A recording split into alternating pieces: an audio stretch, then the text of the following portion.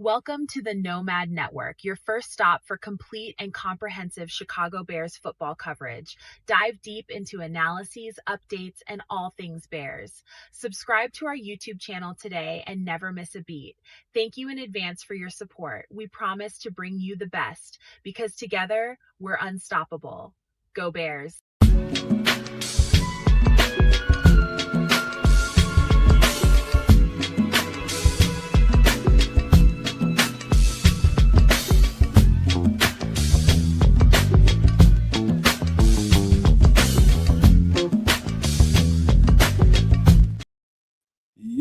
Yo, Nomaniacs. Welcome into another edition of Some Extra Sauce. I'm your host, Nomad.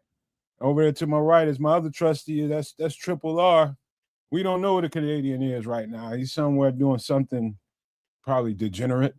That's what he does, man. He's a gambler and probably an alcoholic. No, I'm just kidding. He ain't really an alcoholic. But seriously, man, I had some plans right before the show. I had like about 30, 40 minutes trip right before the show. And I was planning on doing something a little extra for the show. And right when I was getting ready to pull it off, I turn on YouTube, and guess what's on there? What? A brand new Bears 1920 football drive. Oh, nice. I was pissed off, man. That ain't nice. It's not nice, man. When I got shit to do, that is not nice, man. I was literally getting ready to take care of something, but that's okay. We'll save it for next week. But yeah, man, 1920s football drive came on, and I was that nostalgia, man. I what stuck out to me was the Green Bay game and what it took for us to get that win, and how Ryan Post was talking about how big of a smile it put on George McCaskey's face for the entire week, for that win. I was just like, man, it's like a mini Super Bowl for us, man. And after all the years of taking the L's from them dudes, man, that might have been the most relieving thing that happened all season. I mean, I'm talking about with all the wins and where we got to in the playoffs. That was probably more gratifying to me just because of the simple fact that I was just sick and tired of them dudes finding ways to beat us. It was just, oh, man, I just had them fuzzy feelings all over me, man, the entire time I was watching that. But that part in particular, man, obviously you haven't seen it.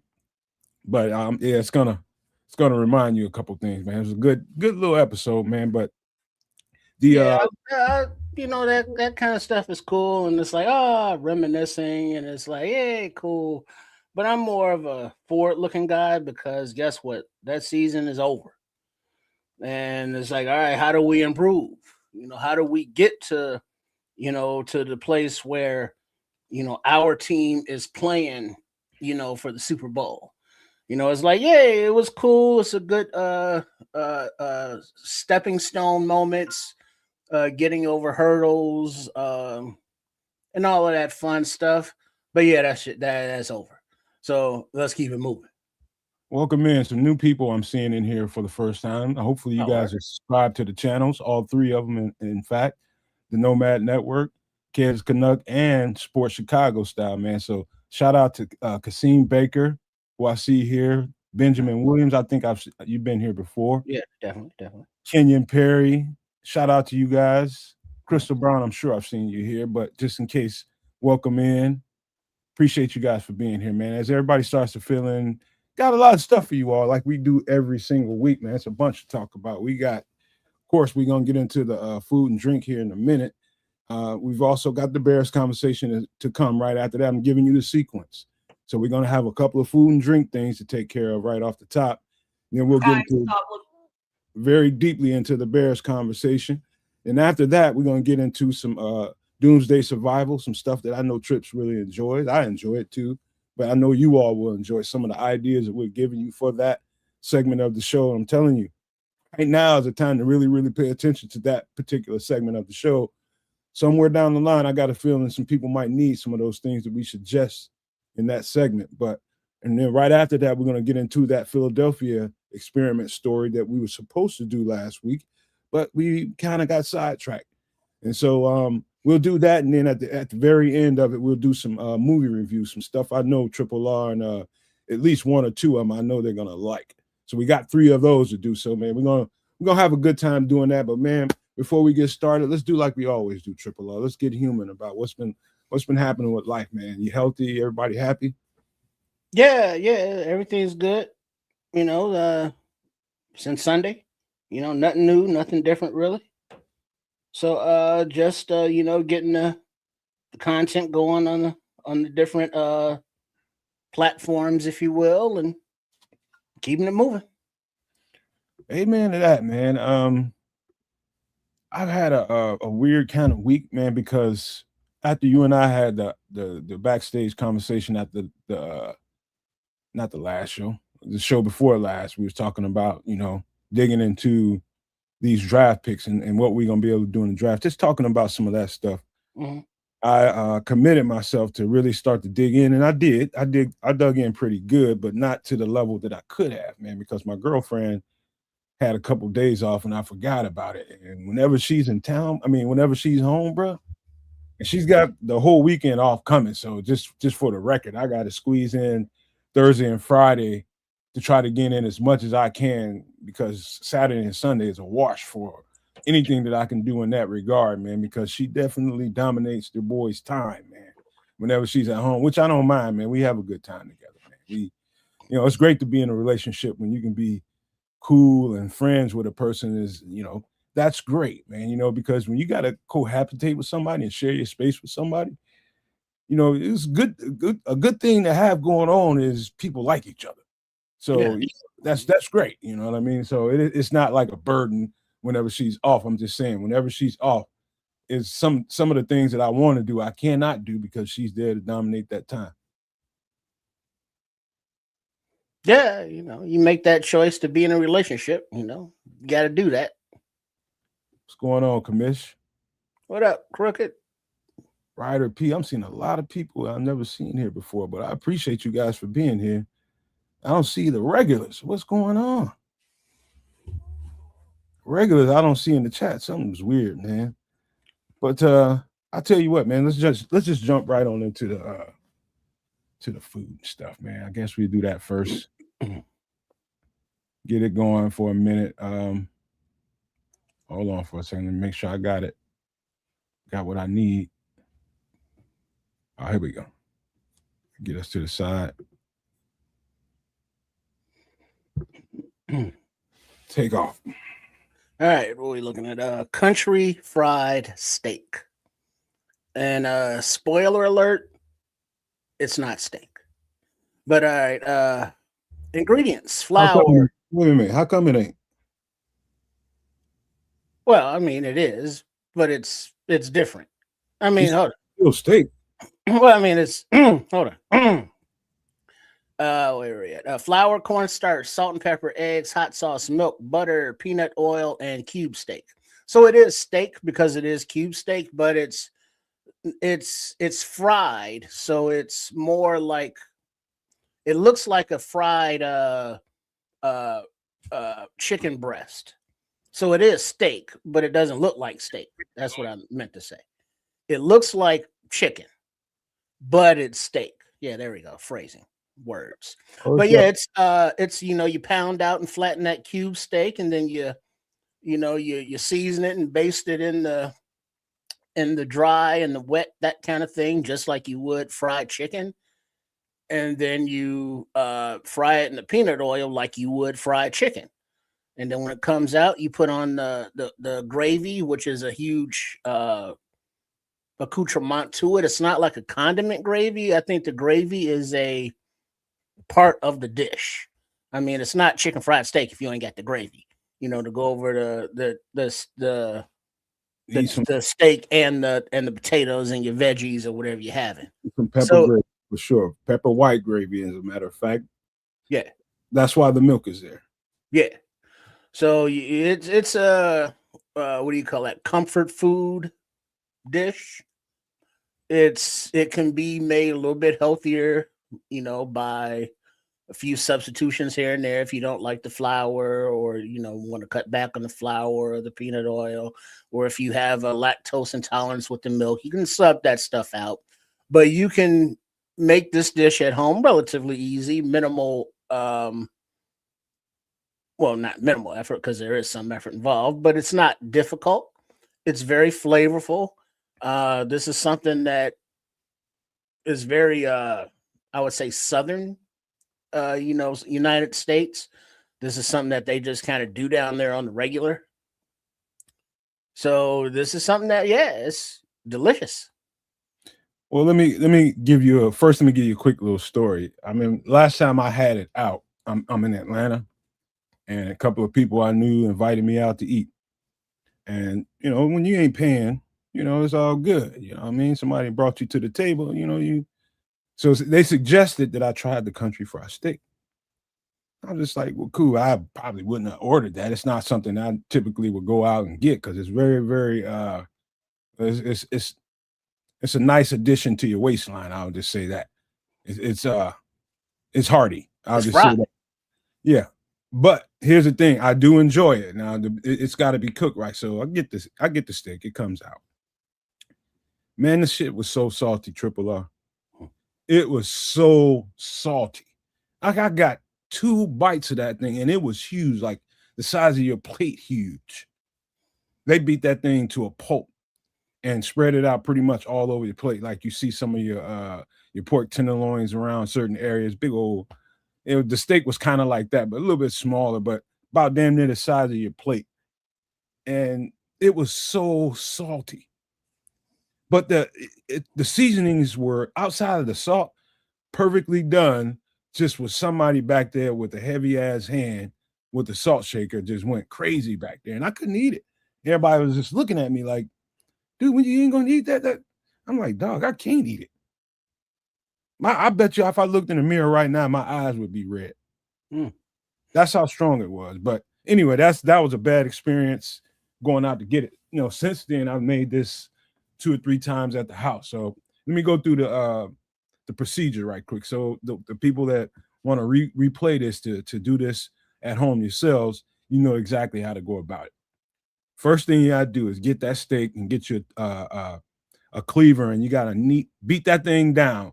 Not unless if you get the cube steak, it's already pretty much done for you. I gotta do is season it and do your thing with it. But if you go get a cheap piece of steak and you want to make that cheap piece of steak, worth your time, you're gonna have to beat it down quite a bit. It's gonna take you a little bit of time to get that thing thinned out so that you can turn it into a tenderized steak. You take it from there, you season it, put all your seasonings on that thing. On the side of that, what you do is you put your egg wash together. You crack an egg or 2, put a little hot sauce in it, and all the seasonings that you were going to put on that steak in the first place, all of it goes into that egg wash. You take that steak, seasoned steak, put it in that seasoned egg wash, take that, and you put it in seasoned flour. For a real quick little turn, just turn it around real quick, put it back in that egg wash, and you do it all over again. So you double coat that thing. You make sure you use peanut oil because that's just the best oil to use when it comes to these kinds of dishes. You put that in some hot oil, really hot oil, like scary if you flick some water in there, kind of hot. And you let that thing cook. I'd say somewhere around 7-8 minutes on each side.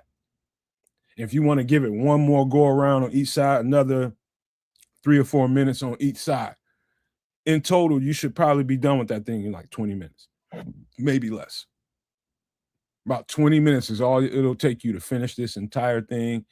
And what you do is you put that to the side, take a bunch of that oil out, keep this steak in the oven and keep it warm. Take some of that oil out, but leave a little bit in the bottom of that pan. So you got a bunch of crunchies going on in there. You got oil, and you put some of your flour mixture in there, and you just put it together, and you get it nice and pasty. And that's when you put your milk in there. Put a little bit of milk in there, and you start bringing it together. You still got your high heat going on, so it's gonna start thickening up a little bit. So it'll tell you when and how much you need to put milk in there. Put some more milk in there. And then you get it to the consistency you want. And then that's when you start using your seasonings all over again. Put all your seasonings in there. Give it a taste. And if it's not to your liking, you add or whatever, man. But that's pretty much how you make the white gravy. You might want to throw some butter in there. Butter makes everything taste a little bit better while you're bringing it all together. But yeah, that's how you make chicken fried steak. It's not hard at all.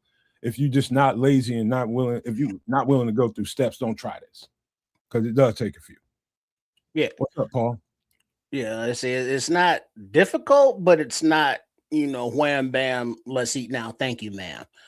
But now one of the things that Nomad was mentioning is all of the different steps you're adding the seasoning. And if you're adding salt to all of those steps, guess what? It's going to be salty as fuck. So salt is something that you leave out and let the end user add salt at the table if necessary. Because with the other seasonings, you really don't miss the salt, but salt is very overpowering if you have it in the wash, in the dry flour mixture, if you have it in the seasoning on the meat, if you have it on all those levels, it's going to turn out way too salty. So you don't want to have your food like like hospital food, very bland, or nursing home food, very bland. But you do want to keep the seasonings to a low because salt is also a trigger for some health issues with some people. So you can substitute salt with I use a lot of accent around here. Very low sodium content in accent. So accent gets used around here. I'll give you a quick little cheat, little hack. Go to Amazon and look for Louisiana seasoning packets. Go and find some Louisiana seasoning packets. What those Louisiana seasoning packets are is everything and a bag of chips within it. So it's not heavy on the salt. So that's one thing you can be sure of. I got several in there right now. I don't use them very often, but when I feel lazy and don't feel like going through, grabbing all these seasonings out of there, I will use it. But that's one of the things that will help you. These days in 2026, people have these out there on the market for you to buy. Use some of these products, Louisiana seasoning. They got several brands out there, but that's the one I would suggest to you. Get the Louisiana seasoning and do everything I just told you. That's gonna to Tripp's point about how much salt intake you want to be careful about that. It's got I would just say a minimal salt content to the seasoning mix. So like for me, I have to add salt to it because it doesn't have enough in it. But just something to think about. You can cheat code this if you want to, man. So Amazon's got it all for you. Go get Louisiana seasoning. Any last thoughts on this? No, good stuff. This is something that you're not going to eat, weekly, but once a month, every now and then. Once every 4 or 5 months. Yeah, I wouldn't suggest this on a regular basis, but this is definitely basic Southern food, man. People eat this kind of stuff on a regular, man, and it's very it'll strain your waistline a little bit, man. So if you're going to eat this, man, make sure you got some kind of workout plan. Make sure you're going to sweat a little bit and get this. This ain't good for you at all, but boy, is it tasty. Ready for the next thing? Yep. All right, this is for you Super Bowl people. This is for y'all this week. And I was hoping Kids was going to be here for this, but I guess he ain't. Because I don't know how they roll in Canada. This is a Super Bowl dip for you that's very famous around my community. Beef queso dip. Chips, take off if you want. All right, let's see. You got the beef queso dip. Ingredients: milk, leche, queso cheese, rotel, onion, bell pepper, garlic, ground beef, and tortilla chips. Well, I make this like I've got a serious issue going on in my household Trips with this because my girlfriend is she's a sucker for this. Like for about, let's just say, soon as it started getting cold, like the first month and a half, every weekend she wanted this. Every single weekend because we binge movies, we binge shows, we do a lot of, over here in this man cave, man, we do a lot of chilling back here, and she likes to have her snacks and all that stuff going on. This right here is a staple in my home. Now, let me go through this, man. This is as simple as it looks on the screen. You got your milk, your queso cheese, your rotel, your onion, the bell pepper. The onion, bell pepper, and garlic is something I add to it. That's something I add to it, and I chop them up really, really thin and fine, and give them a good saute before I put them in the mixture, because it just adds an extra layer of flavor that the rotel in the can already has, but this adds an extra little layer to it. You won't even know they're there. But man, the flavor that comes out in that, I like to use the white queso cheese right now. The white queso cheese, for a guy that's lactose intolerant, seems to do a little bit better. I don't have any issues when I eat some of this. But man, this is some good Super Bowl dip. If you ever want to spruce up your little Super Bowl party, man, do this shit at home, man. That ground beef, all you got to do is just brown it, drain the grease off, plop your cheese in there, and throw a little all your little peppers, onions, and all that in there. Start melting it down. Once it starts to melt down a little bit, that's when you open your rotel and you pour that in there. Let it all come together. Once it's all come together, everything comes to a simmer. You just take it off the heat, uncover it so it can kind of come together a little bit. And man, when you got you a dip, and my suggestion for tortillas for this dip, because it's pretty consistent, it's kind of dense, get some Tostitos scoops. Yeah, this isn't one of those dips that you can use just those little thin ass chips for, because you need some substance, some body to scoop and hold the meat and the vegetables and all that. Trips, I'm glad you said that, because that just led me into the next story. Trips, whenever my girlfriend wants it, she will go to the store and she will come back with this exact, all the ingredients you see here, but she will have 2 separate bags of chips for us. She will have my scoops and she will have her thin ass chips, knowing that they're gonna break in the shit. I don't understand her. Help me understand that. Sometimes when you break it, or you get the thin bags of the thin chips, or you had the scoops, but they're the bottom of the bag, so they're all broken up.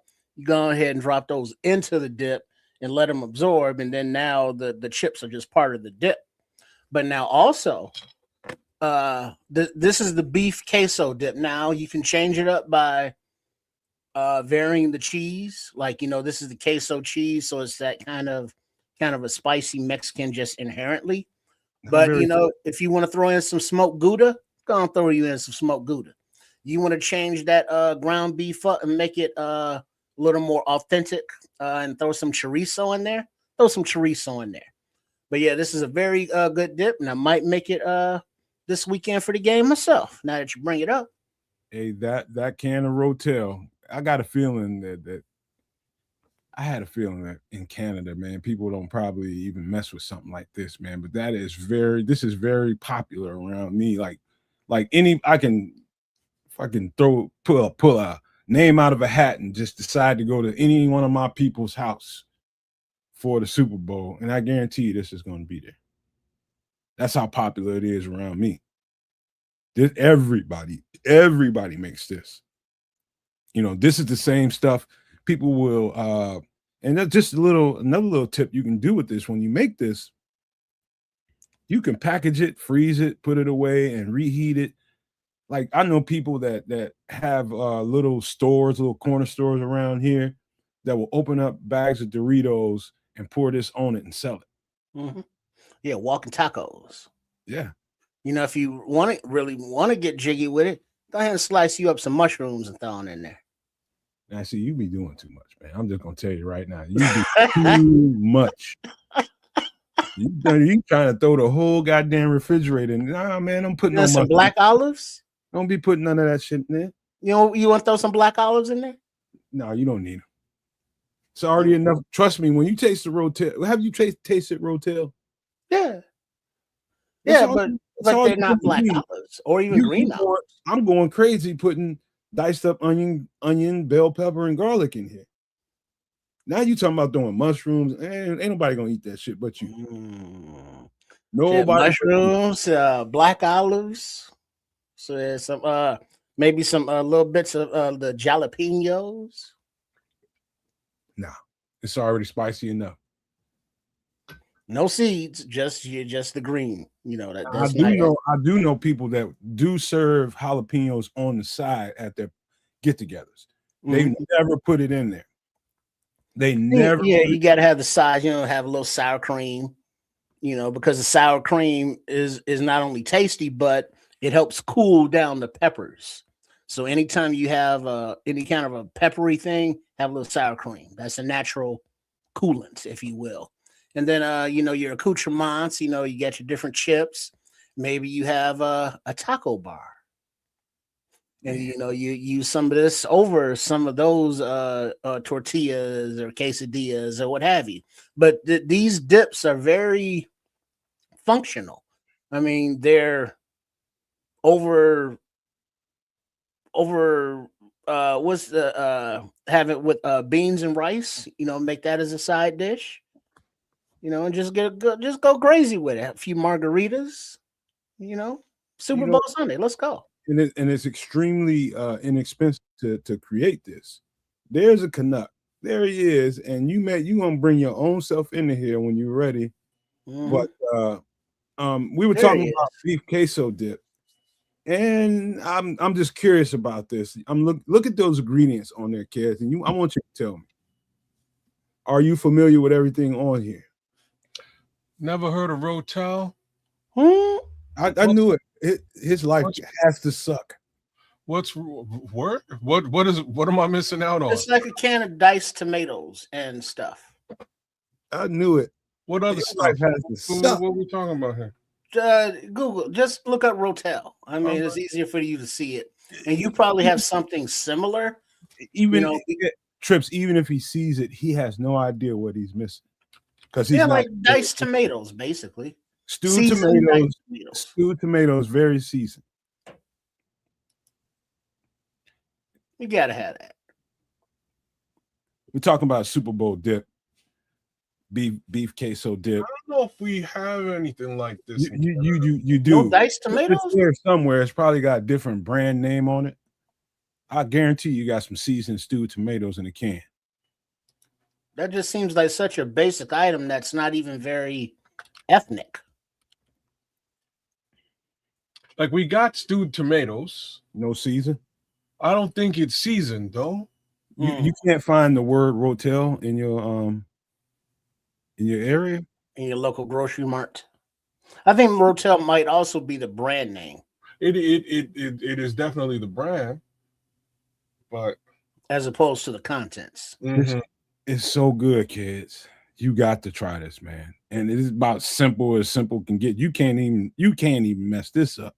Like your local grocery store might have roasted diced tomatoes, or yeah, we do. Like I'm saying, we got diced tomatoes. Usually, you'll get it. No, I'm kind of seeing it here now. I'm running a search. Okay, hold on. Let me look at this now. You found it. No, it's like it's not the same. You know what I mean? Because like from what you're showing me here, I guess it has a little more of a. Okay, it's got chilies in it, right? Like it's probably a bit more. It's probably a bit more Tex-Mex seasoned. This has got that going on too. But what you see are the chili. I mean, are the tomatoes. So we've got similar stuff. It's seasoned, but what you'd likely find in a Canadian grocery store would be like the Italian version of this, which is really just stewed tomatoes with like Italian. What do you all have, like supermercados up there? Yeah, it's a Mexican grocery store chain. No, you kidding me? You got some? No. Y'all ain't got Mexican grocery stores? Oh, you'll find it. You will find a let me be real about this. You will find a Asian themed or Middle Eastern themed Wait a minute. like Y'all grocery store, but you won't find like a Mexicano. you won't find that here. what? I'm telling you, we too far north for all that Mexican stuff. And they's a tropical people. All that Latino stuff. It's just What? I'm being dead serious. I have not been to one state in the union that didn't have Mexican grocery stores. Because I knew Canada was big with the Asian market because of all the Shohei Ohtani talk back a few years ago. Vancouver is huge. Like Vancouver is huge for that. How many Mexicans do you know there?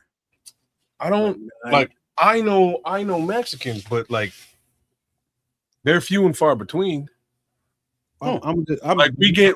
Let me like space it out for you. So we have a fair, we have a sizable Latino community, but it isn't necessarily quote unquote Mexicans. Okay. Yeah. We get a lot of Chileans, Venezuelans, Yeah. You know what I mean? Like just general South Americans across the board or Central Americans, but not a lot of quote unquote. Well, it doesn't have to necessarily be Mexican people, but what you should do if I were you, reach out to anybody that's acquaintances with you that's Latino and tell them about this and tell them you're looking for a can of that. Something like that. And I guarantee you they'll be, oh, yeah. Just go over here and buy that. Just because it's Rotel here doesn't mean, you'll be able to find this. I guarantee if there's a Latino community anywhere near you, this is readily available to you, brother. Trust me. It's just, it might have a different brand name to it, but they'll know where to point you. Okay, so they've got a couple. There's a few. Let's see. Rotel is a brand of canned diced tomatoes and green chilies. Yep, you can taste it. That's where the spice comes from, Trey. Mm-hmm. The green chilies, and it's not even close to overwhelming spice, but you definitely know it's there. But it's not going to inhibit you from enjoying this. Like somebody that can't take too much spice like myself, somebody that can't take too much cheese, you put them together, that could be a bomb in your stomach. Ooh, that boom boom won't be happy. But now I got another question. If you don't have like supermercados like that, I suggested that if you wanted to make it more south of the border, substituting the ground beef for chorizo. Do y'all sell chorizo? Or can you buy chorizo up there? Stop trying to alter the damn. Look, man, go get ground beef, man. Tripp's going to throw hot dogs and mushrooms and shit all in it, man. And nobody gonna eat it but him. Cut up hot dogs and shit. Yeah. No, man. The more the merrier, it's a party. Hey, dog, you make this for the fam. Whenever y'all just sitting around just bullshitting with each other, talking and catching up with each other. Oh, you watching TV movie? Bust this, man. Mm-hmm. Yes, bust this shit. But just make sure you light some incense too. That's a real warning. About 4 hours afterwards. Okay, so I found like the one, and I knew this spot existed. I'm on the other side of town, so I don't come across this place very, very frequently. I used to work right by it. But it didn't exist when I was working there. There's a really nice avocado in the east end of town. Haven't been there yet, but what I hear is they also have a restaurant on the side as well, and they have some bomb enchiladas out there. I haven't made my little trip out here. Next time I'm in the east side, I'll have to grab this and check these guys out. But I'm just going through their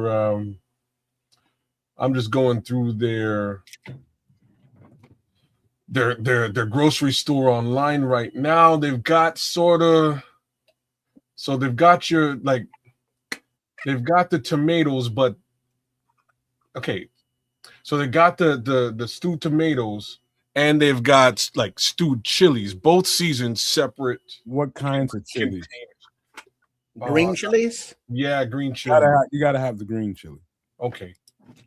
So get both of them, combine them. I don't think you'll need the entire both cans. I think probably about half. Talking about your immediate family, pour out about half and half of each. Take the rest of that shit out of those cans, put them in a container, and put them up for the next time. But half and half of each with all these ingredients. I'm telling you, man, bust that shit, kids.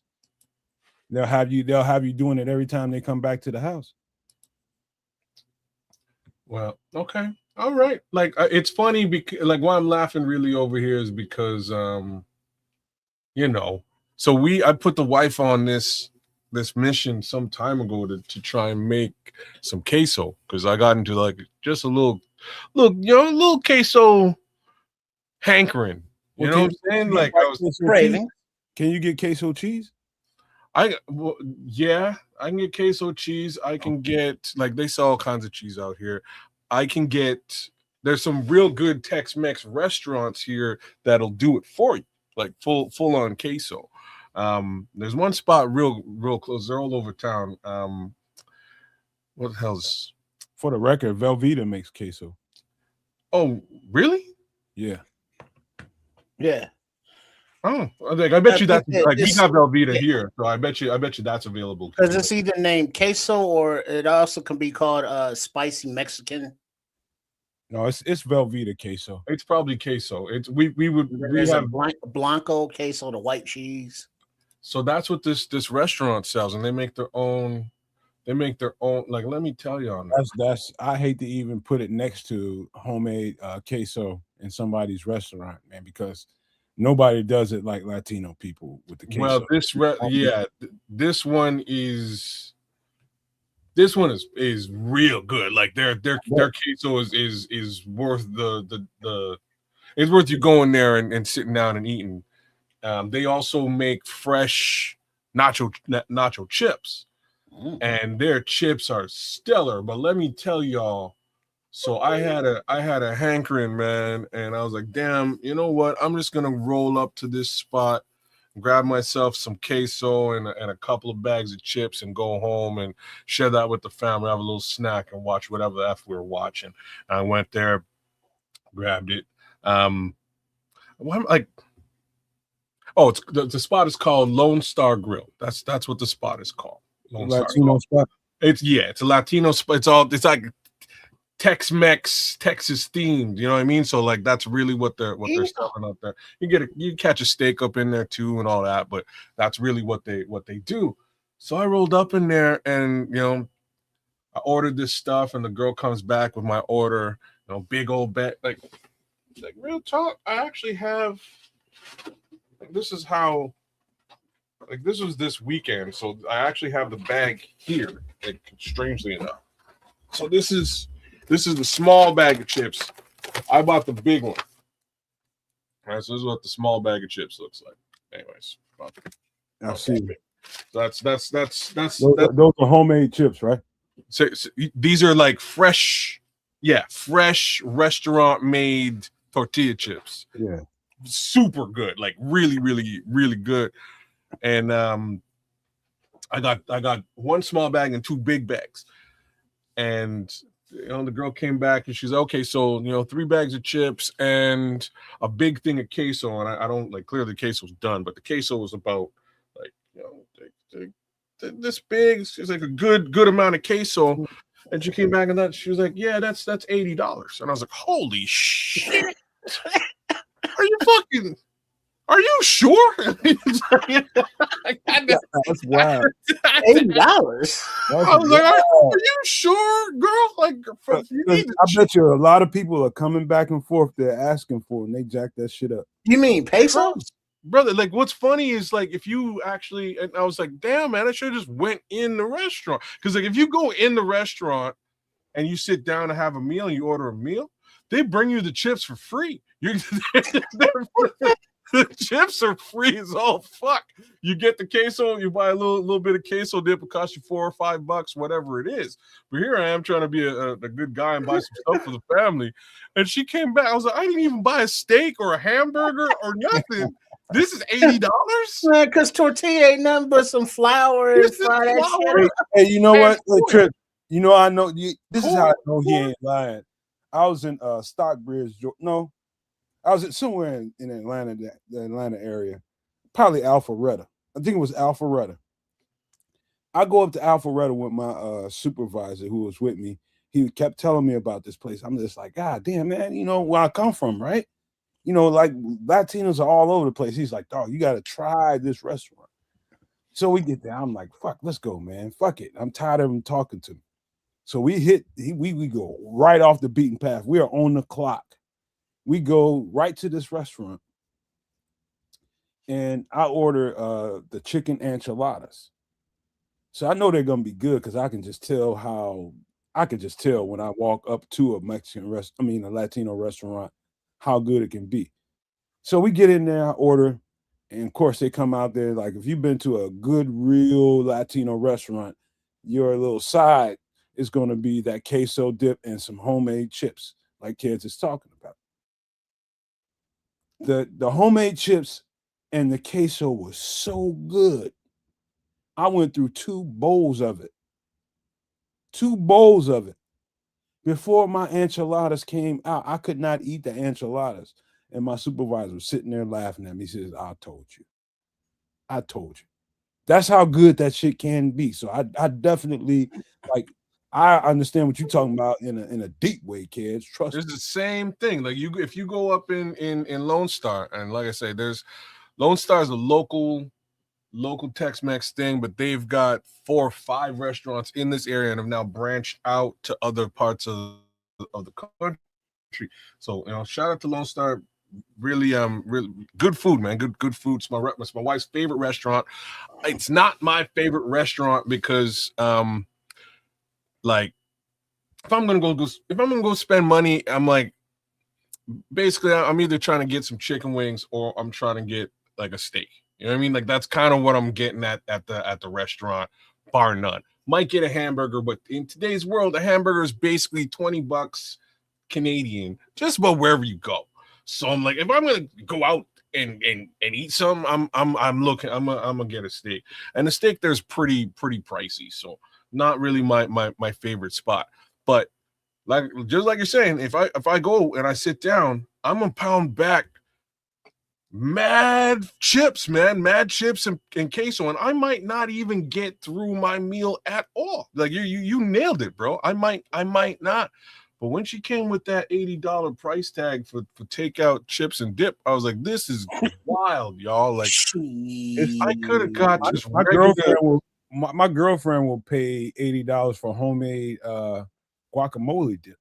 I bet she will. And I have to wrestle her ass to the ground so she don't do it.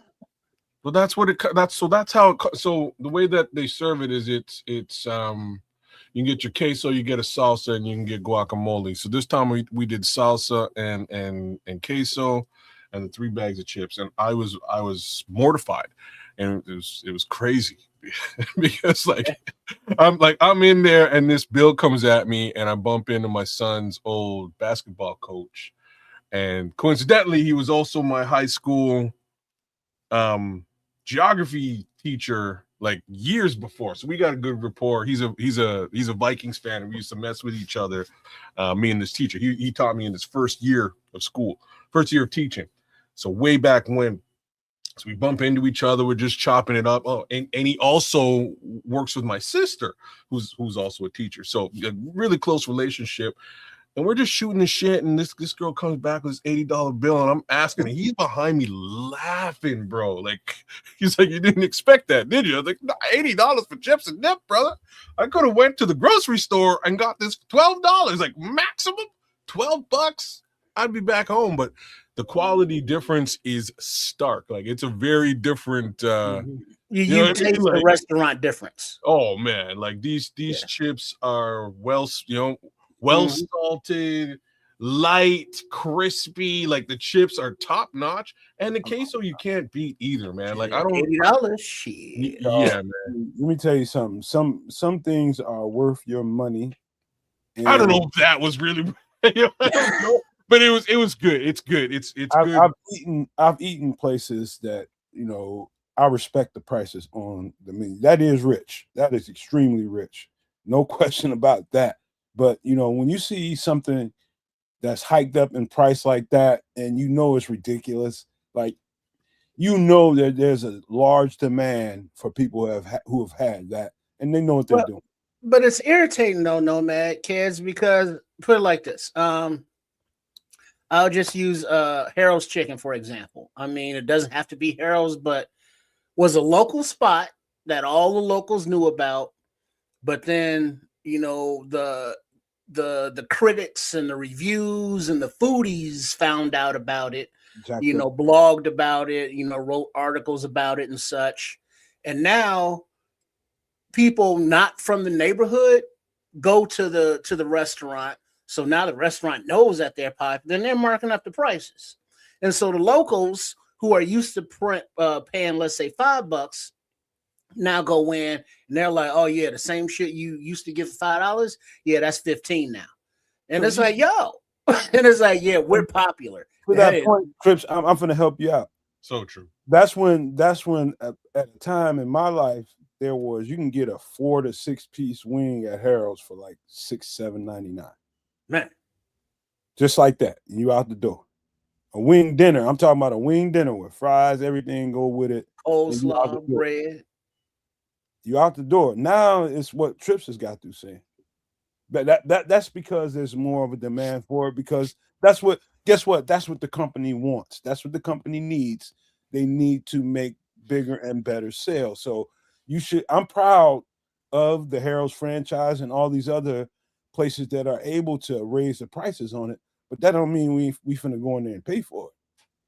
Well, it's less to do with them and more to do with just like general economy has you're so bang on. What you get for $15 back in the day, Trip, you just can't get for $15 today. Like you can't. It doesn't matter what it is. You can't do it. So it's more of an economic thing, and it's really tight.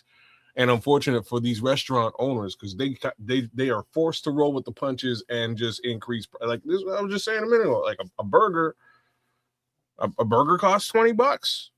You just get a whole combo for like $7.99. You know what I mean? Like it's kind of crazy. And once I stopped, like I haven't eaten at McDonald's in God knows how long. Like a regular standard fast food, I virtually refuse to do it. My last trip to the McDonald's to get like a quarter pounder combo, it was like, I spent like $17. It was kind of expensive, Canadian, quote unquote. And I was like, well, like that's like $2 different from like a much higher end burger. Like, you know what I mean? Like I can get it. You know what I'm saying? Like, what am I doing here? I can go to a full on, and this is what I do most of the time now. I'll either go to a full-on restaurant and get my burger. There's a spot out here. It's just a little they call them gastropubs. I'll just put that term out there for the world. If you bump into a gastropub, go eat up in there. It's gonna look like a hole in the wall. It's likely more bar than anything else. But what a gastropub is like, basically the meals there, the food there is super high-end ingredients. So the burger I get at this one gastropub is second to none in the city. I don't care. Like it is so good. Melt in your mouth good hamburger. But at the same time, like I'll go to Five Guys and I'll spend the extra $1 or $2. Like that's as close to like a regular chain as I'll go to for a burger, but it's still a higher end burger than I'm going to get at the McDonald's for almost the same price. I get it. But here's the thing: as we talk about market and what the market dictates, people can put on their menu and the price range they can put on their menu. Just know there's competition out there at all times. Like here's one I'll give you, and this is just since Trips and I were just talking about chicken wings and chicken wing dinners and shit, telling you who's whooping the shit out of the competition right now, and they're popping up all over the place. You won't always see the name Church's in your location. You might see Texas Chicken, but the same company, damn company. They're figuring out like, hey, everybody else is trying to hack people's, cranium off for a meal, and they're meeting the market and giving a counter to it. Everything that kids was just saying, Tris was just saying about how expensive everything is to go outside of your home and get something to eat. And it's just like, whoa, I ain't got no business having to pay this much for this amount of food. You know what I mean? So there's always competition out there. And so if you like this is the wing capital of the world. The United States people love wings, man. So if you like chicken wings, I'm telling you, if you want to counter to all that, Church's is making a much improved brand of chicken right now. I'm just telling you right now. Right now. Oh, real quick before we get off of this subject, beef queso dip. One of the seasonings should be cumin. CUMIN. Mm-hmm. Oh no, stop trying to change my recipe up. That's yours. No, that's just one of the seasonings that you put in the meat. No. That's the seasoning you put in your shit. Don't do that on this one. You don't put that's authentic flavor. Cumin, like I can dig it. I got cumin upstairs. Cumin is like the missing link between chili and curry. It's like stop agreeing with him, because after the cumin is going to be a pack of sardines and shit. So stop. You know what? I ain't gonna argue with that. So let that one ride. Oh snap! That's crazy, man. But no, I put the wife on this really moral of the whole story, man. I put the wife on queso duty, man. She was like, I'm gonna wake up on Sunday for football. I'll make you some queso dip. So she got it all ready. Like, I didn't really believe she was gonna do it, but on Saturday she went out, got all the fixings, all the stuff. You know what I mean? That she looked up a recipe and fired away. And love you, baby. But if she was on this, if she's listening, she knows full well she fucked up that queso dip, bro. Like it's not that up. Queso dip up, man. It's literally browning the meat and melting cheese. I don't know what she did. Does the fire too hot? That's what I think. I think it was the fire was too hot, because this is the most foolproof recipe. Yeah, got to keep a low flame. The wife destroyed. Like, Mexicans everywhere would be disappointed. I mean, it's literally just put it in there and let it melt. Latinos worldwide would be shaking their head, man. I came upstairs. I was like, it smells good. I'm ready for some dip. And I went in the kitchen. I looked in this pot, and the whole thing had curdled over, bro. And I was like, what have you done? What did you do? He's just inattentive. That's what it sounds like. Oh man, you gotta stir it often. I think she had it in a crock pot, and I think that's what it is. She put it on. Probably had it on high. Put it on high. Yeah, before we get out of here, I wanna make sure that you get a chance to get a quick take on this, because it happened right before you got in here. Mm-hmm. Thoughts on this dish? The chicken fried steak. I've had this country fried steak, chicken's fried steak. I'm like, I had it in the U.S. though. It's the only place I've actually had. They sell it here. I've never had it here. I'm not a big fan. I'll be straight. It was tasty though. It was tasty. I'm like, don't mess with my steak. You know what I mean? Like that's just me. I don't need all that. Give me some salt, pepper, and the steak. I'm kind of with you to you talking about, like, you're like a steak traditionalist. I'm a steak purist. As it's funny. Even my daughter was saying the other day, she was ordering pho, and she's like, I don't want rare steak with my pho. I want well done steak. And I was like, well done steak? What's wrong with you? My daughter's 25. I was like, wait a minute. You're 25. You ever go to the store, like you ever go to the restaurant and order a steak on your own volition? And she was like, no, never. I was like, you see, you're at that point in life where you still think steak sucks because somebody else was buying you, aka me, somebody else was buying you shitty cuts because, like, you're a kid. You know what I mean? You don't know about a steak yet. You haven't had like a good ribeye, you know? And she was like, no, I've never had like my own cut of steak at the restaurant. I was like, yeah, because like, you want a well done steak? What's wrong with you? You know what I'm saying? Like, what the hell are you doing? Well, don't like. Okay, I got to tell you this real quick before we get out of this. I have my little brother. He's not necessarily my little brother technically, but he is my little brother. It's my cousin. He is a carnivore. When I say carnivore, I'm talking about, when I say medium rare, I'm talking about literally you throw that thing on there for like 2 or 3 minutes on one side, 2 or 3 minutes. Flip it good and give it back to me. I'm not bullshitting, man. The entire inside of that steak is just blood. And he's trying to teach his kids that like this is how you're supposed to eat a steak, because he saw the shit on TV. That's the only reason he's doing it like that. And I told him, I was like, dog, stop having these kids eat this. One of these days, your ass gonna get Ebola. It worms. Fucking around. You know what I'm saying? You just might as well just. When I'm cooking his steak, I'm like, he ready to get it off. I'm like, the motherfucker's still moving. What are you doing? So I get the whole traditional, this is the way steak is supposed to be made. I'm medium well. I don't want any red in mine. None whatsoever. I need that thing cooked. I don't need it well done, but I will eat a well done steak. I want it medium well, so it's not just like burnt up. You know what I'm saying? I just want mine still has the heft to it. You know what I mean? Still juicy, and that's what a medium well steak will give you. I can't go any. It's so funny, man, because grilling up, I used to grill it medium well. Like that's basically what I was trying to go for. And I went to a high-end steak restaurant with some dudes from work, man, and the homie ordered it medium rare.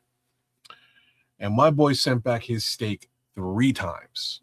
And I'd never seen anybody do this before. And like he was like, yo, can you come here? And the server came over and yes, sir. Yeah. Look at this.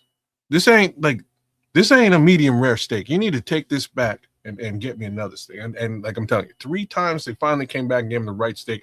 And my boy was he was mad, bro. He was like, I'm eating 20 minutes to a half hour after everybody else is eating. Y'all got to stick around and watch me eat my food. You're finished your food. He was losing it. And I was like, for real, over a medium rare steak? He's like, I am not about to sit here and eat no leathery ass steak at the restaurant. And like he went in, this man, Farouk. Big ups to Farouk. I'm mad at him. You want what you want, you paying or whoever's paying. I want medium rare. That is done to what is that? 150 degrees, 155, whatever the temperature is. That's what I wanted at. Not 160, not 165, because now that's a different texture to the meat. That's a different flavoring. That's a different experience. It is, man. Right down to like when you slice it. And this is what he was saying to me. Like he went one slice into the meat and went, no, and shook his head. I was like, how you know? You ain't even looked at the steak yet or tasted the steak. Like, what's the problem? He's like, no, man. I'm like, I got to fight with this steak to cut this steak. No, man. No, it should be like butter. And I'm like, damn, bro, like I'm eating this leathery ass steak over here. You know what I mean? Well, I think it should be pointed out now. Now, when I got through giving you the story about how my cousin or my little brother eats his steak, just understand this. Most of us in my family, we go and get our steaks cut. We go and get them cut to the thickness that we want. Like right to the butcher. Yeah, we get them cut the way we want them. Every now and again, one of the homies off the block might went and robbed Walmart and came through with like 6 or 7 goddamn on ribeyes, and you gonna buy them how you get them. He went in there and took the chance and came out. He's like, dog, I got these ribeyes out here. Yeah, I'm gonna take them off your hand. Give them a little something. But the thing is, know the story I just told. That's a thick ass steak I just told you. He put on there for like 2 minutes on one side, 2 minutes on the other side. Yeah, literally just nothing but blood oozing out of the thing. There, I like a thick steak, like a 2-incher or more, a very hot flame, so that there's char on the outside, but still a beautiful medium rare on the inside. Nice pink, maybe a little blood, not totally running clear or anything, but it definitely have that char on the outside, so you got that well done all the way till not well done, as the eating experience. Yeah, that's me with the grill. I'm gonna turn that thing right up to 600-700 if I can, and let it get there. Once it gets there, I'm throwing my steak on, and like I time my steak, man. I time it at like 3 minutes 30 seconds. Flip. 3 minutes 30 seconds. We out. We're eating. Like that's. I literally stopwatch that shit. Walmart steaks. Some of the Walmart steaks are nice, Crimson. Crimson, you would actually be surprised. Yeah, you ain't getting. You're not really getting your choice of cut, but ribeyes. I don't care where you are. Walmart. I don't care where it is. If there's ribeyes on sale, man, you get yourself a damn ribeye, man. But also, if you have cheap steak, country fried steak, or some places they call it chicken fried steak, will make a good meat for that, because you're pounding it out so much to spread it out and tenderizing it. Yeah. That makes that cheaper piece of meat more delicable. Delicable. That's not a word, but you know what I mean. Yes. So this, like, it's okay. Country fried steak, chicken fried steak, it's all right. Like I had it. If I'm man, I think it was Golden Corral. Yeah, that's a place. Okay, I think that's where I was, where I had it the first time.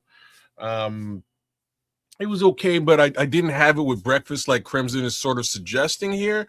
I could dig it alongside some eggs and some corned beef hash or something like that. That would probably actually go over real well. But I just had it on the side with, like, some other stuff, and it was good. It was tasty, but, like, if I'm trying to steak up, you know what it is. Hey, Crimson, trust me. If you in the hood, you come from a neighborhood like mine, trust me, you ain't worried about somebody giving you some bullshit, because you know what's gonna happen if they give you some bullshit. 5 minutes, 10 minutes, 30 minutes, an hour after that, they know you're gonna be on that ass. So they know they're not gonna give you no bullshit. So that's just the way hood politics work. Don't worry about that. Only the good stuff falls off of trucks. Yeah. Somebody gonna be on your ass. You give them some bullshit real quick, bro. Yeah. But I had to get y'all sake on that. But last thing I would say, travels fast, bro. Kids, and you just sparked this thought in me, because you being that steak traditionalist, which I am too. I probably wouldn't go and buy chicken fried steak or country fried steak in the restaurant. I wouldn't go out looking for that. So some stuff I just don't realize. I just don't understand why are you doing that? Like fried ribs and shit like that. Like, what are you doing that for? The ribs are already fat as shit to begin with. Now you just put them in a whole fried Oreos, fried Twinkies, and all of those shit. That's just ridiculous. People be frying too much shit.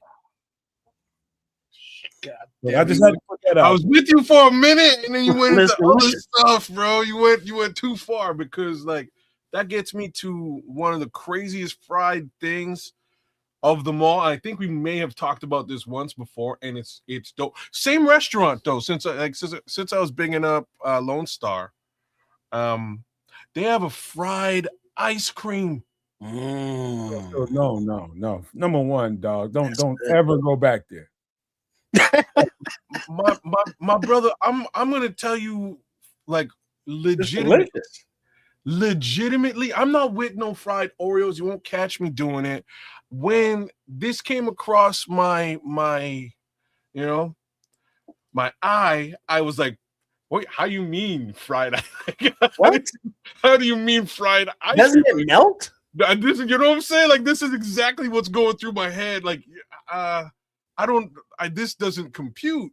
Put it in your mouth. See what happens. Yo, man, holy, it's delicious, bro. Man, it's like some stuff, like, I can imagine it's very, very tasty.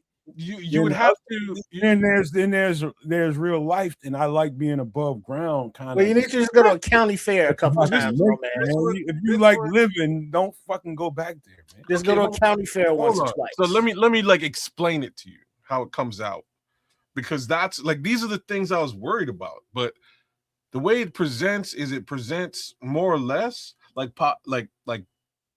almost like pie a la mode without the like apple pie. You know what I mean? Like the apple part. It's just a crust.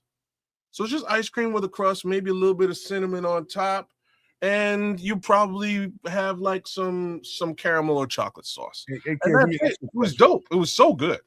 Let me ask you a question. How many people you know around you that's missing fingers, toes, feet, legs, and shit that have diabetes?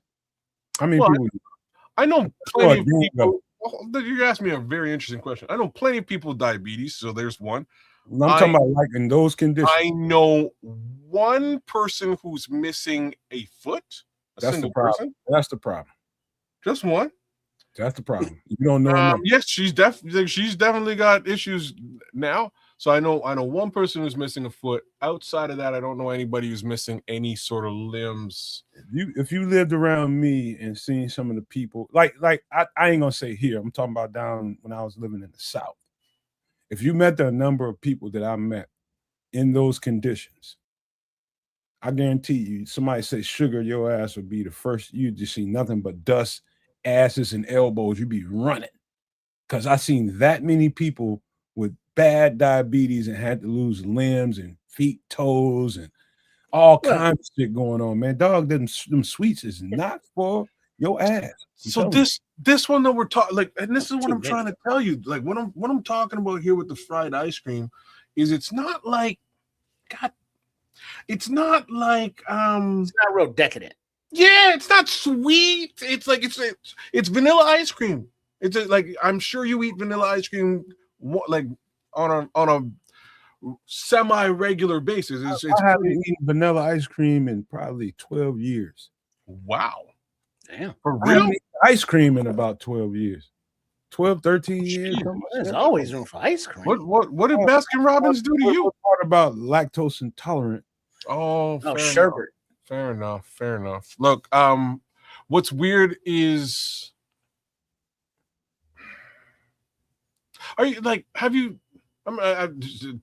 slightly different topic. Have you sort of tested any dairy like that recently? Like, I know you've been more or less keto, eating low sugar.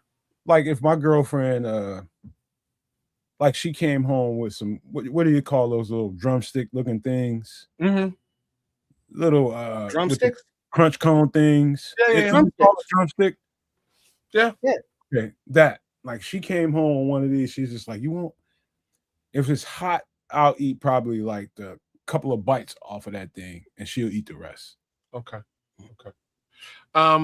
Like, it's very strange for me. So I was like teenage years, and I'm gonna say probably starting at maybe 12 to 20 into my 20s, hell, into my 30s, very, very lactose intolerant, and had to attempt to manage this because, again, like when you're young teenage kid, first of all, you likely don't know what the hell's going on, and that was my thing. I didn't know what was happening because I'm a Saturday morning cartoons and a bowl of cereal type kid. Back from school, I don't really want to cook food. I'm just gonna pour myself a bowl of cereal and some milk, and then cry about it later on. Like that's just how life was for the longest time. But once I removed sugar from my diet, like I'm back eating things that turn into sugar, but not a lot of sugar at all. But once I removed sugar from my diet, it turns out it was much more the sugar content that I had a problem with than the lactose. Yeah. Yes, sir. That's exactly it. But for me, it's double trouble for two different reasons.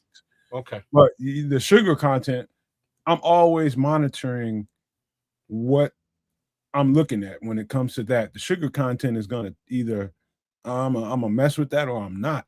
Mm-hmm. Because it's not natural to your diet. If you're gonna eat sugar, you need to eat real sugar, like sugar cane, like this all this processed sugar, processed sugar. Yeah, it's yeah. not good, man. Yeah. It's actually more of a silver bullet to any man of color or woman of color than you think. Like I say, it was really bad for my system, and what has sort of transpired is, outside of just like straight up milk, I can't drink milk of any kind. I don't care how pasteurized or non-pasteurized it is. Can't drink milk. But cream, I can palate cream, no problem. I crush yogurt now more so than I ever have in my entire life. Couldn't do it during my teenage years, man, at all. Couldn't even look at yogurt.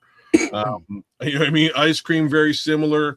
I was on the outs with ice cream. I ain't messing with it. But like I say, once I'd sort of started to really minimize the things that turn into sugar, that your body turns into sugar and or fat,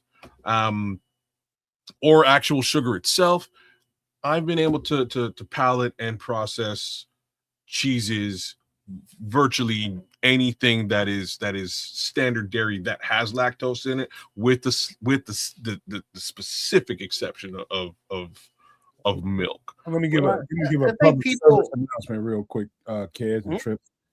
For anybody that likes what they see on the screen, I'll say anything in moderation, whatever it is, in moderation. You're gonna eat it, you're gonna drink it. Make sure that you have a proper exercise routine so that you sweat some of the toxins that come with some of the stuff that we talk about on these shows. Make sure you have a proper sweat routine to get some of this out of you. And so it doesn't do this stuff can do maximum damage to you, what you're seeing on the screen. And the sugary products we were just discussing a second ago, it can do real damage to you. Like you don't even know what kind of damage it's doing to you until you know. And so that's just a public service announcement. Be careful what you eat, what you drink. Make sure you have a proper routine behind whatever you eat and drink, and everything will be copacetic. But we got to move on to the next thing, and that is some drinky drink, man. Here we go. We got to do that. And what are we sipping on tonight? This one, Triple R will be able to relate to very well. This is very common around our area. Mr. Johnny Walker. Oh man, yeah, Johnny Walker Red. You know, when you can't afford the black, the green, or the blue. Yeah, you man. know what I'm saying? You sip on a little red, have it there on the rocks in this picture. You have it straight, what have you. But a nice little sipping. What is that? Sipping Scotch whiskey. Yeah, man. Yeah. It's like I'm not a person that's gonna go out in particular and go reach and say, hey, you know what? I want me a bottle of scotch. And I'm not like read in on a bunch of different scotches. I'm pretty sure it's 1,000 other scotches out there that I need to be aware of. But I'm telling you what's down there in my basement. Ain't nothing wrong with that. Like this is good stuff though. Like it's funny because I walked into the liquor store a couple months back, and they, sometimes they give you little samples, and the homie was standing there with a bottle of Johnny Walker Green Label, and like peppermint, peach schnapps, two different bottles. And I'm walking past, I was like, oh damn! And I looked at the guy, I was like, so what do you think I'm he's like, would you like a sample, sir? I was like, I absolutely damn well do. Like, what do you think I'm drinking here? And he stopped, he looked me dead in the face, grabbed that green bottle and poured it up, man. And I was like, you know what's cracking, brother. You know what's up. Hit that green, it was on sale, man. I was like, damn, this is a great way to enter the liquor store, because now you got my attention. You know what I'm saying? But shoot, there ain't nothing wrong with the red, man. Any of them three, I co-sign on any of them three. That's a good. I think this is an old man drink. I'm an old man now, so there's that. Yeah, I really thought this was an old man drink because I saw some of the more, I guess you call them well-to-do old heads when I was a kid. I just noticed what people drank when I was little, wherever they were, whether they was on Skid Row or whether they was in somebody's house or having a barbecue. I always noticed what people drank. This is definitely something that I noticed, like retired men, black men that I know would drink. And I told you guys, I got like a 60-year-old bottle of that shit down there, uncracked, like 2 of them, uncracked, and they're expensive, man. Yes, they are. They should be. They're very expensive. This stuff is better than one would think. You know, I'm talking about somebody that knows how to sip and appreciate a fine whiskey or scotch or something like that, man. This is better stuff than I would have ever imagined as a kid, man. I'm just like, okay, now I see what them old men were thinking. Yeah, it's very smooth. I mean, it's the black, the green, and the blue are smoother. The black has the red is more smooth. bite, Trips. I don't know about you, but it has a little more bite to me. Think so? Yeah, to me. I just took that as more of a maturity. Man, you guys suck, man. What? Because now I kind of want to get me some green right now, man. I kind of want to get me a bottle of green. Peer pressure. Yeah, bro. It's real. It was that little shot I had was so good. I was like, man, like I'm just hitting. I just came in there to grab like a couple of beers. You know what I mean? I grabbed like a case of beer. Me and the homies were hanging out. I was like, damn, like, you know, not today. You know what I mean? And I enjoyed it, and I grabbed my beer, got the hell out of there. Not today. But you know, it's another day today, man. I think I deserve some green.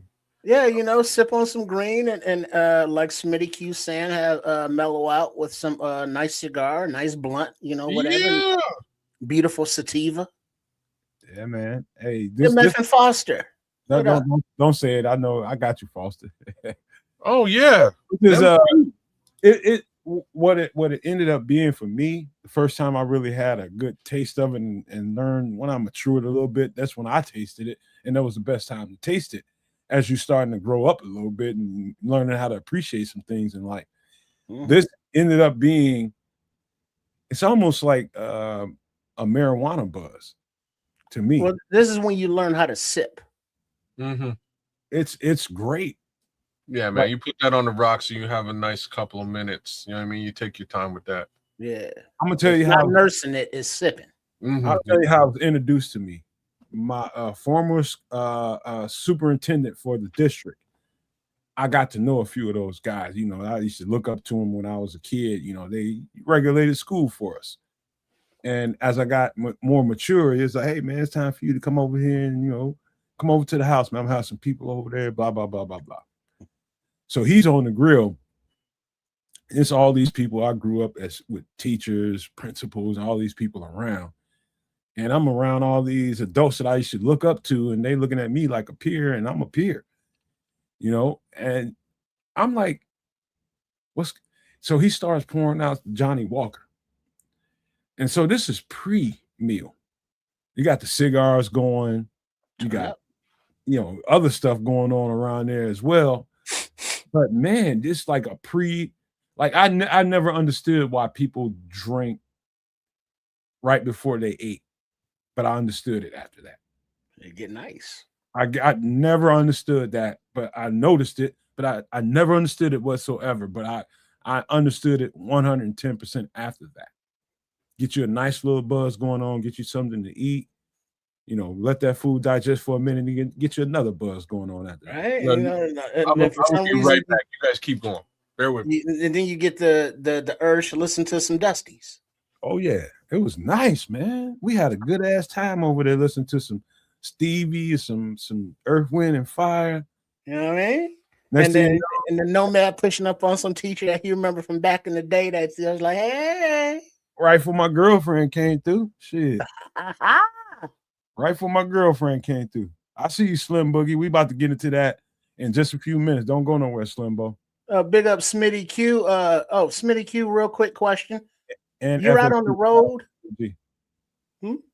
I'm shouting out to FFG, but go ahead, Trip. Oh yeah, I was just asking Smitty Q, really, but since he's on the road as a trucker, be safe out there. Do they still have Shoney's out there? Because I missed their breakfast bar. Kez brought up Golden Corral, and then Shoney's popped in my head, and then it's like I just been thinking about Shoney's. But go ahead. But yeah, sip on if you imbibe. You know, do it safely. Don't be out there messing around, drinking and driving. But get down to someplace safe. And Johnny Walker Red Label is a nice little, bottom shelf, economical sipping little whiskey that'll get you where you need to go. All right, man. I know everybody y'all ready for the Bears content. We're gonna get right to that, but we got one more drinky drink to talk about first. And this is absolutely, let me tell y'all something. It might be another 1,000 or so cognacs out there, but this is by freaking far, my favorite cognac of them all. Give me a second to pull it up. Oh. My favorite cognac. This is the shit. Speak on it, Trips, if you want to. Well, I know this is Remy Martin, but I had a experience with Crevassier, which is basically Remy Martin, and it was one of those where you're supposed to be sipping on this stuff, but I was taking it to the head like it was a 40. And let's just say that I'm not a fan of cognacs anymore. Anytime I see it, anytime I smell it, makes me just want to go puke. Yeah, so we are aligned. How long ago was it? About 30 years. Yeah, you gotta re-up your resume now. No, I'm good. No, you ain't. You missing a lot of great cognacs right now. My brother, we are in lockstep, sir. I can't do this. I cannot do this, and I'll never forget my first and last cognac experience. There's me and my homeboy were at this girl's house, man. And this girl invited us over, and we're chilling, we're rolling up, and she was like, "Oh, you guys want something to drink?" I was like, "Yeah, sure, you can give me a ginger ale." And she was like, "No, like I have a fully stocked bar." And I was like, "Oh snap!" You know what I mean? Like I didn't see that coming.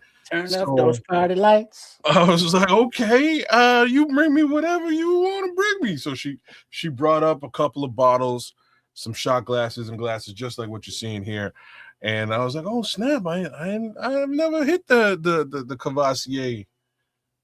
Let's do that." So we start drinking Crevassier, man. And let me tell you, I didn't really drink all that much because I was trying to hit on this girl. So I didn't really, you know what I mean? Like I didn't get drunk or nothing even remotely close to drunk. But the level of regurgitation, these are great words, that occurred after drinking this stuff for the next 48 hours, bro. I refuse. I will never, like I was throwing up stuff. Like there was absolutely nothing in my system and things were still coming out. They were saying, "What have you done to your body?" So after that, man, me and the Crevassier are cool. No, thank you. I hit up Henny Loke thinking maybe I can handle the Henny Loke. No, sir, couldn't handle the Henny Loke. And I've been offered Remy Martin many a time, but I can't do it. I like one smell of that, and it's like, no, your body knows. Well, you've done some. I would just say, depending on who you are and what your life track has been, you might have had some adverse reactions to something you drank. Most people have something that they drank that is like, oh, never again. And if it's cognac, I understand. I'm just saying I've never had that reaction to it. This is probably your fruitiest of your cognacs, of your liquors or your whiskeys, that genre of liquor. You talking about whiskey, you talking about scotch, talking about cognac, all those things. This is the fruitiest tasting of them. Remy Martin is the smoothest I've ever put down my palate.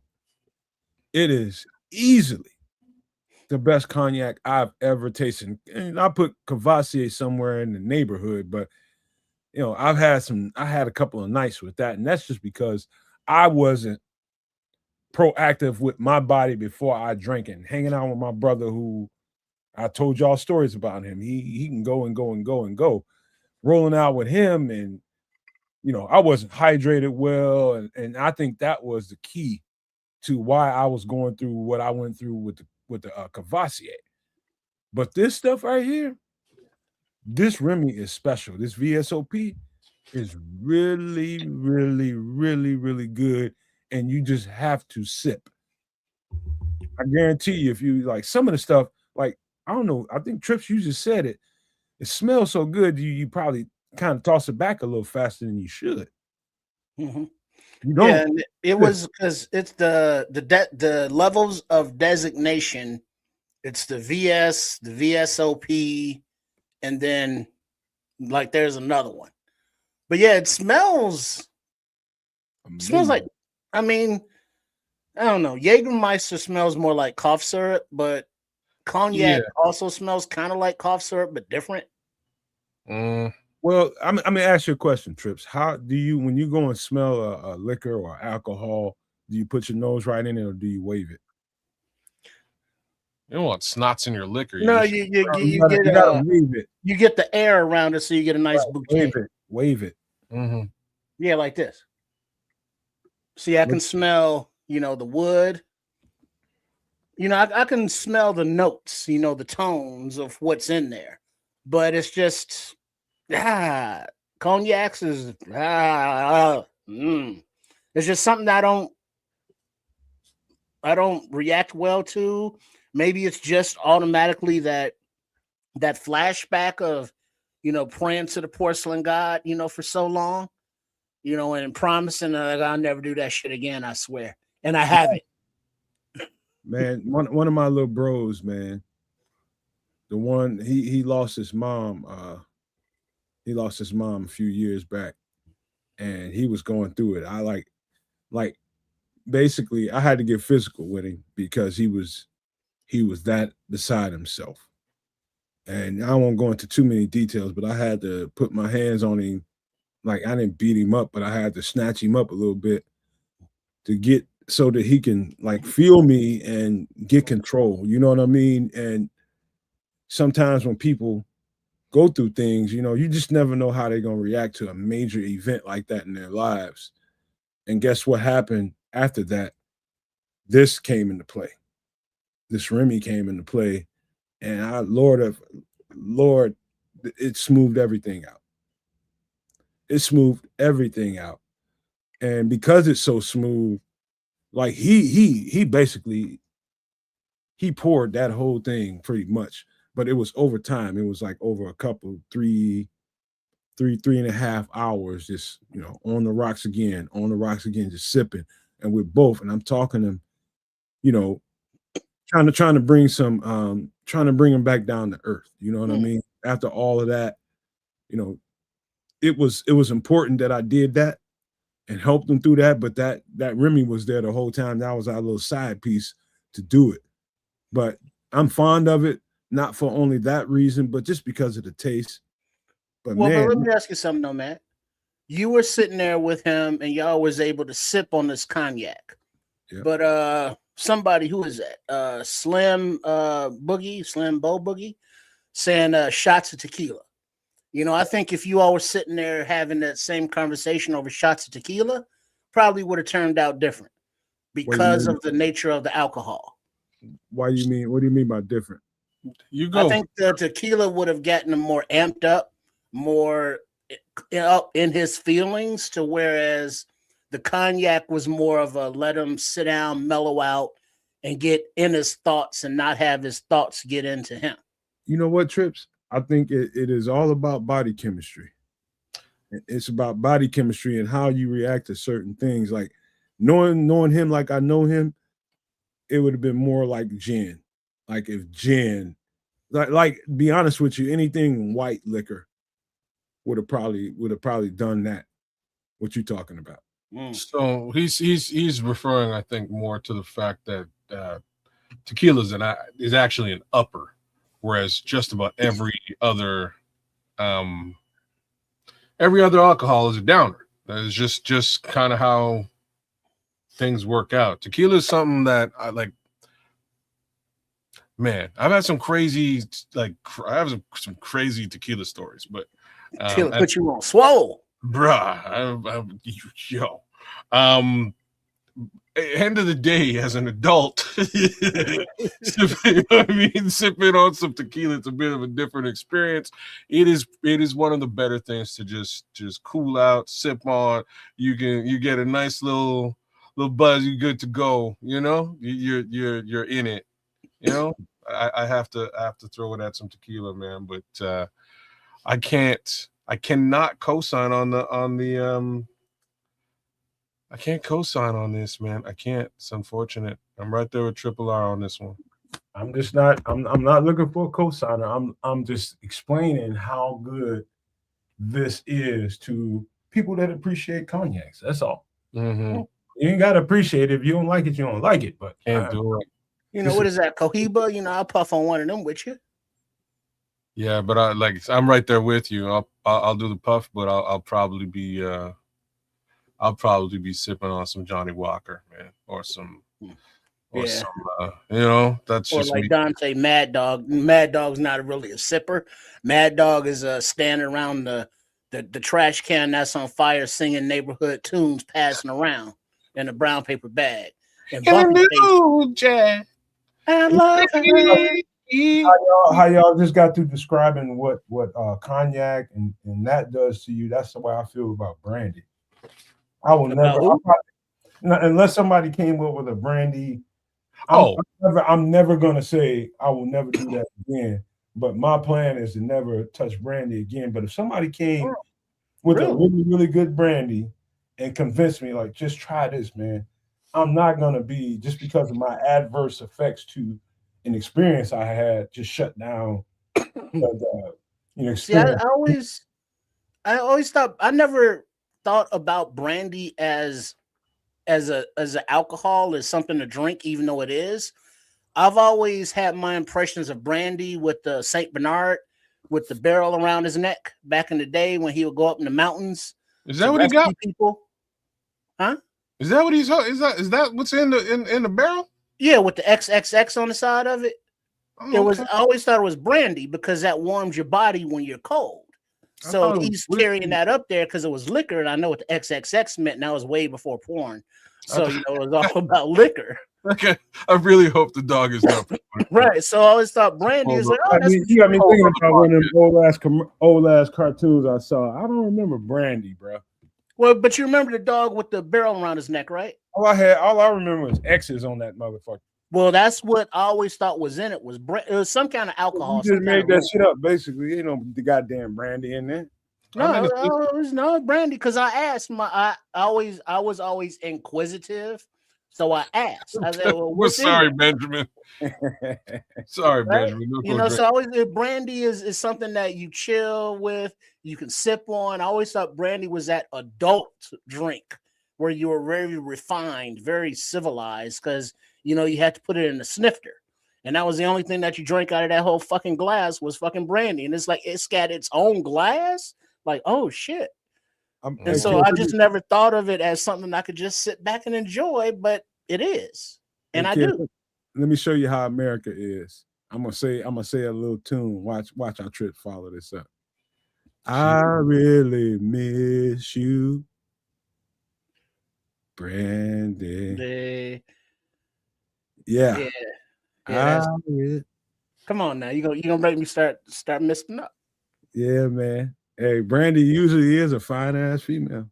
Brandy. She's a good girl after all. That's what they're talking about. She's a fine girl. I have a close family member named Brandy. She has that pretty girl problem. For sure. But that's a sad song though. It always makes me feel melancholy.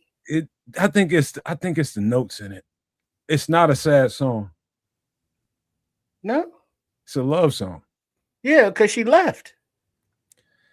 All right, you right. It was a song about he was longing for her because she was gone.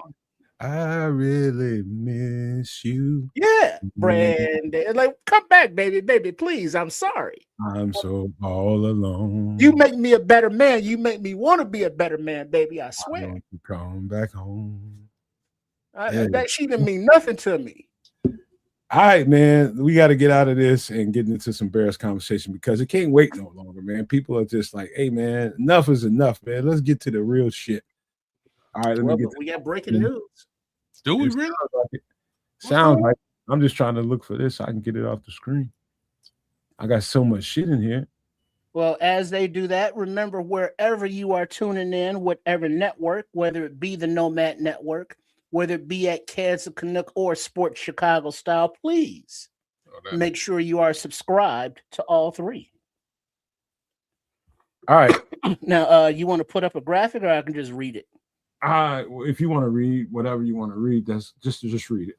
All right. The Chicago Bears are hiring former Dolphins running back coach and associate head coach Eric Stutzville as their next running back coach. Eric worked with Devon A-Chain in Miami, with A-Chain improving every year under him. Exciting to see what he does in Chicago. Any idea how long he was in Miami at that, like in that position? Was it only underneath Mike McDaniel, or was he there prior to Mike McDaniel? I think he might have. I think he might have preceded Mike McDaniel. I have a feeling he did because that means that he probably spent a little bit of time with Ben when Ben was over there. Right? Let's see. Ben Johnson worked with him for 2 seasons in Miami. Go, yeah, exactly. So his most noteworthy thing, he won a Super Bowl, I think, with trying to remember. I think it was with it was a West Coast team. He won a Super Bowl. San Francisco. I think Denver. Oh, Denver. Denver. Yeah, I'm talking about back when Peyton Manning was playing. Oh. Who was the running back them days now? You remember who the Denver running back was? Vernon Davis? Terrell Davis? Terrell Davis. Oh, no, that's John Elway, bro. That's before that. When Peyton was there, I think it might have been one of the not Gore, but Portis, one of them. Yeah, not Bobby Portis, but Clinton Portis. Clinton Portis. It might have been Clinton Portis or somebody like that, maybe somebody else. I just can't remember exactly who it was, but they had some. So basically, he taught to know who Stutzville is. He teaches a one cut, get up the field kind of concept that it took probably DeAndre Swift 2, 3, 4 games to really buy into that concept. This is a concept that's been around since you're talking about the Kubiaks. You're talking about this is an old concept that really still works right now. You stay on that running track. So basically, ain't no shucking and jiving, jitterbugging around. You make one cut and you cut up the field or you cut back, but you get moving north, south. That's what he teaches. And if you watch the running backs that he's coached throughout the years, that's what they do. They get up the field. Ain't no bullshitting around. You get your ass up the field. You get north-south. You get one cut and you trust those offensive linemen. You trust that running track and you stay on it. That's what the running back coaches have to do. And I think that's what Ben Johnson, through Eric Bieniemy, I think he was teaching that. Like, dog, we ain't got time to be messing around with you making pretty ass moves. Dog, you got to get up the field and go make it happen. That's what Eric Stutzville is going to bring to the table. One cut, get up the field. You need 3-4 yards. Get it. Let's see. He was with the Bears in 1997 as hold on, Chris. There it is. Crimson hitter. Sean Moreno. That's why those backs don't really last long. Most of the backs that come out of those kinds of offenses, they don't last long. Like, we love Kyle Monunga, but trust me, he ain't gonna last very long. You got to keep drafting running backs. Yeah. Let's see. In 97, he was with the Bears as an offensive quality control coach and offensive assistant, then wide receivers coach and assistant special teams coach in 1998. Interim head coach with the Broncos in 2010 and co-offensive coordinator and running backs coach in 2021 before getting the associate head coach title in 2022. Guys, excuse me, running backs that he's led to 1,000-yard seasons: Tiki Barber, Willis McGahee, Marshawn Lynch, Fred Jackson, Noshawn Marino, Raheem Mostert, and Devon Achane. He's done good stuff with the backs that he's had thus far, so I'm confident in this move. To be honest with you, I think this will be a good move. I think just given the running backs that are there today, I think Eric Bieniemy's done his job. You know what I mean? I'm sure he gave a good earful to both of those running backs all season last season. I think they'll remember each and every word that was spoken or yelled or screamed. That being the case, we move on to next to new things, and I think this guy's done great things with Devon Achane out there in Miami, and I will double down on that with the Raheem Mostert case scenario. Raheem, he played his heart out in Miami when given the opportunity, and he's not quite the same elsewhere. So, I think this is a good selection. Here's the thing. There's no room for wiggle when it comes to these kind of coaches and I know Ben Johnson is trying to do, because I knew that when he hired Eric Bieniemy, that he wanted a one-cut, get up the field kind of system. Like some coaches, they don't mind the freestyle kind of Barry Sanders kind of running back that, can run 30 yards left and right and then hit you for a 60-yarder north and south. You know what I mean? Some guys don't mind that because they're just more open guys that allows that running back to be himself. But in this system, that's going to be frowned upon. I'm just telling y'all right now, there's something to take note of as we move into the next part of this era of Ben Johnson. He wants a no-nonsense kind of offense that takes advantage of every inch that we can get. If you can get 3 to 4 yards each rep, you run the ball, that's what he wants. That's just moving the ball. I'm telling you right now, the jitterbug running backs, he better be willing to strap up and pound that ball, because that's what Ben Johnson wants, man. He wants physical, get downhill. So considering what you're saying, I'll put some shit out there now. Do you think he goes out there and gets himself a physical back on the market? Because there's one in mind that it would be cool to see in Chicago. You talking about ATN or Hall? Neither. I think it would be to their advantage to make sure they got a physical running back who can withstand that kind of pounding. Oh, that kind of physicality. See, I don't think either one of the guys you just said are what he's saying. You know what I mean, Trip? But Tyler Algiers, that's closer to it, right? Like I would bring Tyler Algiers over if that's the case. But I think low wallet share money, familiarity with the system case scenario. There's a certain Mr. Montgomery that's out of contract. Okay, settle down. I mean, because something that, remember, that Ben Johnson likes: speed. Something that Monty does not have. Speed. That's fair. Kyle Monangai plays that Monty role right now. He does a pretty good job in it. So we need to look at DeAndre Swift, as far as like going forward, does he have another level to increase his game to match more what Ben Johnson wants? And I think the answer is, Ben Johnson wants to find his new Gibbs to make his offense go. I don't like that's clearly on the table. I'm just not so sure we get to, like, maybe in free agency we do, but I don't know if they make that move this season. I see that real R&B, that real running back maneuver happening in 2027. I think there might be just something a little bit more towards what he's saying, just that 1-2 yards, first like 4th and 1 situation back. That's why I think they add to this running back room this time around. The other two guys are awesome. They do more or less what you need to be done. The question mark left over is 4th and 1.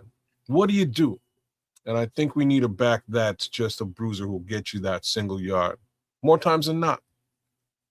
So, I again,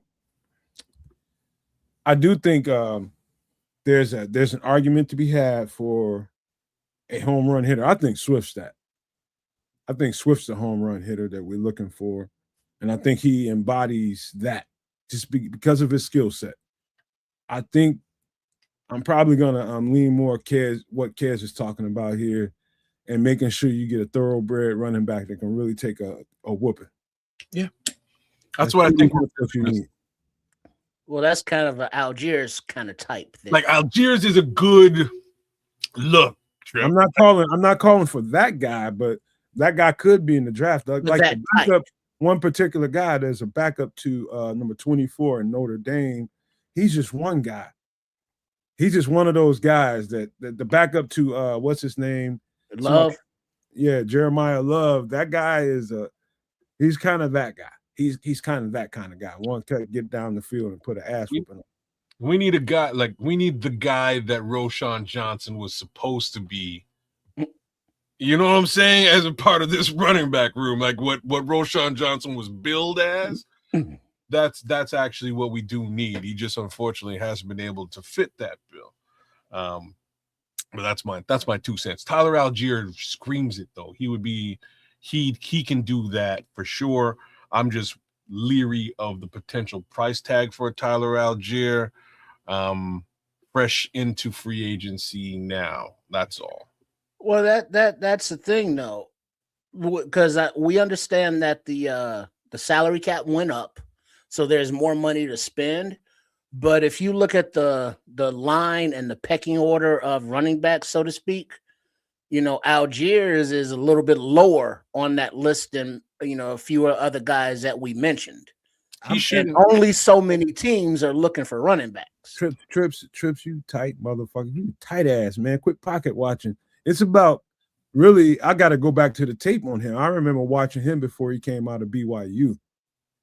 I ain't really paid a whole lot of attention to him since he's been in NFL. In the NFL? Oh. Not a lot. I've seen him here and there, but not like I studied him when he came out. Brother, he's real good, bro. Like, I didn't watch him in college. You know what I mean? I didn't scout him. But in the NFL, he's real good. I was almost shocked that Atlanta went and got Bijan Robinson when he did, when they did, because of how well Algiers was playing.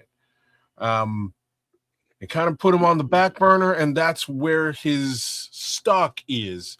Outside of them just sort of shelving him for Mr. Robinson, he is a high caliber running back. He could be a three down bell cow if you really wanted him to be that.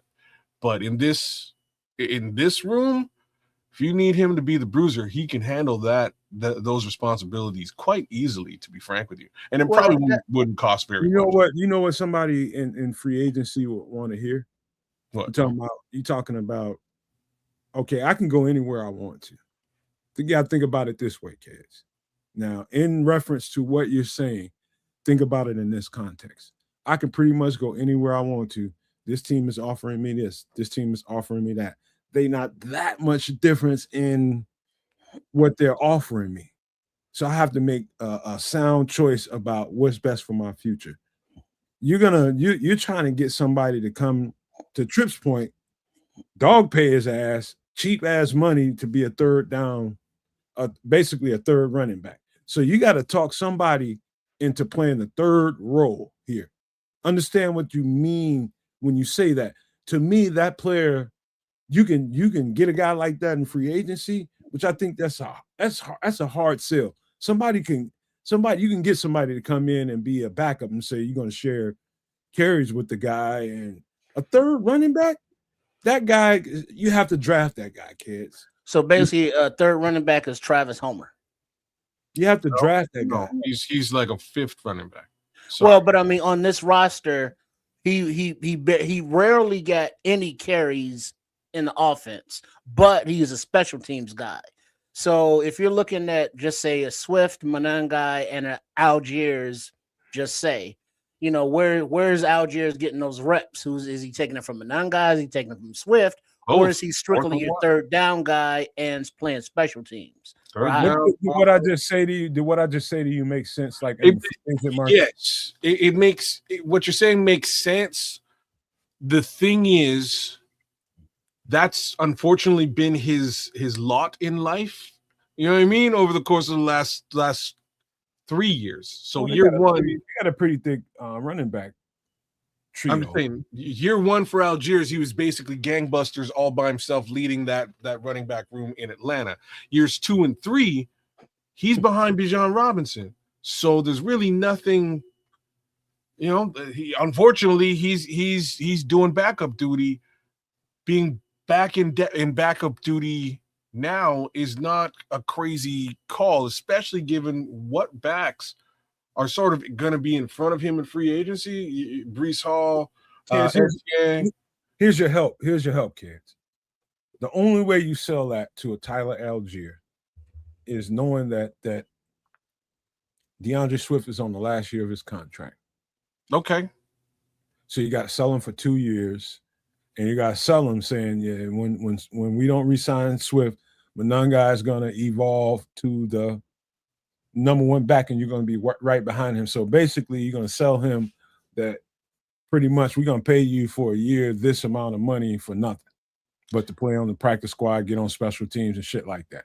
That's what I would layer on one additional selling feature, and that is look how deep this team went into the playoffs this year.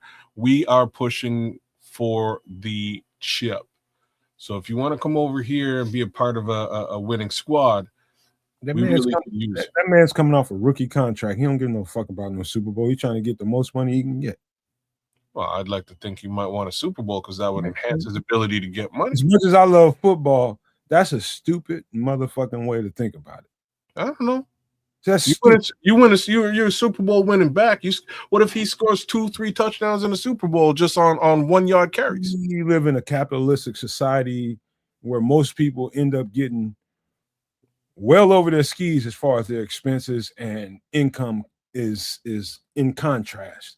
Most people have more expenses than most of their income can handle. You know what I'm saying? It's like, you know, as much as you love a game, you can't be ham-headed and be like, okay, I'm just trying to get a Super Bowl because I want to win. Fuck that. You get all the money you can. No, you free agents who have made their money, who've gotten their second contracts and are like on their third contract, then they can ring chase.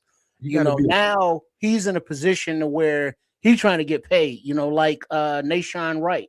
You know, he's in that position to maximize his earning potential right now because, you know, the future isn't guaranteed. And yeah, Super Bowl rings are nice, but it's the difference between generational money for your family or chasing a ring, which could lead to generational money, but not as guaranteed.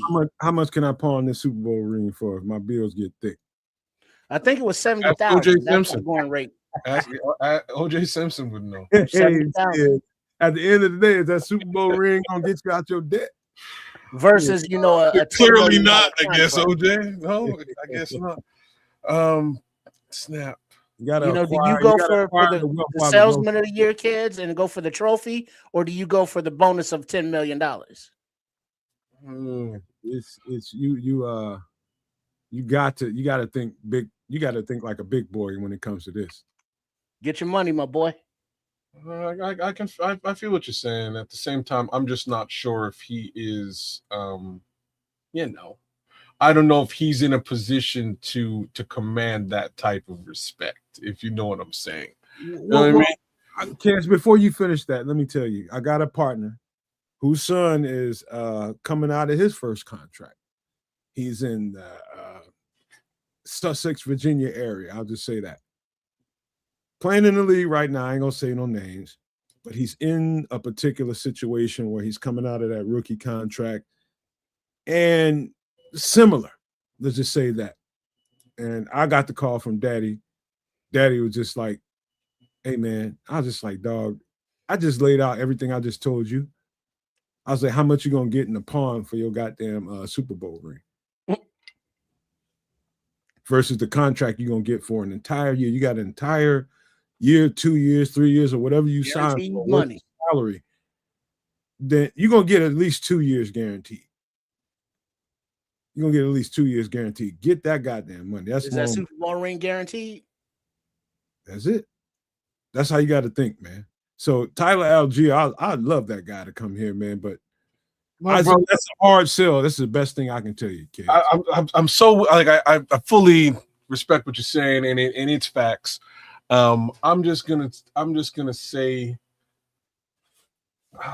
like he might be the 30th back out of 53. So he ain't getting paid a lot. That are available, right? That would be coming up in free agency. So, like, I just don't know if he specifically this time around in free agency is going to be able to command that kind of respect, man. And that's really why I think he would fit that role and that bill and that price tag. Like price tag for him, I'm on Spot Track. Here, let me just share with y'all. Well, you don't have to, man. I think it'll take. Go ahead. Don't do it, kids. It's gonna slow us down. Don't do it. Okay. No, it's gonna slow us down, man. I know you like the guy, but we can get into. Matter of fact, we can round back around to. But let me check some boxes about some of the stuff that we need to talk about here. And what's on the thumbnail is this word, and I think it's qualified rumors that Dennis Allen is pounding the table for Trey Hendrickson. And rightfully so. I don't blame him for that. And I also heard as a counter to that, like someone asked somebody, whether it was a GM or basically Ryan Pohl's story.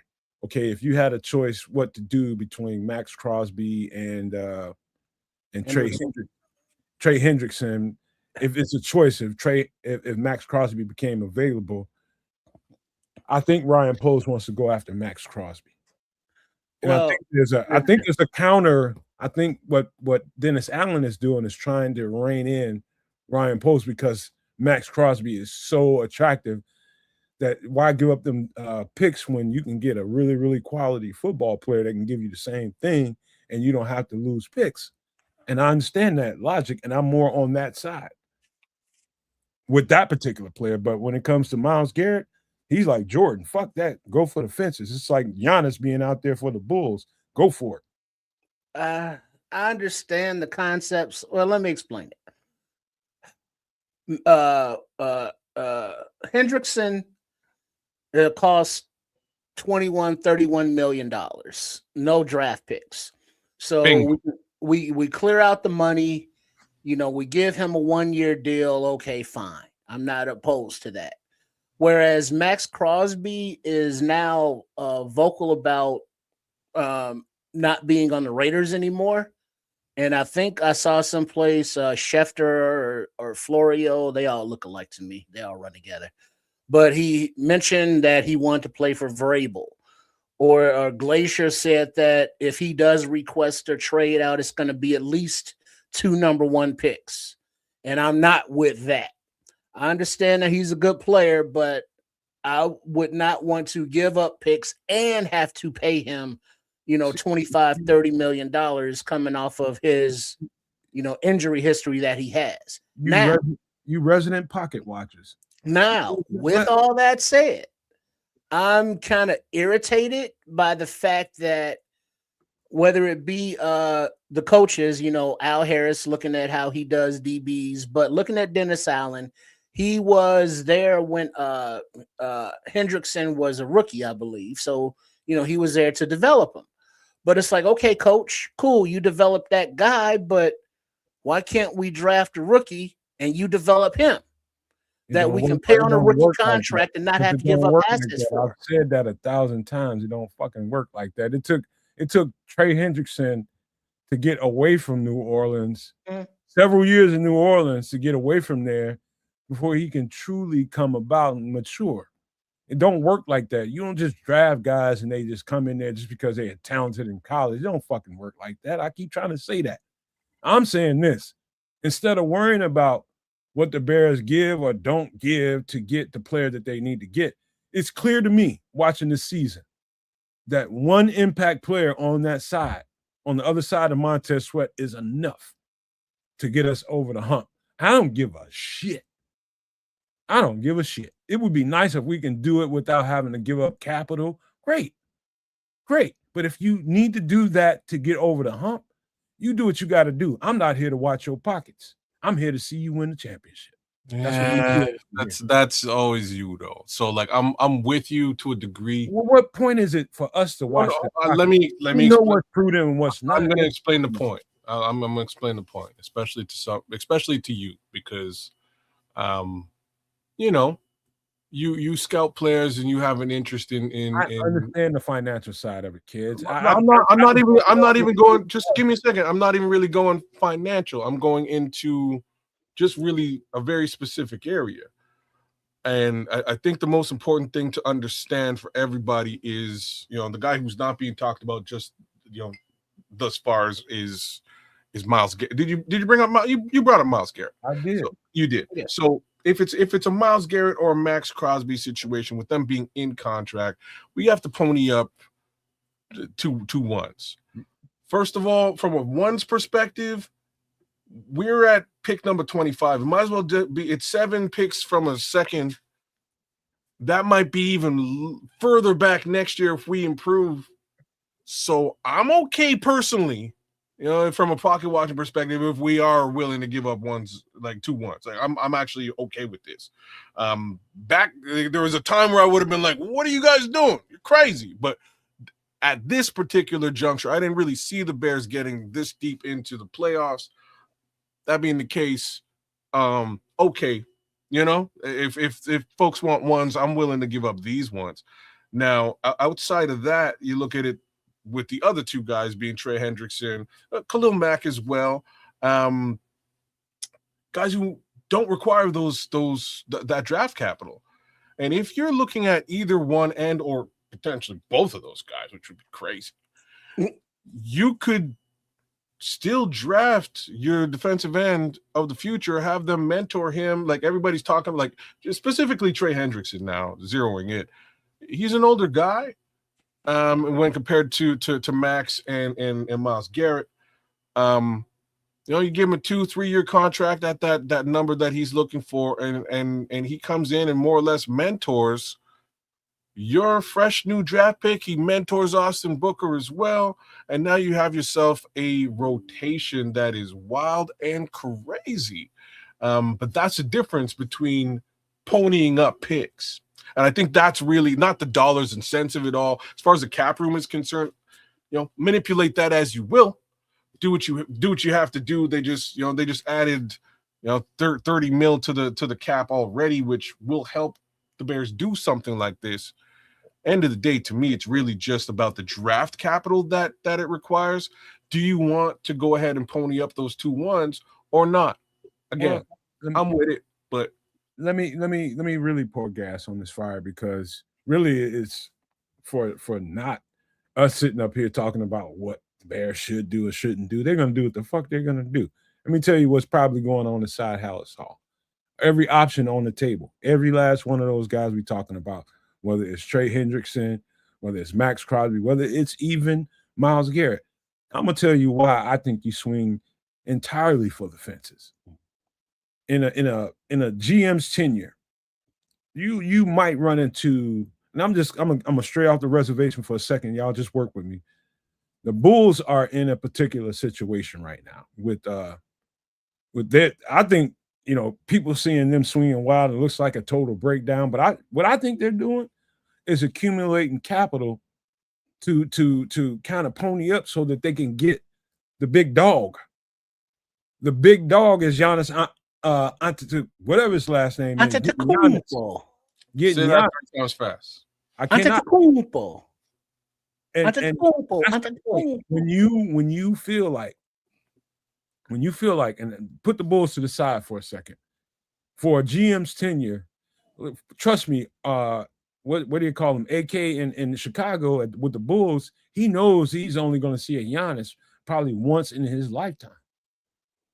Same thing could be said for Myles Garrett. In Ryan Poles' tenure, he's only going to see that guy once in a lifetime. Once in a lifetime, when you just got this close to getting your ass to the Super Bowl and getting yourself a chance to get that ultimate trophy. What you do is you strain every resource you have. And whatever you got to do, if you can get him into Chicago, first thing you do is to get him in here. And he's going to want to come here because of a simple fact that he wants to, at this point, get a ring. He's already made a couple $100 million. So you can talk about that with a guy like that. He's already made $200-300 million. He's gonna want to get that trophy and get that legacy solidified. First thing you do if you get Myles Garrett in here is you get him to rework his contract so that it's a more team-friendly deal. You're still gonna pay, but you're gonna still pay it in sections so that it doesn't cost you so much here, doesn't cost you so much there. That's what a restructure is. So for a guy like that, I think the conversations inside House Hall are probably very much argumentative when it comes to Dennis Allen, when it comes to Ben Johnson, when it comes to Ryan Poles. Ryan Poles may really want to make that swing. Dennis Allen may really want to make that swing. But the default to all of it is you don't give up anything and you just go ahead and give Trey Hendrickson, basically you're buying him for a year and giving them an option for an extension behind it. That's pretty much the weak ass way to get out of this. But I think you should go after something that can put you over the top for sure. And that is Myles Garrett. You go for it. Go for it. You better pick up the fucking phone. Well, you see the hesitation I have is like understandably injuries happen. It's a physical game. I get it. But you look at the situation of Packers when they went for it, and it was like, oh, Micah Parsons, 2 number ones. Go and take these damn number ones. We don't give a shit about these. Come on, Micah. And now Micah's out for the year, and they lost, and they're done. So, I mean, you're just putting a lot of eggs into that basket, hoping that they pay off this year. But if they don't, you're just screwing yourself for many years to come. Triple R, they just eggs. All those draft picks y'all be fucking having wet dreams about ain't developed into shit. They just draft picks until they develop into something. You don't know what any of those players. I don't know. That last draft was pretty damn good. You don't know. You just don't know. But this is where could be a stinker. This is where I'm in agreement with the free agency move. Like in this scenario, like mercenary money is good money this time around, and we can draft and miss. And this is the shit that nobody wants to talk about. You can draft, you can go down there and draft whoever it is, and maybe he doesn't turn out to be, maybe he busts out. And that's, in my opinion, a gigantic gamble. Like it's a huge gamble to put in front of this playoff caliber team, be in the middle of Caleb's non-big money time frame. I'm so with this mercenary move. I think it's what you do. I think you go and you get the devil who's going to do the shit you need. You know what I mean? Like, he's going to wreak havoc on defenses, period. If he gets hurt, he gets hurt. There's not much you can do about that. Knocking on wood. Don't you know what I'm saying? Like I'm just. Now, wasn't it this season that Darnell Wright and the combination of Darnell Wright and Canadian Eagle shut down Max Crosby, basically? Yeah. Sorry, it wasn't Darnell Wright. It was Ozzie Trapillo. Ozzie, my bad. Ozzie and Canadian Eagle shut down, Max. So it's like, yeah, Max is good. Well, is he $30 million and 2 number 1 picks good? He is, and why I'm going to say that he is he would like so. If you remember that game, he started wreaking havoc early into the game, and eventually, sort of they sort of figured things out and made a couple of shifts, which was moving Theo to the left side and allowing Ozzy Trapillo to play on the right side. That's how that wound up working, which slowed down his ability to cause pressure. But what Max Crosby did after that was be completely and totally fucking disruptive, right behind the line on the other side. He was getting in passing lanes. He was dropping into coverage, which is like, it just goes to show the type of the caliber of player that you would be getting in this scenario. The kid, like, even if he ain't getting QB pressure, he's making his impression felt. One of the things, and I'm just going to ask myself a question for y'all. If I was one of y'all, I'd say, no matter, based on the stuff that you've seen so far, do you see an edge rusher in the draft that is that kind of problem? And I would tell you, I'm going to answer my own question. I would tell you I've seen one that is that kind of problem. And the thing about that guy is, I'll tell you his name in just a second. I don't know that he necessarily fits. I know he can play here and be effective here, but if you're going to draft a guy as high as you're going to need to draft this particular player, then that guy needs to be a starter. And I don't know that he has the size and the weight to do it. And that would be Cassius Marsh from Texas A&M. This guy is going to be a problem. Like I haven't seen them all, but from the bunch that I've seen, this guy, I can tell you right now, has certain kinds of traits to him that I know is going to be translatable right away to the next level. He is going to be a problem. It's about whether or not the Bears are in a situation where they can draft a guy that you can use specifically for pass rushing purposes. I don't think we're there yet. I told y'all this a week or so ago. I don't know if we're that rich yet. I don't think we can just draft a pass rusher only. So what you're saying is potentially, like, first things first. I thought when you said Cassius Marsh, I thought you were talking about the homie who did the karate kick and bumped into the referee and cost us the game against Pittsburgh a couple years ago. Different Marsh. Different Cassius Marsh. Okay, fair enough. So what you're saying is, though, basically, if we were to that might cost us another first round pick to jump up there and get access to a Cassius Marsh. He may not be ready years 1 and maybe potentially 2. We got to build and develop him up. So there go 2 more years of Caleb Williams. We are now signing Caleb Williams. My bad, kids. It's not Cassius. It's not Marsh. It's Cassius Howell. Okay. See? My bad. I had to go back in the tank. I got you. Okay. All right. Cool. So, like, what the? In any event, we would have to develop this player is really where you're going, and that's where things become challenging. We have 2 more years, and let's just be straight up on this. There's 2 more years on Caleb Williams, and they can extend it for a 5th year. All right, so potentially 3 years where the dollars and cents isn't crazy for Caleb at the quarterback position. You kind of have to spend that money on the edge rusher right effing now. Like, you need to do it now. Front load as much of it as you can so that these 2 things don't necessarily conflict when you have to pay Caleb. Draft picks be damned. So, like, I'm kind of right there with you. If it's Myles Garrett, yeah, he's definitely worth the 2 ones. If it's Max Crosby, I'd wheel and deal and try to get some cap relief. I'm not going to say who I would wheel and or deal because it doesn't matter. But definitely I would also try to get out of some level of that capital, that draft capital deal with the Raiders in this scenario. Like, imagine we gave these guys 2 first round picks a couple of years back and ain't nobody on that team anymore. That's crazy. I'll say this too, man, and this is just in context of what we're talking about. I'm thinking while Kids is talking and while we're having this conversation about what to do at the edge spot, what to do in free agency with these edge rushers. watching the 1920 football draft, I'm taking notes of little things that I'm hearing, just any kind of little tell that I can get about where they want to go. And two things happen in that documentary, you want to call it. They want to continue to draft young. They want to continue to add young, get young players on the roster.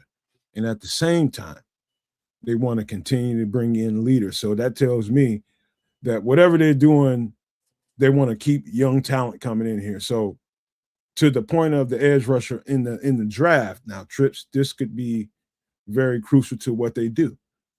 You have to believe in Austin Booker. You know what you got in Montez Sweat.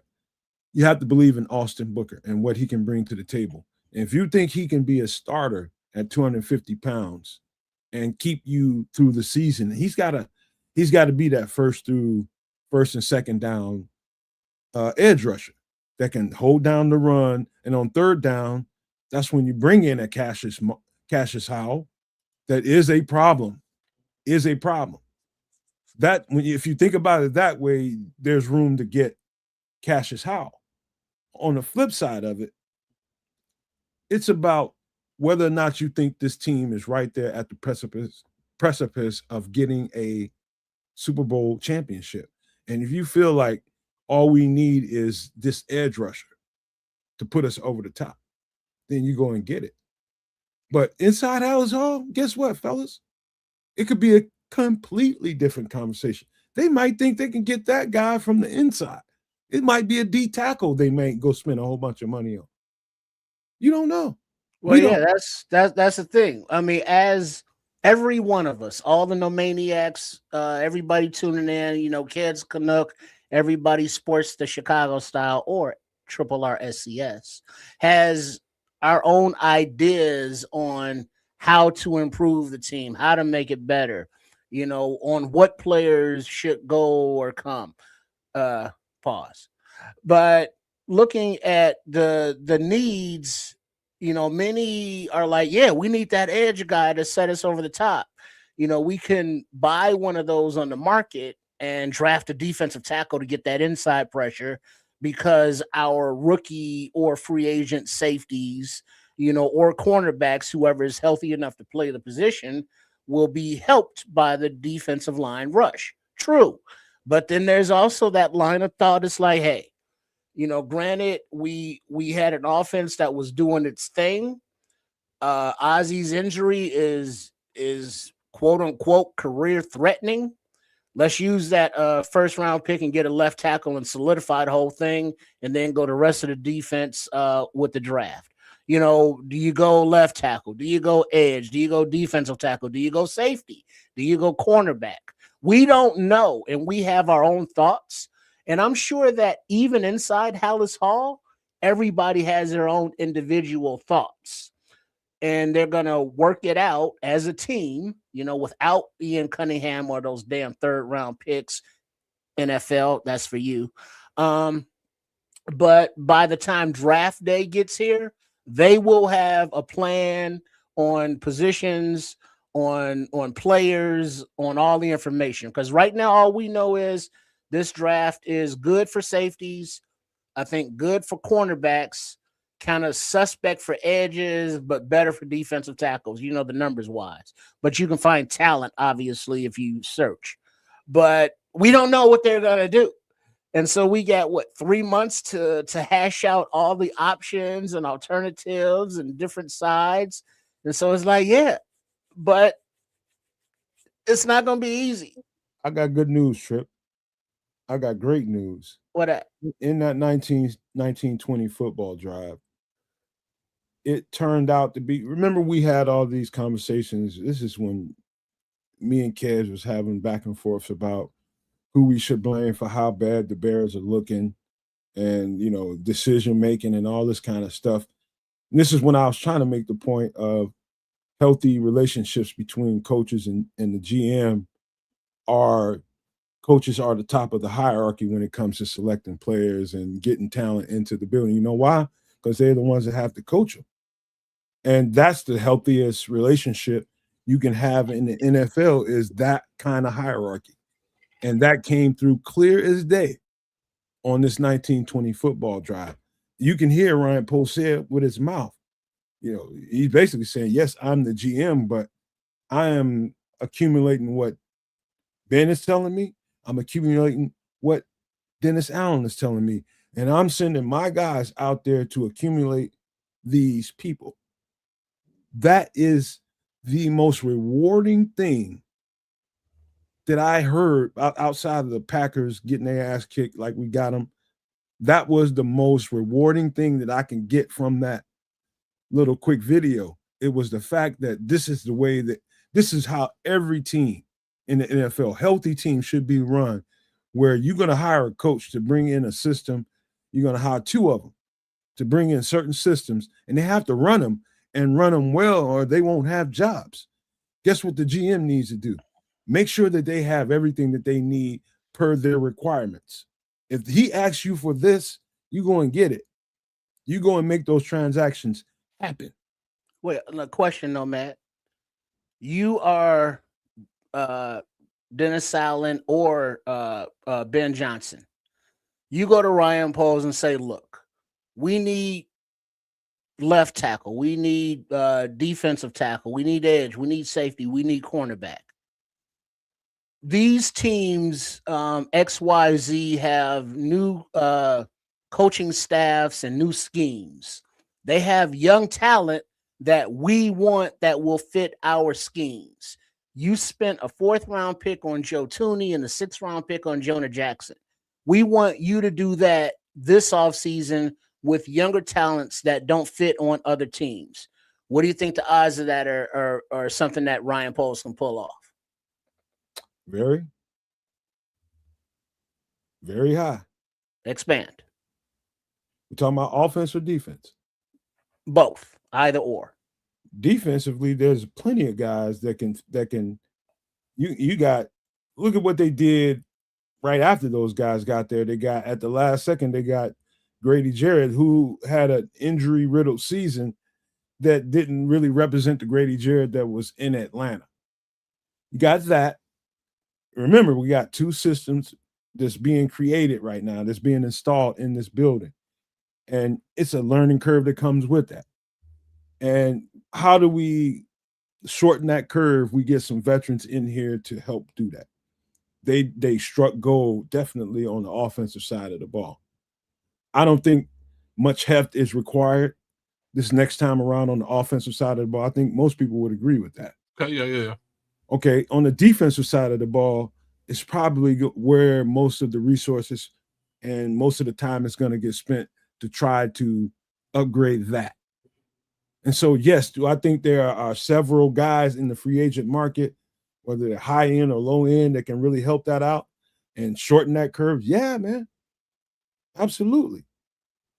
I can get the name and names, but we doing the show right now. We'll seclude a conversation just for that. And I'll make sure you guys get images and information about those guys. But yeah, hell yeah. We can hurry up and turn that shit around in one free agent offseason. Okay. Does that answer what you're trying to say? Well, yeah, free agent, but I'm talking about trades. Yeah, there's opportunities. But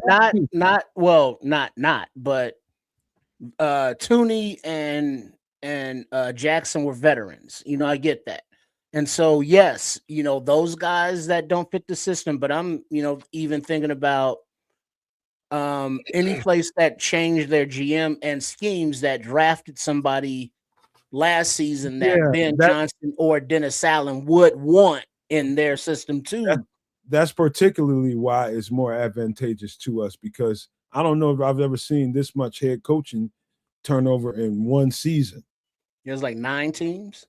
Yeah, even if they keep the same GM, I don't give a shit who drafted those people. If the system changes,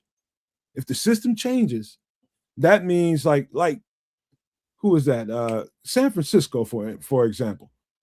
They've been in a traditional 4-3 front like we've been in for the last 4 years.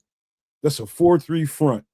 And those guys that fit that front line on the defensive line need to be a certain size, shape, all that. That's going on right now. They're about to change over to Raheem Morris' system. Mm.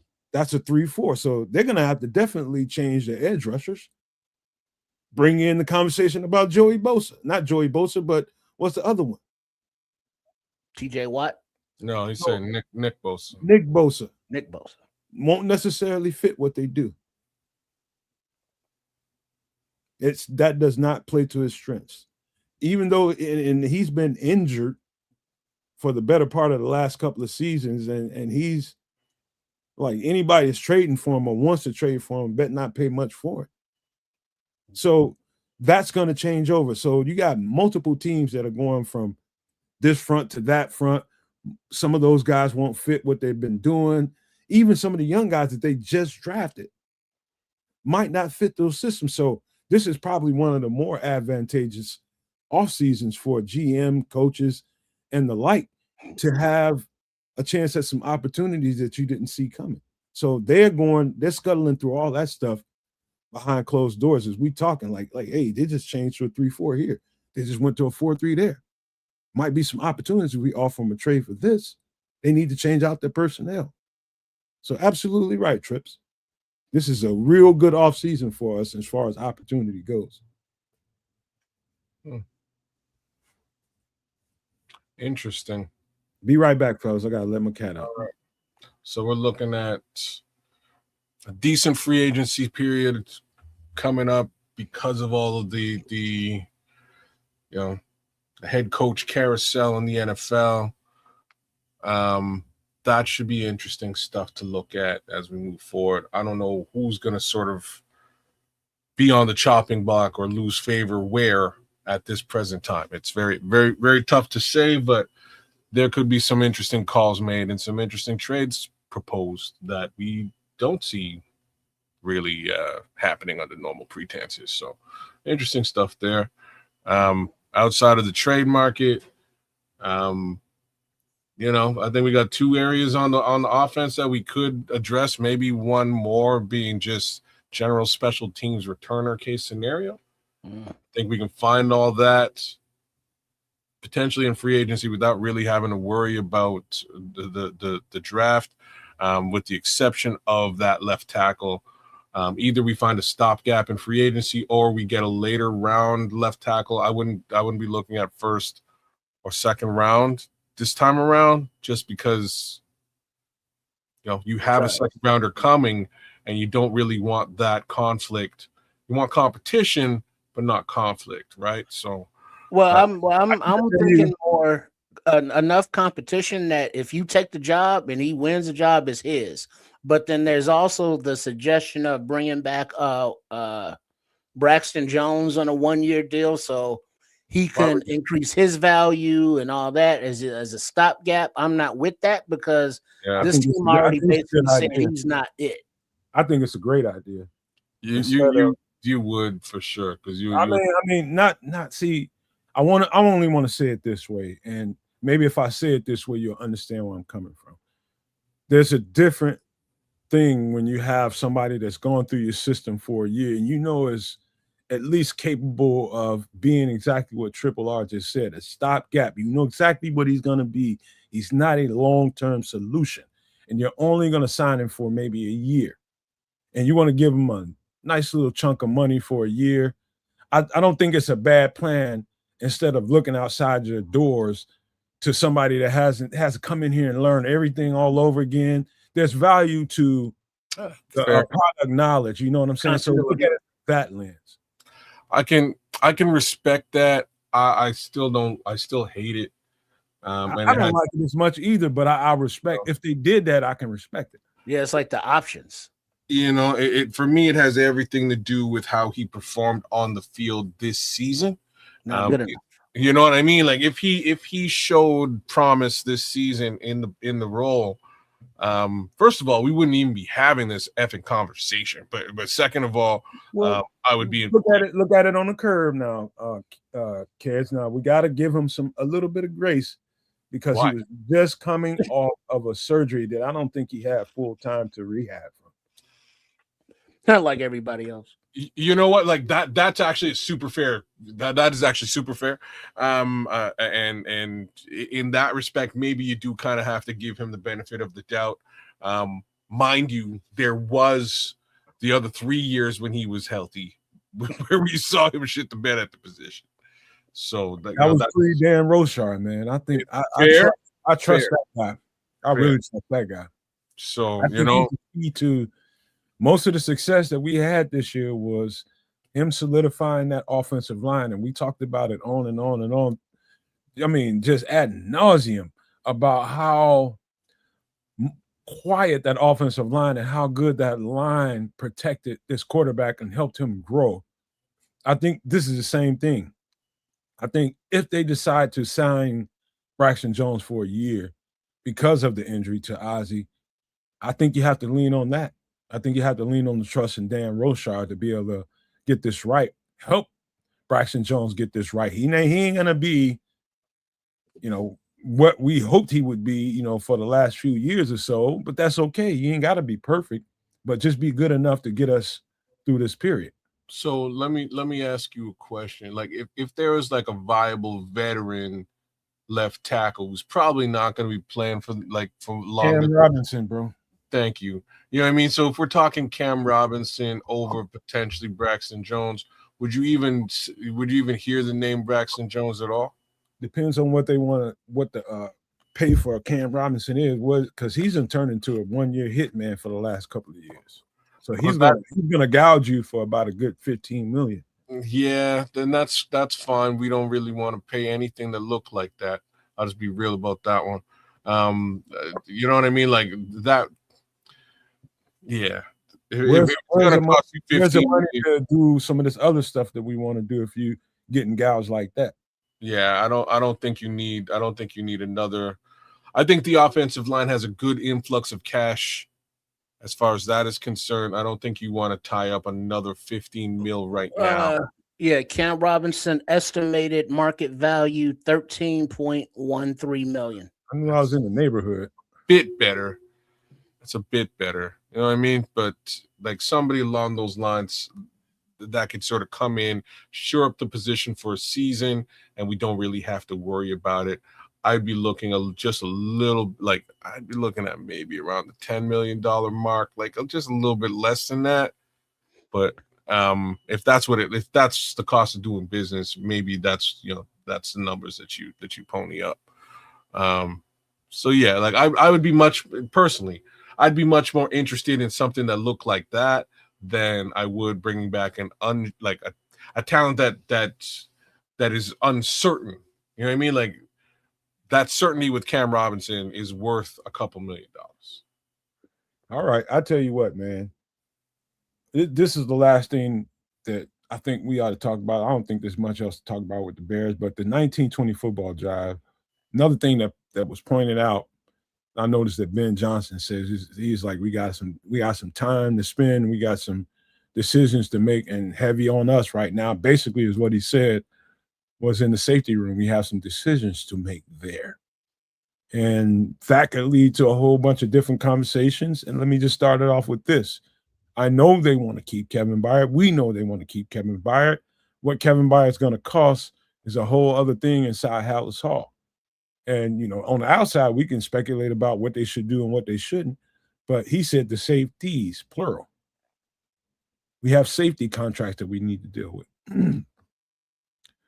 Yeah, that still leaves the door open. That still leaves the door open for now. And I think this probably should happen for Jaquan Brisker. I think the proper context of how Jaquan Brisker this thing should play out is they let him hit the market. Let him hit the market and let him see what the price tag is. Let's see what these, and then if you can, you bring him back if you can on a team friendly deal if he wants to take it. Optional. I think that's what they should do. It looked like Kevin Byard, just estimated that his salary would be about $7 million. And Jaquan Brisker, his salary would be estimated like $15 million, or like 10 to 15 or something like that. Obviously, Bayard's older, so a shorter term deal. No safeties on the roster. I would think that you bring back Bayard and you bring back Hicks for depth because don't call him Mr. Biles. You can replace in free agency or the draft. And then Brisker, you use a draft pick on. Well, I try to avoid what I telling people what I think and what I think they should do, and I wouldn't do this or I wouldn't do that. Nobody gives a fuck about what I would do. I'm worrying about what they're talking about in the household and how they're thinking in the household. There's other things to think about other than, that. You know what I mean? You got to think about the entire big picture, and you can very well sign another safety. Let's just say, I don't think Kevin Byard's gonna sign here for no damn $7 million. If he did, that's crazy on his part. He should get no less than $10 million coming back here. Number one. Number two is, there's other options besides, this is a guy that I hadn't talked about since we started this offseason thing. It's a guy out of Jacksonville named Andre Cisco. Should watch his tape. I'm gonna repeat it. Safety, Andre Cisco. Watch his tape. I got a feeling he's going to come into play. If they don't re-sign him in Jacksonville, that's going to be a name we're going to be talking about in the next 30 days or so. I'm telling you right now. Andre Cisco. Check him out. Safety. Okay. All right. And Patrick, Rasheed Walker, you mean the dude that Austin Booker was beating like a rug? Yeah, no, thank you. But yeah, there's that guy. There's free agent safeties out there. Was that Cross from Indy? There's other guys out there, plus the draft. He's really good and got a lot of range. Cross. I loved him coming. He's one of the top 2-3 safeties that came out in his draft 2-3 years ago. He was in the same draft as Brisker, wasn't he? Yeah, Nick Cross. Yeah. Shit. So you're gonna pay him the same kind of Brisker money? Well, no, I'm looking at Spot Rack is where I'm basing all these on, and Cross is estimated to make a lot less than Brisker. Okay. Well, in the range department, he's definitely an upgrade. Yeah. So I'm with you, Nomad, with respect to, unfortunately, I don't think that they are in the market to re-sign Jaquan. They may not be. I don't think that's in the cards right now.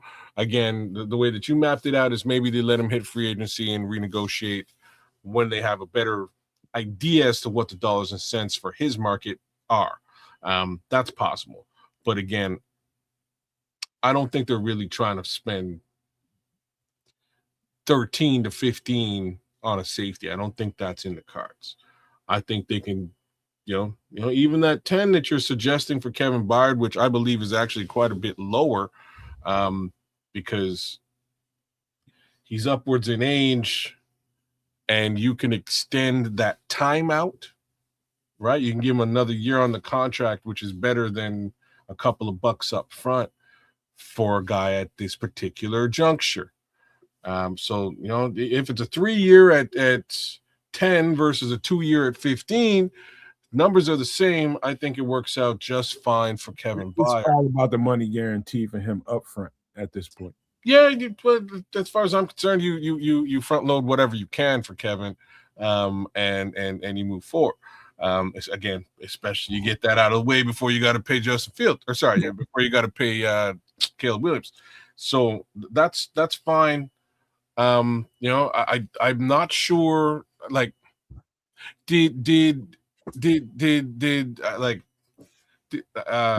it Jonathan Owens? Did he get a lot of snaps this season? Special teams. Jonathan Owens is insignificant in terms of this conversation. This is what I'm trying to sort of say. So I have a strange feeling. We as much as cute as I think his wife is, I'm not so sure he's going to be around for very much longer. I also don't think Elijah Hicks will be around for much longer. I think they completely retrofit this safety room, and it starts with Kevin Byard being re-signed, And secondarily, I think it starts with the extension of CJ Gardner-Johnson, because the impression that he made on this team this time around, I think, man, like, listen to what I'm saying. I don't like CJ Gardner-Johnson, but he came in here and he made an impression on Bears fans, on the team itself, and on the field.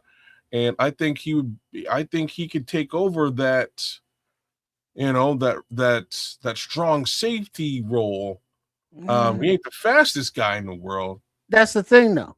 I mean, because he is what he is, and at the time, what we needed, he was good for that. But we saw his shortcomings when he had to cover, a wide receiver going a drag route or a crossing route. He doesn't have the foot speed to keep up.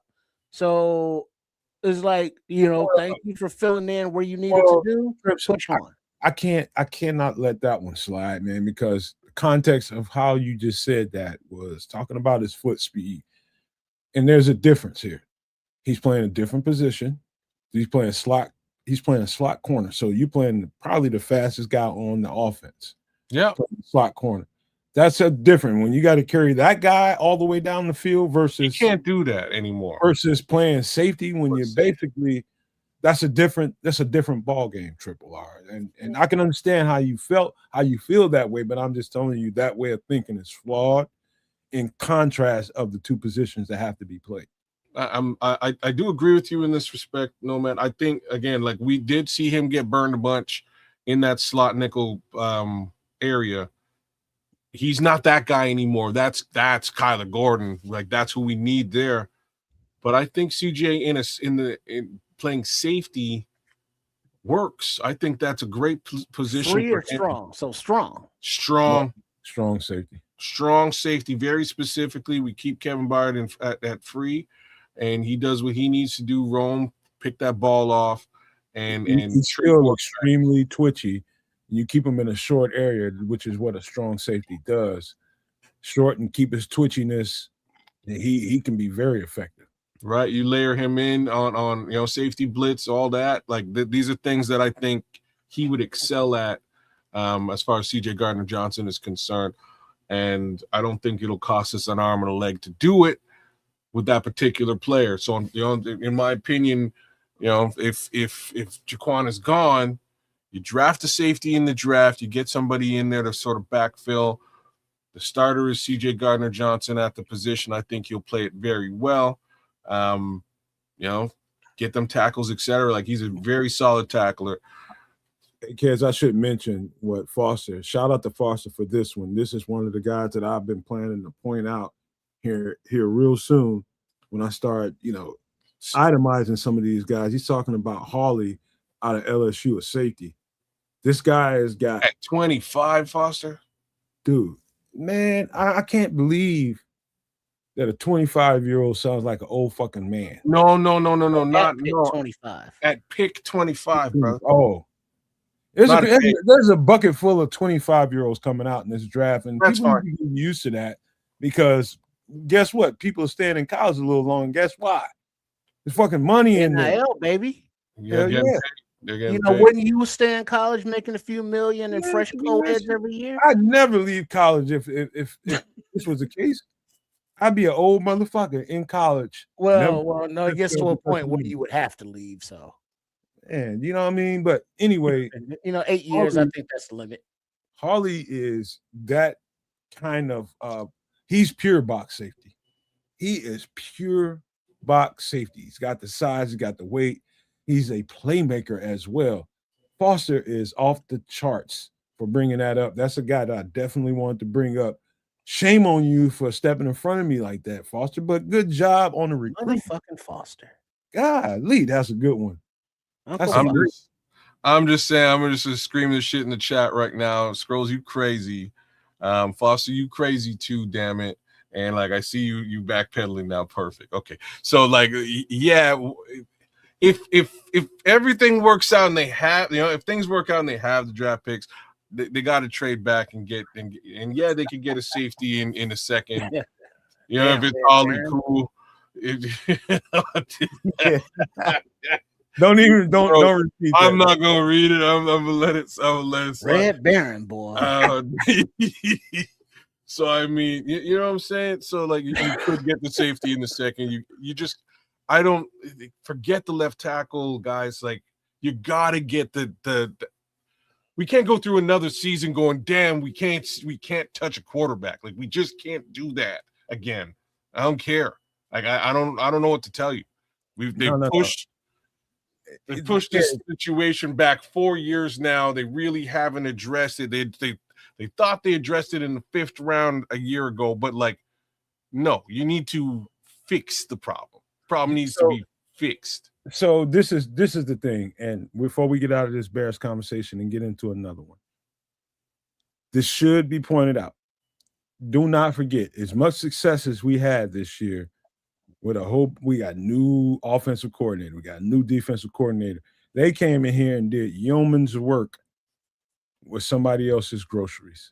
They brought a few of their own, pluck spots here and there to make sure that they had a few people to help facilitate the systems that they wanted to run. You're talking about your Toonies, you're talking about your Dolmans of the world, you're talking about your Jonah Jacksons of the world, you're talking about Grady Jarrett on the defense, that kind of stuff. You're talking about Nashawn Wright out there on the corner. We got a few pieces in here to help facilitate what they wanted to do. Guess what's going to happen now that they've got their full grip on this team?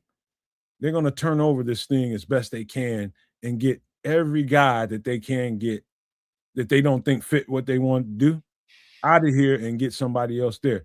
It might take a certain amount of free agency dollars to do it. It might, but it also might take, moving around in the draft to get extra draft picks to do it. One or the other.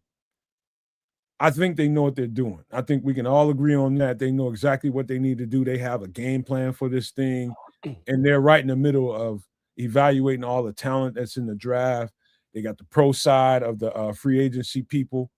They're doing the pro talent that they're evaluating. They're looking at all of it and bringing it all together in meetings. It's like, I strongly think that you should consider this player, that player, this player, that player in the free agent side of it. And they're doing the same thing with the draft scouts. And so, man, you talking about work being done. This is when all of the magic happens, bro. All of it. And also look at the possibilities of being at pick number 25 in the first round. Ryan Poles be like, hey, let's go ahead and trade back into the top of the second round, pick up some extra draft capital, save the money against having to pay the financial compensation for a first round pick versus a second round pick. And we can still get, talent going forward. So, this may be a pick where the Bears don't have a first round pick, but not because they traded it for a Crosby or a Garrett, but because they traded back to pick up more. I mean, that's a possibility. And Patrick,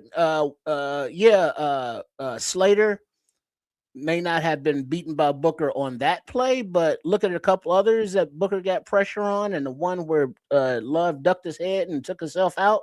Yeah, I think those were all against Slater. So yeah. But so look at the possibilities of trading back or any position is viable on the table. But of course, that's going to be more clearer after free agency. All right, we got to get going, you guys, man, because this conversation took longer than I expected. But as we always should be, we are very, very excited about what the Bears conversations are because we got a lot of options on the goddamn on table. And we should be freaking excited, man. It's good things are gonna happen, man. I'll just say this before we get out of this. Trust their plan. Don't get so wrapped up in your own plan and your ideas of what the Bears should or shouldn't do. That way you won't take none of it personal. I'll just say that to you all before we get into this next conversation because we do Doomsday Survival every single week. As long as Tripp is here, I think this is a good thing to do. But maybe if he ain't here, maybe one of these days we might do it. But this is I'm going to tell you, before we get into this intro, I want to tell you something. This week is all about practicality. It's all about the simple things that you may or may not be thinking about in a survival situation. We're talking about minus a power grid that's functioning the right way. It might be a week, might be 2 weeks before you can get relative power in your area. The water could be contaminated. It's all kinds of things that can happen. The gas might come up short, and you might not be able to get fuel and things like that. These are reasons why we do this stuff. It's not about trying to entertain you. It's about you being practical. And what we have for you this week, I think, is doing exactly that, answering the practicality. But here we go.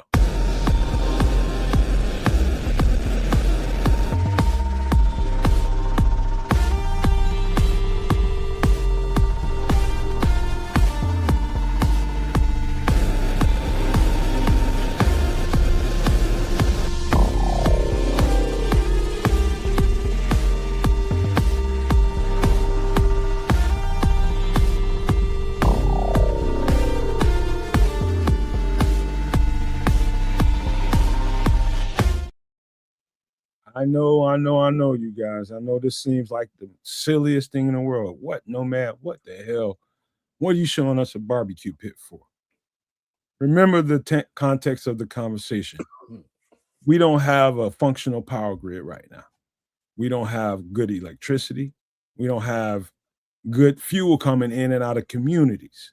And so if you are one of those people with one of them fancy ass freaking electric grills out there, freaking gas grills out there, whatever grill you use, guess what? You suspect. And I don't like you. I'm just telling you, this is practical. This is something that you could use in any given situation where the power grid may or may not be available to us. We're spoiled, where some countries around the world don't have a consistent power grid. And so, nothing is given forever.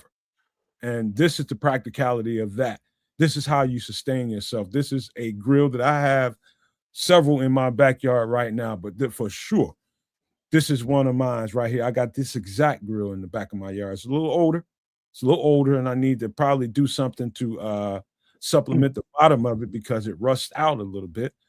But yeah, this is if you're gonna get a grill like this, make sure you get a waterproof topper to go over that so you can sustain it for a decent amount of time, because if you don't, it's gonna rust out the bottom. But go ahead. Yeah, we're looking at a charcoal barbecue pit. It's a grill, and you got the basic grill, and then you got a chamber to the left. It looks like you're smoking some kind of a fowl in there, bird or turkey. So a little smoke box to the side. Yeah, this is something that you definitely could use if you have an off-grid spot, but be aware that you will need fuel. You will need charcoal to burn it. And if you can't go to the local Menards or Home Depot or wherever you buy your charcoal from, guess what? You can make it with wood and fire. There's methods to do that. You can look it up, or we'll cover it a different way, but you can make your own charcoal. But the issue is security because of the barbecue pit. If you are in a situation where you're eating, but a lot of people ain't, and they hungry, they're going to smell your food and they're going to come a-looking. So, you know what I'm saying? Just be aware of that when you fire it up and you put in your rabbit or your possum or your coon or your fish or whatever you're putting on the grill. I got a serious question to ask. Where the fuck you getting the charcoal from in the zombie apocalypse? You take wood, you put it in a barrel, a metal, or when I say barrel, it could be one of the trash barrel, or it could be as small as one of those cookie tins. What do you think charcoals are, bro? And then you put wood in there, and then you put the actual barrel or the tin in fire, and it dries out what's inside, turning it into charcoal. Okay. So charcoal is basically just dried out wood, and then it will burn longer. Before you go on, kids, let me express this to everybody. So this is a side by side. This is a dual purpose barbecue pit. One side, where you see the bird there on the left hand side, that's usually where you feed. You can do pellet and all that kind of stuff. You can do all that kind of stuff there in that part of the grill. But what I use it for is I use it for direct heat. So I will put wood there. I will put charcoals there just to fuel.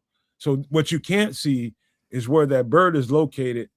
Right to the right of it, there's a hole that pours smoke into that next part, the big part of the grill. So that's where you want to put your wood, your coals, and whatever you got going on to smoke the meat on the right-hand side of it. So you can do that, or you can put the coals directly underneath the big part of this pit. So underneath those chicken skewers or whatever those are, you can do that. But my advice to anybody that would want to do that, make sure you get you a steel pan to put underneath that, because that can wear and tear on the bottom of that barrel there. And so this is got dual purposes to it. You can smoke indirectly, or you can grill directly, which is what I just got through describing. I do a lot of that, but every now and again I get a big old piece of meat and I'll, chalk that thing full of wood on the left-hand side of there and let it get down to the temperature I want and smoke something, man. So this is definitely, kids, if you don't have this in your yard, you trying to die. Well, I'm not like, I'm one of them suspect guys you talk about. I got a fucking gas grill. It's dope as all sin. And I love it. I'm not a charcoal guy at all, because it's such an it's funny. I watch my neighbor's from Philly, man, and he does the whole thing. He gets his grill ready to go. I'm outside and inside within 12 minutes. You should probably just say it, kids. You lazy. Well, you lazy as shit. You don't want to do the work. Bro, I don't. In every situation, if there's an additional layer of work for me to do, if I can throw $1 at that shit and make it so that I don't have to do that work, I'm gonna find that $1. I'll go work for the $1. Thing is, the convenience that you are accepting for the gas grill, you're giving up in flavor from the charcoal.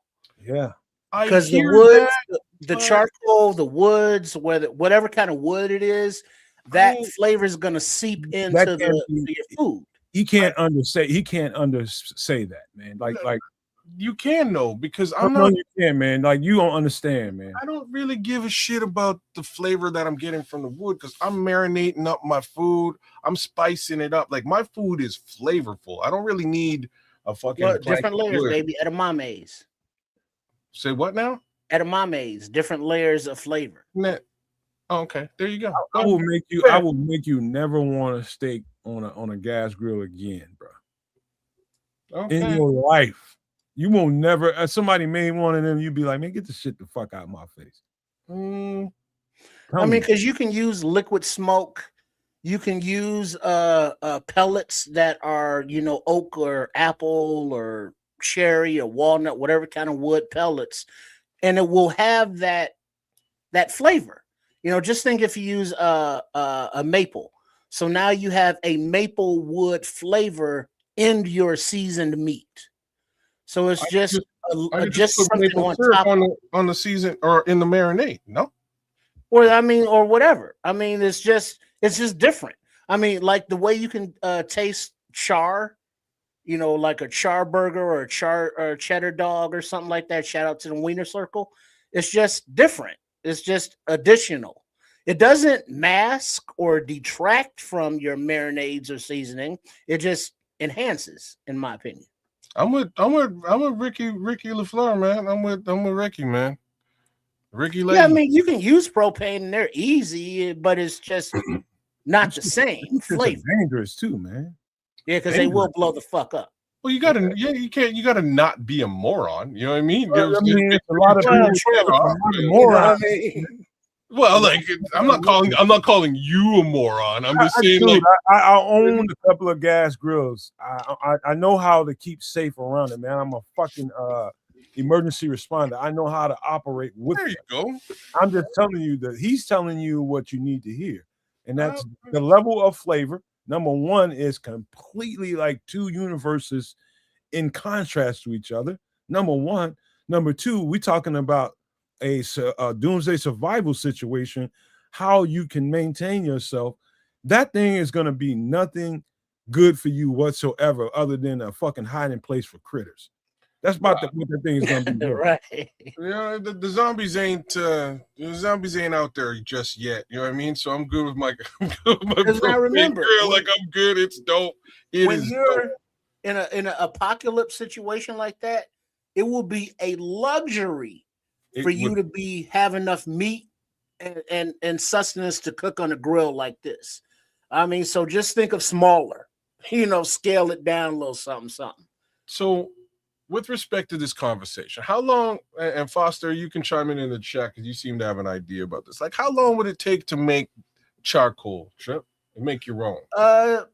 8 to 12 hours. No, about a day and a half. Yeah. I mean, if you want to do it low and slow, because basically what you're doing, you are increasing the temperature within that tin or that barrel of that metal device to the point where it's boiling out all of the liquid in that wood. And you want to get it to the point where it's dry all the way through. It's like when you're making croutons, you put your bread in the oven and you crunch it, but it's still kind of soft on the inside. Well, then it's not dry all the way through. So you just keep adding wood to it and put a little hole in it so that the steam escapes. And it's like a kettle. It'll whistle as the liquid is escaping. So Trips, you got to understand, you talking like probably foreign to a guy that don't even have really much experience with charcoals. Like if you pick up a piece of charcoal and raise it to the top of your head and drop it on the ground, that thing is going to chip up and break apart all over the place. Because it's dry. Hold on, man. Like, it's not like I've never seen fucking charcoal. Well, I know you've seen them, but if you don't have, you don't even know how they're, you don't even know how they're made. So no, I've never. I'm like, what it says basically, I've never made charcoal. I've never had the reason to, like, the wherewithal or requirement to make charcoal, but I've definitely used charcoal. That's why I'm asking, like, how long would it? To me, it's important for folks to understand in a slow process scenario what the process looks but like. Less than a day. That's important to me. But like, don't for any moment, like, don't think I haven't used. I've definitely owned and utilized the charcoal. Intelligence. Don't take it that way. But he's talking about the physical properties and how it becomes what it is. Okay. Yeah, and how to make it. Because he said, how do you make it in a situation where you can't go to the store? Basically, you find 2-inch diameter trees and you chop them up into manageable, even slices so it all dries out approximately the same time. And then you stuff it in there as much as you can. And then you just keep feeding that flame until there's no more steam coming out. And then you let it cool down a little bit. And then you open it up. And you should have, good to go charcoal. Now you can use the big barrels or you can use like the small tin. And like if you're traveling in a doomsday scenario, you can travel with the small tin and you put it in your backpack and then you just put enough wood in there. And that's why I'm saying the scale of the pit of your cooking space will be much smaller. And maybe you make a Dakota fire hole in the ground and, so you have less smoke and less flame to draw attention. But you can make your own charcoal. You can catch your game, your meats, or your fishes to put on there. So, barbecuing and charcoal is a good skill and tools to have, to go forward when you can't, go out and just buy fuel or meat. Okay. Well, let me just tell you this. And again, let's get back to the survival conversation. Talking about charcoals. Good luck. Ain't nobody gonna spend too much time trying to make charcoal in a survival situation. You know what you're gonna deal with? You're gonna deal with the woods and what kind of woods are good to burn and flavor meat. Here's the one wood that I will tell you from experience that is not good to burn. Not in a cooking scenario, not in your home scenario, in your fireplace or whatever you use to keep yourself warm. Do not get pine. Mm-hmm. It's sappy, it's moisturous, and that's bad for whatever environment that you live in. Not because there's chemicals in it that will harm you or anything like that. It is just a bad. It will screw up your the taste of your meat. Number one, but definitely in your home, you don't want to burn that in your fireplace. Don't burn pine. So almost any other. Like basically, kids, if you're in Canada and you're looking for something Oh, we burn pine here all the time, but like not indoors and not for food. No. You know what I mean? Like we'll burn it outside in a fire pit because it's so readily available. You know what I'm saying? Like it's everywhere. Yeah. But you're bang on. That's not what you want. You don't want to use that wood for your food if you can avoid it. So when it comes to your food and grilling and trying to maintain something, you look for your basics, your oak. If you can get oak, oak is most available in the northern part of the this hemisphere. You can find oak. If you can't find that, look for your berry trees. That's your best wood. The flavor of it. The flavor. Any berry tree you can find. Anything that grows fruit, find that tree. If it's old and if it's leaning, get that tree. But another thing about when it comes to that, it's also about conservation. And if you're going to take down something like that, like a fruit tree or something like that, something that bears fruit, rule of thumb is to take branches off of it, take a really healthy branch off of it and plant another one in its place. And don't go messing with that area no more. Move on. That's how you go about that. But that's a whole other conversation about conservation that we probably should have.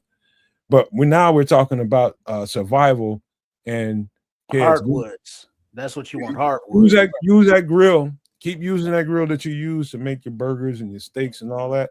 But make sure you have this side supplement. Get your pick. And if you want to start a fire, birch bark or pine cones are good fire starters.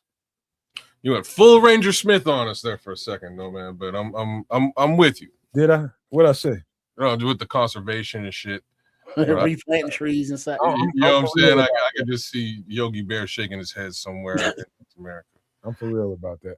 But yeah, man. Yeah, this is cool. You know, folks in the chat are saying they're giving some good stuff. Like you can just dig a hole in the ground. You know what I mean? And do and take care of some of, you know what I mean, and do some of what we're talking about. This is better to have. It's much cleaner and more reusable and things along those lines. But if shit hits the fan, you got to do what you got to do. That might be it, man. You might actually scroll. You might actually just dig a pit. Like in Jamaica, that like scrolls you brought it up. That's what they would do. They would dig a hole in the ground and maybe get a pail and you're starting your shit. Yeah. You might have to MacGyver up some shit, especially you with that grill you got, boy. All right, let's get to the next thing because we got to keep it funky, man. We got to keep it funky. Another couple of very practical things that you probably ain't thinking about, but I will explain myself when I put it up. Wheelbarrow and plastic 55-gallon drums. The drums are as low as $80. You can find these almost anywhere, but I'm going to give you a little advice here. But the wheelbarrow, most definitely, I don't care. You can go get them out of the store for as low as $69.99, but you can get to your local go to Facebook and find your Facebook marketplace and find you one of these for $10-20. I mean, maybe less than that. Somebody's just trying to get rid of something because it's cluttering up a garage or something they don't need it. You might get lucky. But when it comes to this drum, a 55-gallon drum with a lid that you can ratchet tight is so valuable for all kinds of different reasons, whether it be water, catching water, whether it be storing food, or whether it be whatever you decide to do with that drum, but it's absolutely valuable. And let me tell you something. Don't go to a garage sale and buy one of these when it comes to, okay, I'm looking for something to store my food. I got beans, I got rice, I got whatever, and I want to store it in here. Do not do that. No, number one. Number two, the reason why is because you need food gradable drums to be able to store your stuff. If it's not food gradable, you have to buy that specifically. If you want to put food in there, make sure you get something that can facilitate food. That's why it's a difference. Now, if you're going to get that thing to do random things when you want to store this or you want to store that and you want to put the lid on it and tighten it up. So that's different. Buy them from a garage sale or yard sale like that. But if you want to put food in that thing, buy it new because you don't know what the next person did with it. That's my advice, Trip. If you want to speak to that, go ahead. Yeah, because you don't know what the materials were that was in the barrel from the previous users. So it could have been something toxic or poisonous that would contaminate your food stores. But yeah, these barrels are very useful. I mean, you can make one, into a charcoal grill or smoker if you want. But as far as the storage goes, you can store whatever you need to in there. You could bury it. Wait. Slow down, Trips. This is a plastic drum. Yeah, okay, that's plastic. Okay. Yeah, so I mean, whatever you're gonna store in there, you can bury it, you can keep it in your basement. The wheelbarrow is always useful, just for carrying shit, transporting it. You put it in there, you pick it up.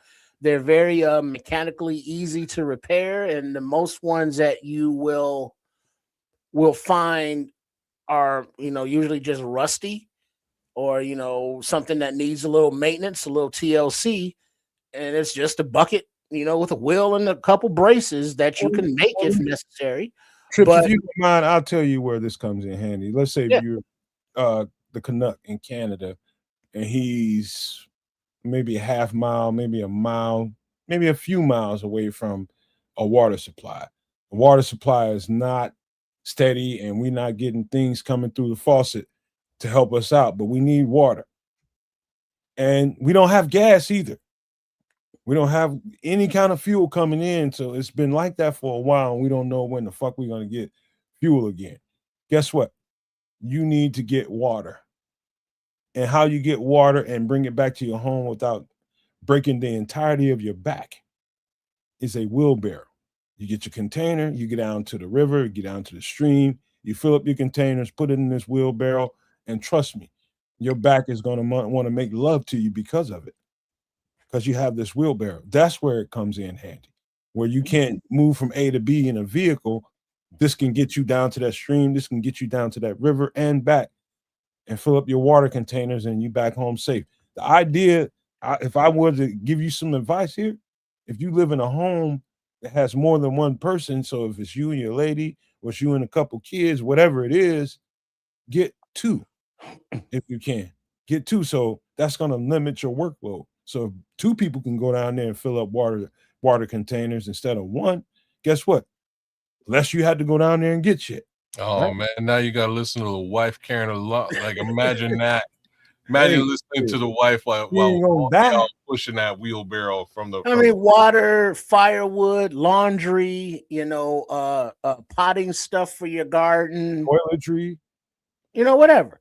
It's a useful conveyance to transport stuff.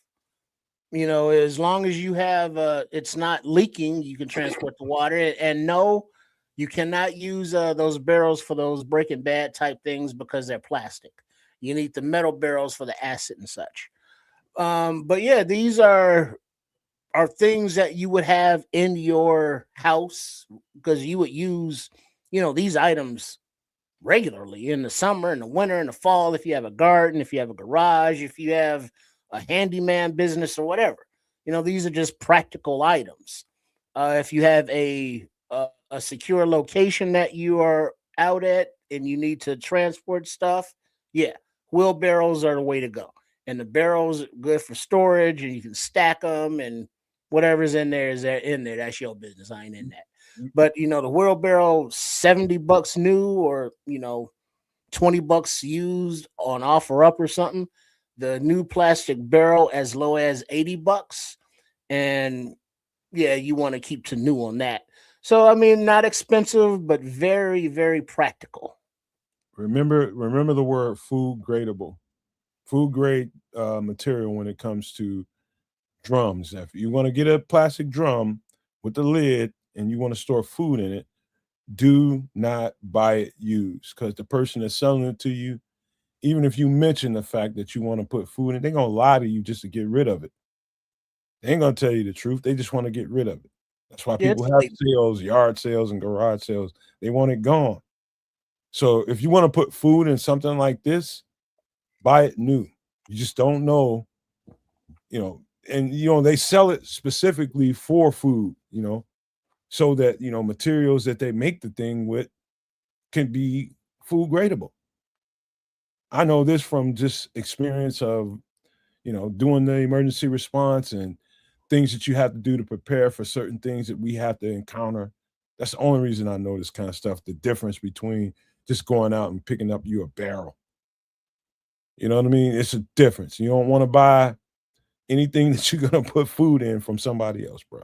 Trust me. Well, yeah, these are both good suggestions. I highly tout them both. All we're missing is like some chloroform and some zip ties, and this would make for an episode of Dexter. Oh, as well as a shovel. Shovel would help. All right, let's get out of here before it gets silly, man. Y'all gonna you know me, I'm a silly motherfucker. But at the end of the day, these are actually very, very viable and useful tools in a doomsday scenario.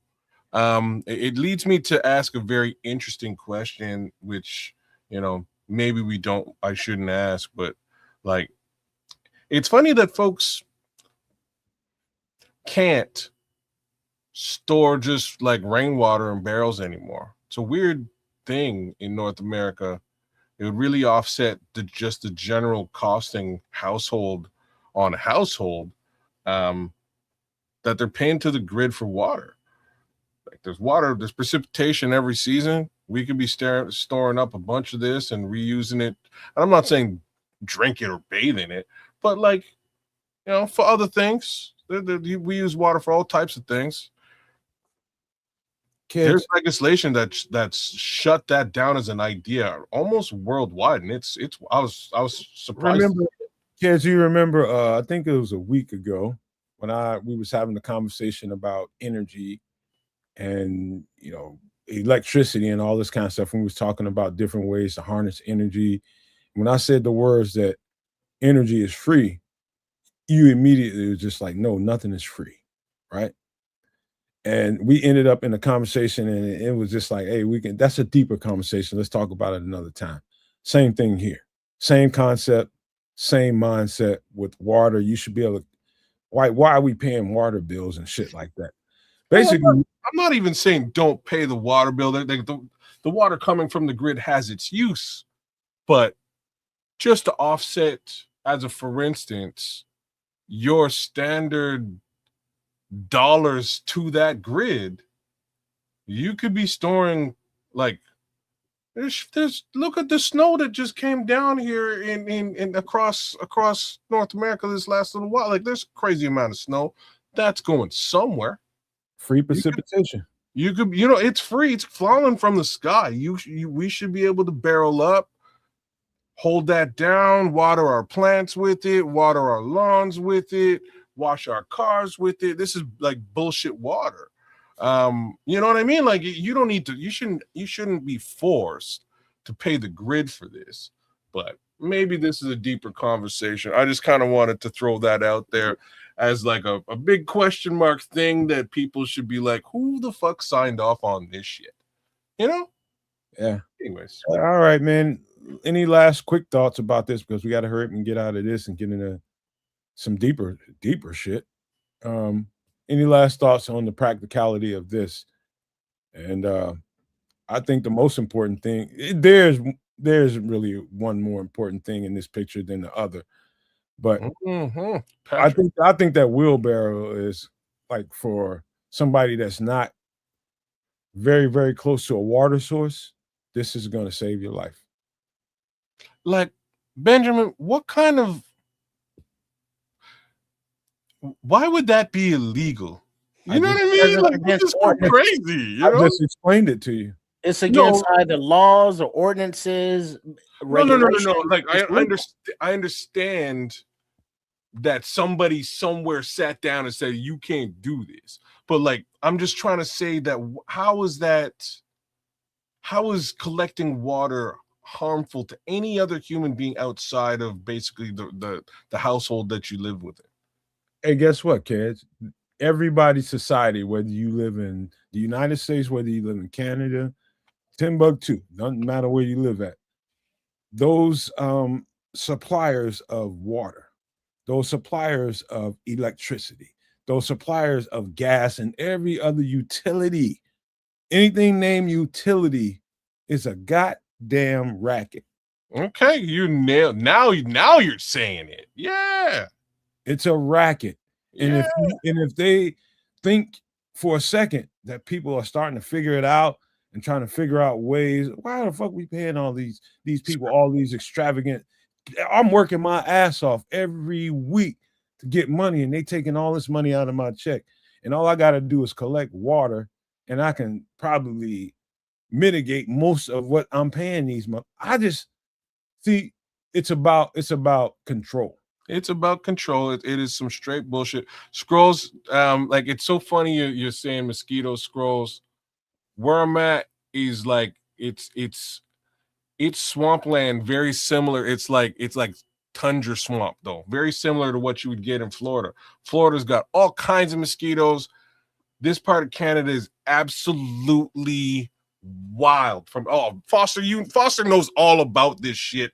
Like me and Foster's first conversation had everything to do with basically putting up a lanai to get away from the fucking mosquitoes. Like basically, in any event, there's so many mosquitoes here where I'm at that be damned, that can't be the reason. You know what I'm saying? Like there's that many mosquitoes here that if we're breeding more mosquitoes, it's just table stakes. It makes no difference. At least I ain't paying for more water.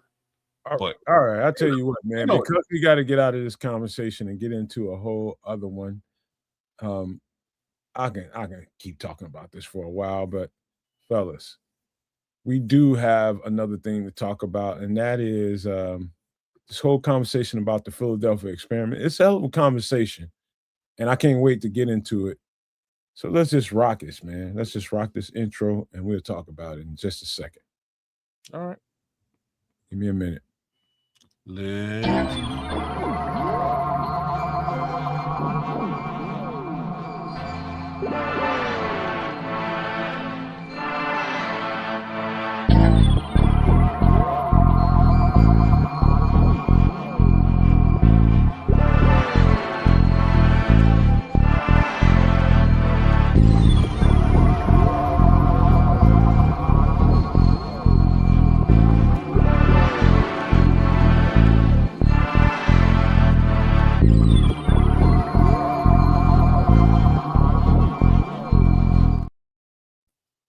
So I'm sure yeah, right on time, Quatu. You guys have at least, most people have at least heard reference to the movie The Philadelphia Experiment, right? Everybody's heard about this. If you haven't, yeah, I don't know. But my uncle was in the Tuskegee experiments. You want to explain that a little bit? No, I do. It's a quote from Half Baked. It's what he says to the scientists. So in World War II, let me just break down. I have never seen the entire movie, The Philadelphia Experiment. I've seen clips, this and that. I don't even think, from what I've seen, does accurate representation of what I have heard and what I've researched and found out about this event. I don't think it does it justice, man, because let me just read this to you from the notes I've taken from what I've learned. This is during the World War II era. This is about 1943, October 28th in particular of 1943. The U.S. government experimented with time travel / teleportation with disastrous consequences. The U.S. Navy destroyers were being decimated by the German U-boats and submarines. There was a boat or ship, a naval destroyer called the USS Eldridge that was stationed in Philadelphia. It was a cannon-class submarine, so that means it was a fighter boat. And it was equipped with multiple generators that were let me make sure I say this right. They were designed to power a new magnetic field. Read that again. These generators were designed to power a new magnetic field. So, to put this in context, we were getting our ass kicked by the Germans. And the government had some kind of experimentation going on to begin with. So let me touch up a little bit where you're at. So what that magnetic field was for was basically they were using electromagnets to create, again, a different polarity, because the U-boats, the German U-boats, were able to detect their boats in the water, and they were trying to figure out a way around that detection. Continue. To make it indetectable. It was a magnetic field around it to make it indetectable. The experiment begins with a murky green kind of cloud around this thing that makes it appear as though it basically makes it disappear and reappear in another time frame. So this thing, it disappears under this murky green cloud and reappears in, I'm not sure, let me make sure I get this right, in Norfolk, Virginia, 250 miles away from where it was located to begin with. It's in the Atlantic Ocean, but it's relocated 10 minutes. And this is going to sound crazy. So 10 minutes before it disappears, it reappears on record in that location in Virginia. That makes sense? Anybody? No. So you're saying that it reappeared before it left? Yeah. Okay. In Virginia. How did they figure out that it reappeared before it left? Because people keep logs everywhere in the military. That's all they do. Most of these guys, they sit there all day and keep logs of everything moving, coming, going. I can understand that. Follow me for a second. So if you're in the future and you've done something and it appears in the past, how do you correlate that? Let me make sure you understand what I'm saying. Cool. I'm going to read it to you. The ship reappears in Norfolk, Virginia, 250 miles away and 10 minutes earlier than it disappears. So it shows up in Norfolk 10 minutes before it disappears on the site there. Right? You get what I'm saying? Yeah, okay. All right. That's how it doesn't make sense. Make sense of that. Yeah, I don't make sense of it because not all of, but like the different dimensions or different time travel movies, I never got into because that shit's way too confusing. There's I live for this. This is my favorite thing ever as far as anything is concerned. This is the USS Eldridge, as it were in 1943. But go carry on, kids. I'm just saying, as far as enter time travel, I'm involved. Back to the Future, Terminator 2. God, the list of time travel films is extensive. But I've watched most of them, and Stargate, all of them. Man, you name it, all of that stuff. What was the one where he kept jumping back into different bodies, and he had Ziggy? Oh, Quantum Leap, brother. Quantum Leap. Yeah, that was a great show. So Sam Beckett. I mean, you got to imagine what this must have been like during that time. That, what are we dealing with here? And we talked about before how the government is secretly probably dealing with some alien technology or some foreign technology, extraterrestrial, paranormal technology that we are not knowing, and putting that in an experiment with members of the U.S. military is not only foul, but it's cruel. This is where it goes disastrous. This is where it goes really, really wrong. After this thing happens, these guys they show up in a whole different place. And actually, it ends up being years later, they show up in Virginia. Years later than this thing disappears. They show up in Virginia. Some of these guys are confused. They're discombobulated. They've got terrible headaches. They got all kind of illnesses going on. They're confused. And some of them, kids, were fused into the steel of the ship. Of course. And so they're moving and they're doing whatever they're doing. And next thing you know, they are literally part of the ship. Of course. And can't free themselves from the steel. You want to talk? Go ahead. Well, I'm just saying, like, how do you explain this shit? A phase shift in this at this level. If you like, so I'm standing here. I'm sitting here in my basement right now in my office. My phase shifting, 100 years into the future. Who's to say that this structure exists in the exact same manner as it did 100 years before? This might not. This area might have been paved over. It might not exist, and that would leave me stuck in whatever physical matter has taken its place. That's kind of what you're dealing with here. These people are actually stuck and or have been shifted, phased. Their molecules or the particles of their body has been phased into the metal of that ship during that traveling, if you will, whether that was dimensional traveling or time traveling. So that's really what's happened in this scenario. I love the way you describe that, because we thinking about this in a broader context, and this is supposedly something that actually happened. Of course, there were people out there that try to debunk this thing, and I'm sure people did a pretty good job of that because they probably had access to every major network to go out there and shoot it down. But imagine if there's some actuality to this, kids. The agony of the people that were stuck.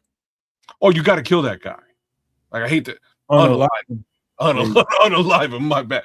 But you know what I'm saying? Like, that's when you hear the word maimed, like, this is probably the truest example of that. Like, this is a living being living in a situation that you couldn't, constant excruciating pain that you could not continue to endure. You would have to put that person out of their misery. Like, this is not, wailing while you're a part of a wall is not cool. Like, that's not. It's not unfamiliar territory in my mind and my understanding of what the U.S. government's history is capable of, man. They're capable of some really, really heinous shit. And we all know that, especially in my community here in the United States, the Tuskegee experiments, all that kind of shit. And there's more to even that conversation. So it's not surprising to me that the U.S. military would use its own subjects, meaning its military, as subjects of an experiment. So these generators that they had in this ship that you're looking at right here on the screen, there were multiple of them there, were specifically designed to create a new electromagnetic field in order to pull this off. It's scary.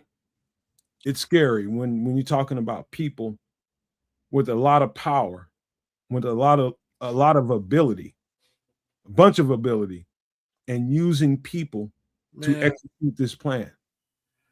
I'm not even with animals being used with this. Well, here's the thing. If you kind of take the position that it's like, yeah, the government of whatever country you're a resident of is probably lying to you because they have their own motivations and things that they got going on that's got nothing to do with me or you, but it does because we have to live under it.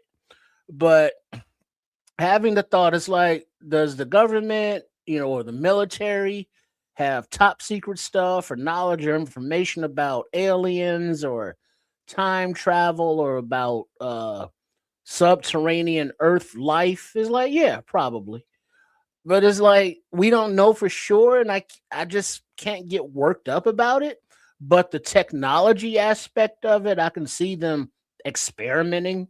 It's like, well, what if we did this? Or what if we found this technology and we're trying to back test it to see what happens? So, all of that is totally feasible in my opinion. It's not a conspiracy theory and it's not a reach because that's just kind of what governments do. And I think it's kind of understood. I'm going to double down on what you're saying, and y'all going to hate what I'm about to say, but and who better to do this to than people who are in conscripted service to the government? You're soldiers. You know what I mean? Like you already signed up. You're working for us. We're just testing this thing out. You're going to be on the ship anyway, so let's see how this thing works. Sir, you're deemed expendable. Like 1,000,000,000%. And again, that's part of that conscripted service. It sucks to think that this is. Yeah. I don't know if you guys remember this, but I think I told you guys this. One of my uncles, who is like my big brother, he is my big brother. He came back from the military after doing 4 years of service. Now, we had pretty much I ain't gonna say my entire family, but we had a bunch of us there at O'Hare to welcome him back from his 4 years of service. Y'all might remember as I get close to it, but you did tell us this one. Huh? You have told us this. I know where you're going. Remember what I told you he said to me? Yeah, I do. Tell it.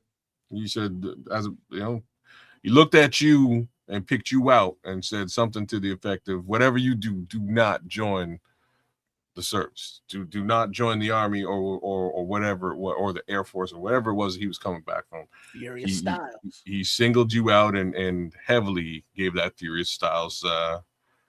The most important thing that he said was the U.S. military ain't no place for the black man.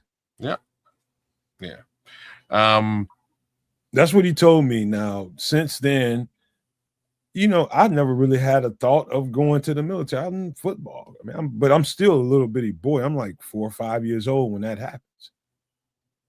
Still, I'm a little boy. He came and grabbed me up by my collar, and he walked right up to me with all those family members there. You know why he did that? He did that because he knew I looked up to him. And he did not want me to go through what he just experienced for 4 years. Yeah. Again, it's move away from that piece a little bit. You know what I mean? Like to each his own, do what you will. And again, if you have served, I've got nothing but respect for your service. And I'm saying that as a Canadian. Shout out to the Canadian soldiers as well. In situations like what we're describing here, you've signed up to be an agent for the government, and if the government is running tests, they might say something to you like, sign off here, we give you a couple extra bucks and everything is cool if you help us with this project.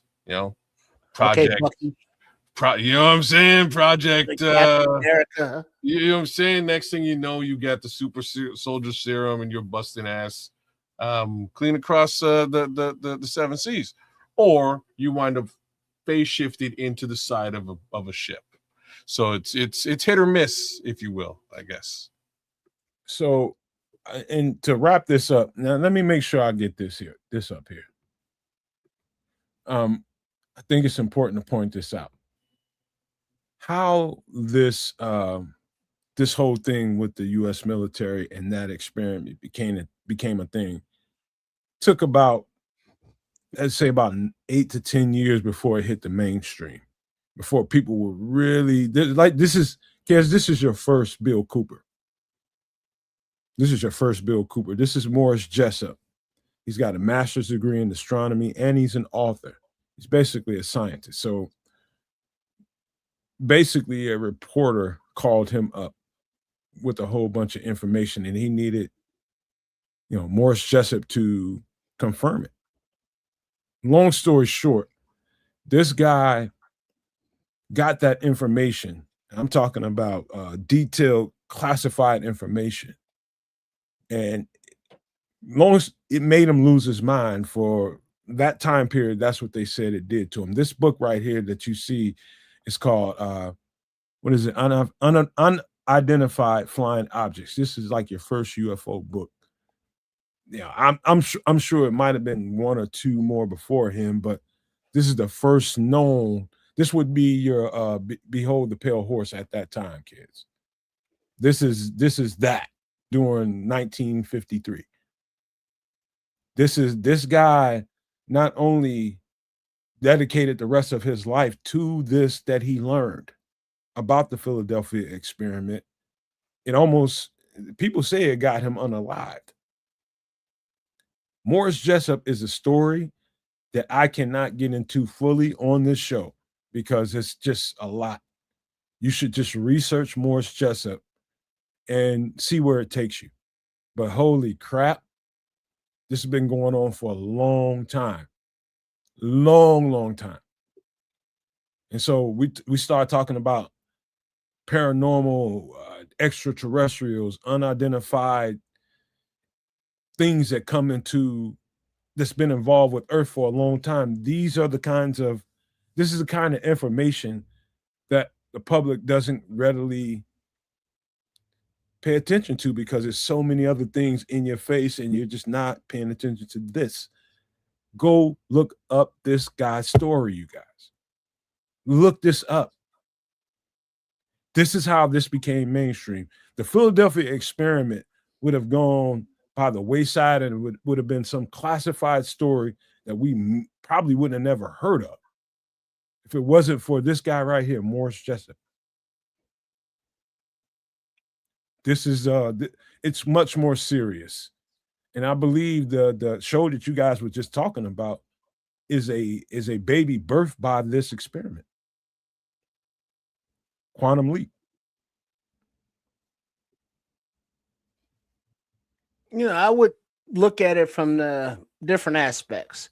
It's like, do I know if it's true or not? No, I have no fucking idea. But from the aspect of being, a Dr. Beckett to where, he didn't want to be doing that. He wanted to go home, but just to live a life that you are living other people's lives. That would be kind of be interesting. So that concept, it was like, oh, okay, that's kind of cool. Jumping back and forth, doing whatever the people need done in their life, playing a little detective, so that's kind of interesting, the concept of it, but believing it or researching it or finding more about it is just kind of like, yeah. Well, there's nothing for me. Well, that's you, Trip. For the people that are curious out there, and I wish you were a little bit more curious, but you are who you are for the reasons you are who you are, and I love you for being who you are. For those who are more curious about this is a name to circle, Morris Jessup, and go figure out. Trust me, the breadcrumbs, we just laid it out there for you. You're gonna find out that this is much bigger than what I was able to describe in this short segment here on the show, man. But this is really, really good. And I want to do more work on this, man, but there's so many other stories I want to cover, you guys. Any last thoughts on the Philadelphia experiment? Well, before you go, kids, I would say that this is like maybe the original work in this niche, in this category, but I'm more of a anarchist cookbook kind of guy. Oh, damn. You're cooking it up. We ain't even supposed to talk about that. I thought they shut that. Didn't I tell you this guy really has a mind? He wants to have a purge. If you I don't say I want to have a purge. I'm just saying I know how to survive in one. Yes, you do. You want to see total destruction.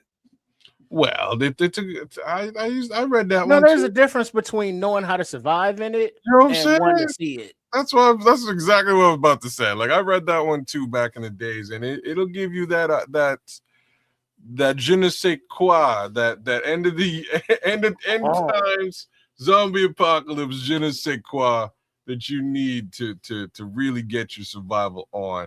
But I will say that there's probably like somebody whoever wrote that should come out with like a 2025 version, because there's some new tech, new things you could really beef that baby up with. In any event, stuff like this always piques my interest. I'll round it out with this. The general world has done a great job of completely attempting to debunk the F out of this thing. As far as the Philadelphia experiment is concerned, including just about everything that Mr. Jessup has talked about with regards to it. And the movie itself, it is been chalked up to science fiction and things along those lines. Things to note, though, just considering what we've talked about here, the odds that, a governmental entity has not attempted to do some of these things or harness these technologies / powers, features, whatever you want to call it, it's pretty damn slim. You know what I mean? I'm pretty sure, hell, if I was running the show, I might want to test some of this shit out to see if I can harness the power of time. Just because maybe I can, and I have that kind of stroke, But Black-hearted motherfucker. well, I'm just being real, man. You know what I'm saying? I'm just being Noir real. heart, noir. I'm being real. Maybe I can go back and get that sports almanac and live And like go Biff Biff. Tannen. You know what I'm saying? And live like Biff Tannen. But I think this type of stuff is there's got to be realms, of science that these guys are exploring and testing out, that none of us peons, for lack of a better word, are being told about. We're just not privy to all that. We just not. And I honestly don't necessarily need to be informed. Just do what you got to do and see what happens. Now, here's the kicker. This shit happened in 1943? 42? 1943. It didn't become mainstream until 1953. Of course. Right? So it happened. Then somebody leaked the information 10 years later, and we're still in the year 2025, just like with everything else. 6.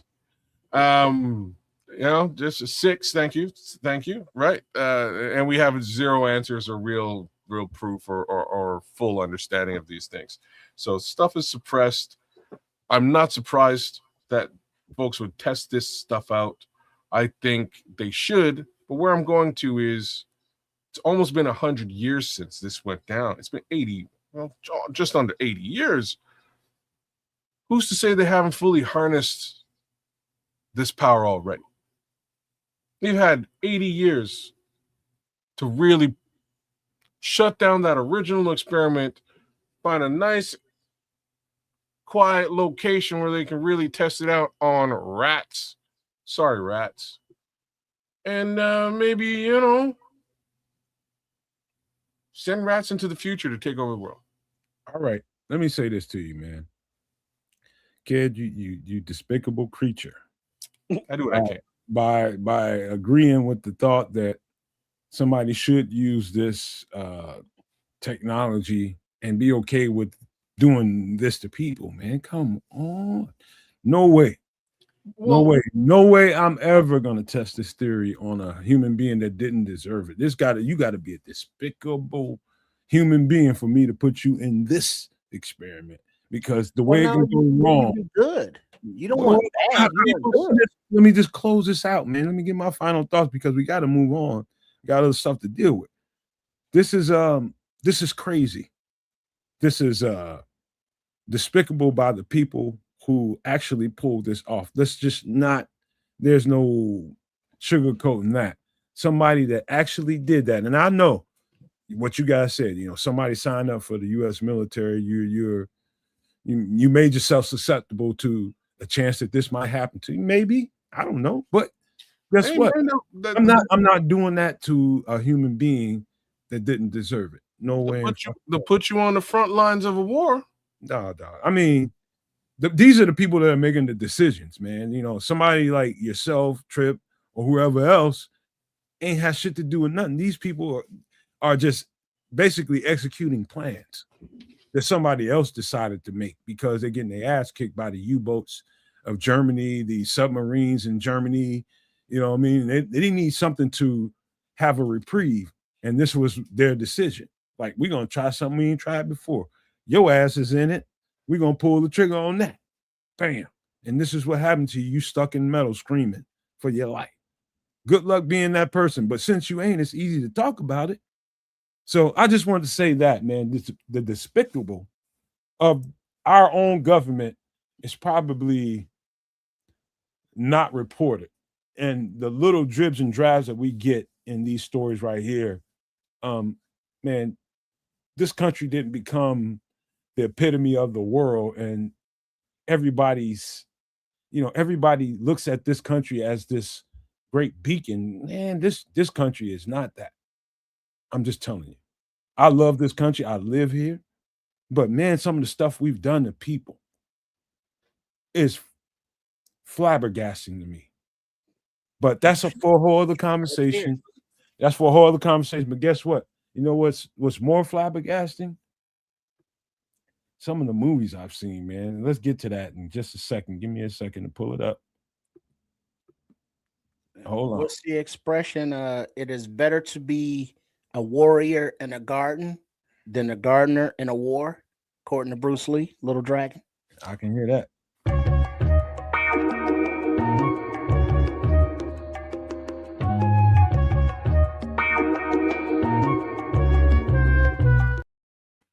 I don't know how y'all gonna react to this, but it's worth doing it real quick. What did y'all think about this movie? It was hilarious.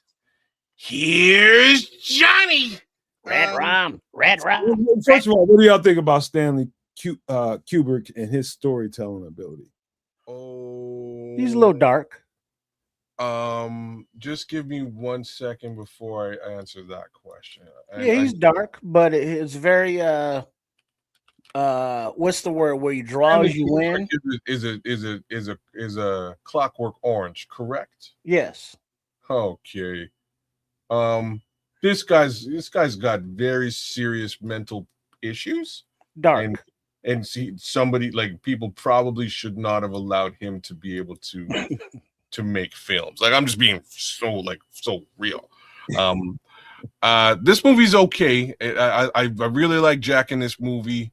I saw it once, God knows how long ago. It wasn't like a riveting film for me. A Clockwork Orange, though, it's a riveting film. And well, wow. Can I jump you right quick? Yeah. This is another one of the more profound movies I've ever watched. You're talking about horror. We're talking about something scary. The crux of the movie was, I got to explain it a little bit. This writer who's got a wife and a son is asked to come and be a caretaker of a hotel, right? Ski resort out in the Aspen Mountains, right? And was that Colorado somewhere, right? That's where Aspen is at, something like that. Yeah. And he gets there, and he's trying to write his book. He's there, and he's thinking this is going to be the best thing in the world. Now there's nobody at this hotel. We got all this space to let Danny, his son, run around, and we don't have to tend to him. I got all the time in the world I need to write this book. And all of a sudden, all these paranormal things start to happen. People start to have visions. His son starts to go a little nuts, and he's seeing all these things. And this his kids call him mentally ill person starts to react to it. And it ain't good. And that's where I think, to close it out, was the most important thing for me. Do you guys remember what happened in the very end of the No, movie? it's been a very long Where he time. was in the maze. No, after that. Well, in the picture. Yeah.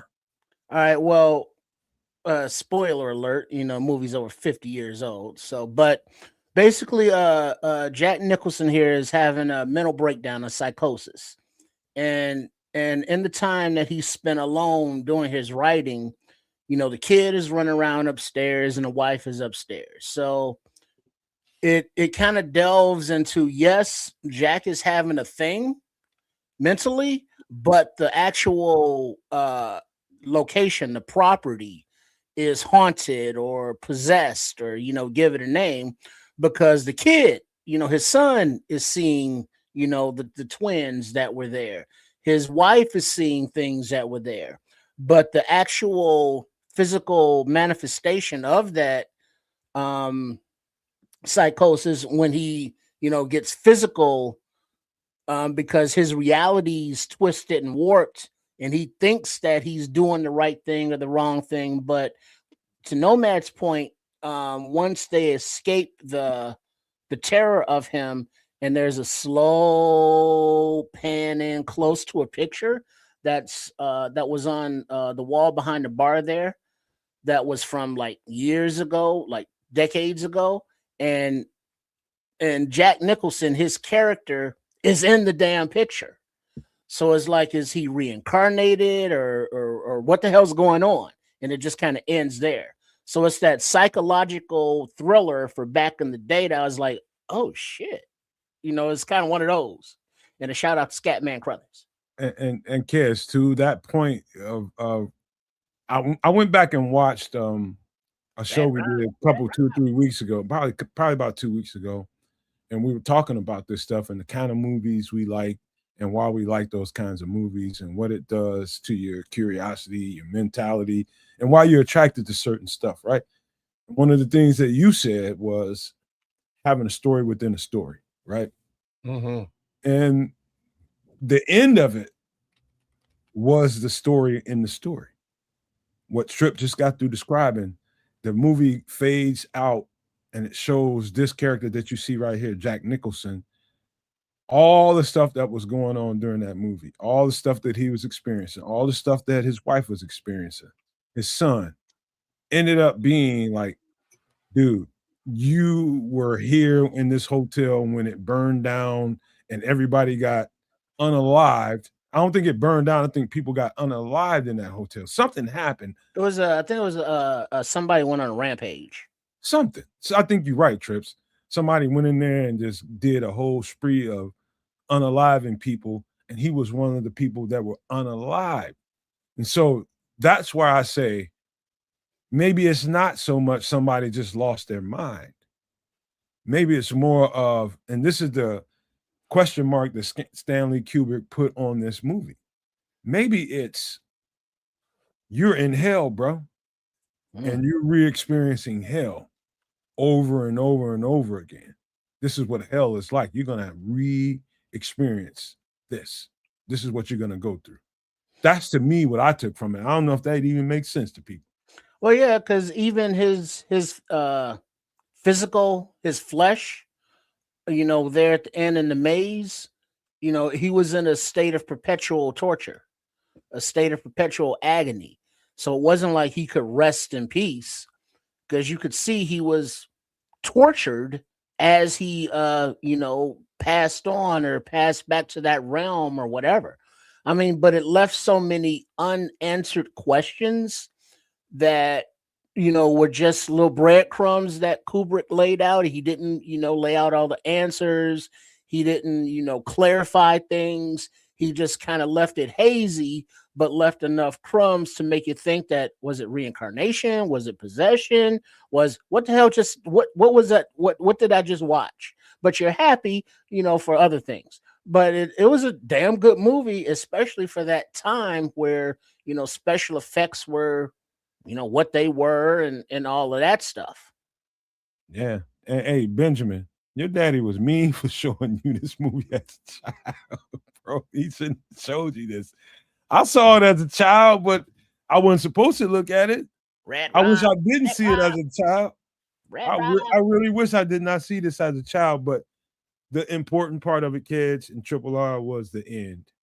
And all the events that happened during this movie came to a conclusion for me in that black and white picture that showed up in the end, that he was a part of those people that lost their lives during this unaliving that happened in this hotel. So basically, the hotel's been empty for. Remember the guy. I think the scariest part of the movie to me was the guy in the washroom in the bathroom that was telling him stuff. Remember, there was just like His attendant that was like yeah, his guide. that spooked the shit out of me. It's like, I think you should cut their heads off. I think you're right. Watch it late. Watch it. Well, I didn't say nothing. Don't say that. But it was also something about this movie. Remember we were talking about the Titanic a few weeks ago, and at the end of that movie, when the old lady jumped in the water and stuff, and she went back to the ship. Wait, before you finish that, Trips, you just skipped over what I was trying to finish with. Huh. The guy in the bathroom was telling him who he was. He was the guy that did the unaliving. Oh yeah. And so he was like possession, like, I'm gonna pass this on to you. You're in the real world, so go and handle that. He's reliving it. Yeah, he's reliving what he did to his own family. That possession, that flashback to whatever the hell it was. But he was reliving it, but it was current as well because his wife and kid were there in the flesh. So it was freaky. It was freaky. You for all the people that's listening to the show right now, watching it, go back and watch The Shining again, and everything that me and Triple R are talking about will come to full fruition. Yeah. In the scenes this is really, really, really dark and like, man, this is bad. And I'm not surprised now that I was this terrified when I watched this movie. Now, even then I was terrified. I'm still terrified of this movie. But see, it never terrified me. I was never scared. I was just more entertained. Something's wrong with you. Yeah, I would stipulate to that. Because it was kind of like, red rob, and there's like the flood is like, I kind of giggled and chuckled at movies like this, but that's just. I'm scared of your ass, but that's The Shining, man. Most probably in the top 25 movies that were ever made. I'd put my flag on this. I stamp my flag in the ground and say this is one of the top 25 best movies ever made. Probably I go top 10, and this is really, really good. Interesting. But you got anything before we get out of here? Yeah, I got all kinds of stuff. So, like I said, it's been a very, very, very long time since I've seen this. So I'm gonna have to actually watch this one again. You should, kid. You really should. There's a reason. So I'm paying attention to the chat. Shout out to Ben Williams, man. Benjamin Williams, 18, who's out there. Why I'm giving him a big shout out is he's talking about, and somebody else might have mentioned it in the chat too, Dr. Sleep. So Dr. Sleep is apparently part 2 to this. So it would kind of be cool. Dr. Sleep came out in like 2019. It would be cool for me to go back and watch The Shining and then watch Dr. Sleep sort of together to see how they roll up. Apparently the little boy in The Shining is all grown up in Dr. Sleep, and that's basically what Dr. Sleep is based upon. So cool little tidbits to note there. Other things as far as Kubrick is concerned, huge, like, and how do I approach where I'm going here? So back in the day, there's like this guy picked up and he left Hollywood. He's one of the few guys to pick up and do that at that time. And there was a lot of speculation as to why he did. I'm going to be a good human and say that the general public view and or speculation is not stuff that I'm going to get into today. So there's that.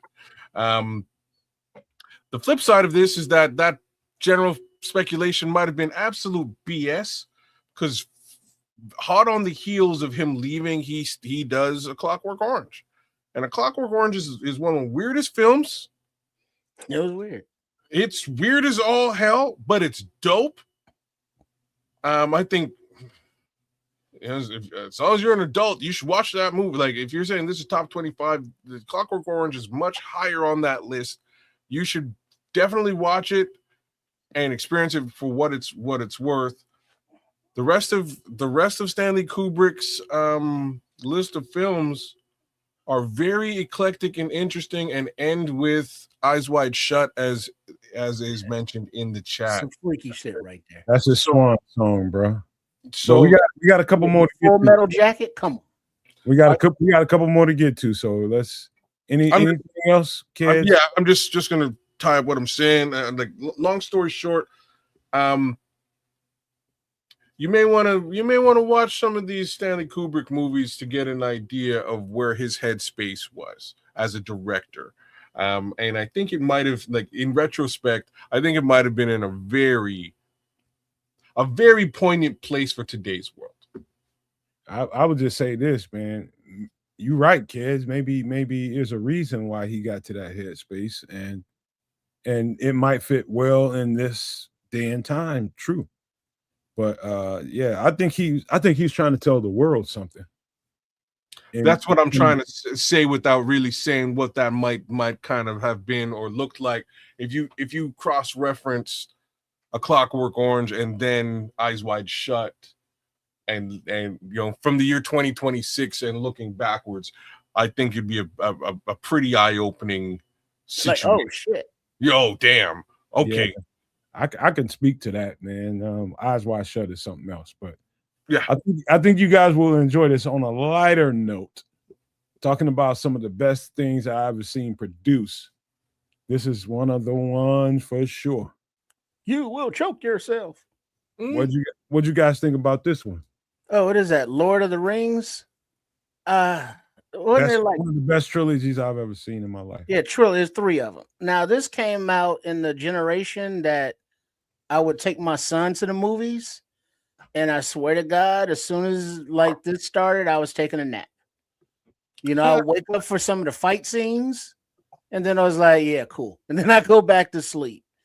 It's like my Precious and the midgets and the hobbits, and it's like, what are we doing here? And it's like, okay, fantasy, yay, cool. Okay, let me jump you, Trips, man, because you really pissing on the parade here. And I gotta help out the situation. I cannot let that ride, man. This is one of the best fantasy trilogies. Now, you gotta remember, this thing is set in the medieval times, and this is when medieval times is called medieval times. And when you think of the word medieval, two words, medieval times, you start thinking of barbaric stuff that was happening during that times. You start adding in dragons, you start adding in, what do you call it, wizards and all that kind of stuff, and you got you something. What's curious to me is how long it must have taken to, in all these different locations, to pull off the scenes that they pulled off in here. The imagery, the technology that was put together in this movie was absolutely epic. Epic. Whoever spent the money to do this and had the pockets to do this thing was the bomb. To this day, this is probably the best trilogy of a movie that I've ever seen, fantasy movie that I've ever seen. This is like epic. And this would make somebody like Kez love what is it? What's the series that you love so much? Game of Thrones. Game of Thrones. Things like this. Man. So if you don't like this genre, Trips, just be quiet, man. Let me let me. Well, you asked, I thought about it. He did. So, do you like Star Wars at all, Trip? Star Wars. Wait, is that the one with Luke or is that the one with Captain Kirk? Star Wars is with Luke Skywalker. Yeah, the first one was all right. Then they kind of lost me with all the back and forth and all that bullshit. So like first three movies were decent, right? Yeah, they're all right. Okay, all right. So it's just a time frame thing.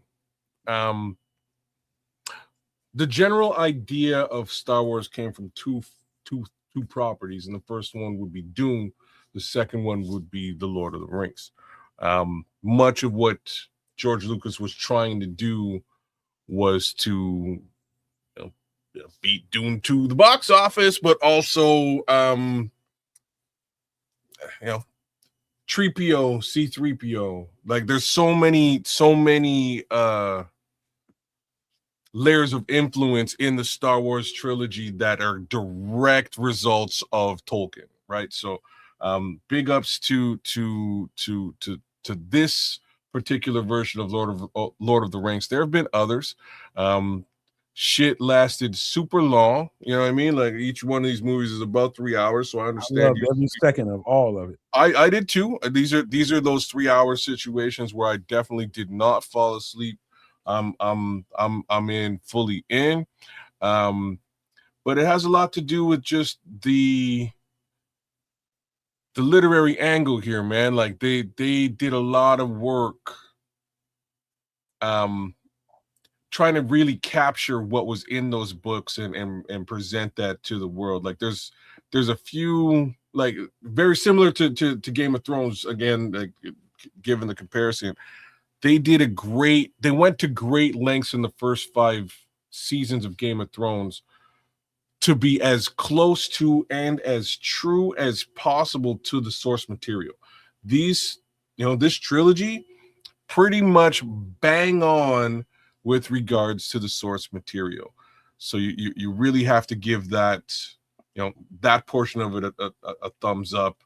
If you were to go out there and grab the Lord of the Rings trilogy from a book perspective today and start reading it down, it looks, smells, and feels a whole lot like what they actually captured in this in this trilogy of films. Hey, kids, don't let Trips piss in your Cheerios. This shit is amazing. It's definitely up there. I really enjoyed the ride across the board.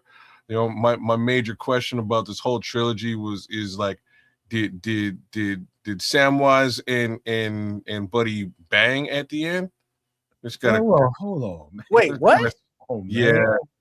No, you don't say that in front of Trip, man. Wait, you mean the 2 little buddies? Man, hey, man, don't say that in front of Trips, man. I think they might have like, Oh, Lord.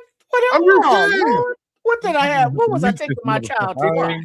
You're gonna make me have to mute this motherfucker. Stop, man. It's funny though. It's the one. It's just the way things ended. It was just a little bit. Why? I didn't even think of no shit like that. What the fuck is You need to watch the last 15 minutes of the movie and do it. What do you call them? Last 15 minutes of that movie, bro. And I was like, wait a minute, this movie, dog. What the fuck is wrong with y'all, man? Sean Austin is like, are you trying to pick this homie up? What's going on? What did he call him? What was his name from? He called him something. So it's Samwise and Master Frodo. Master. And Frodo. Yeah. He called him Master a lot. Yeah. I think I'm just saying it just got really weird at the very end of the movie. Hey Smitty, they staring down the dark side. I might not do shit about it. Brother, I wasn't even looking at that through the whole movie. How the fuck did you notice it then? Because I never noticed the shit. I'm just saying I went like 8 hours of 45 minutes of Lord of the Rings, and I'm like, yeah, this is wait a second now. There, man? How do we what are these two? How you get there, man? How you get there? And my gator is the worst thing ever. I'm just saying, like, I don't really have any, so I might be completely off base.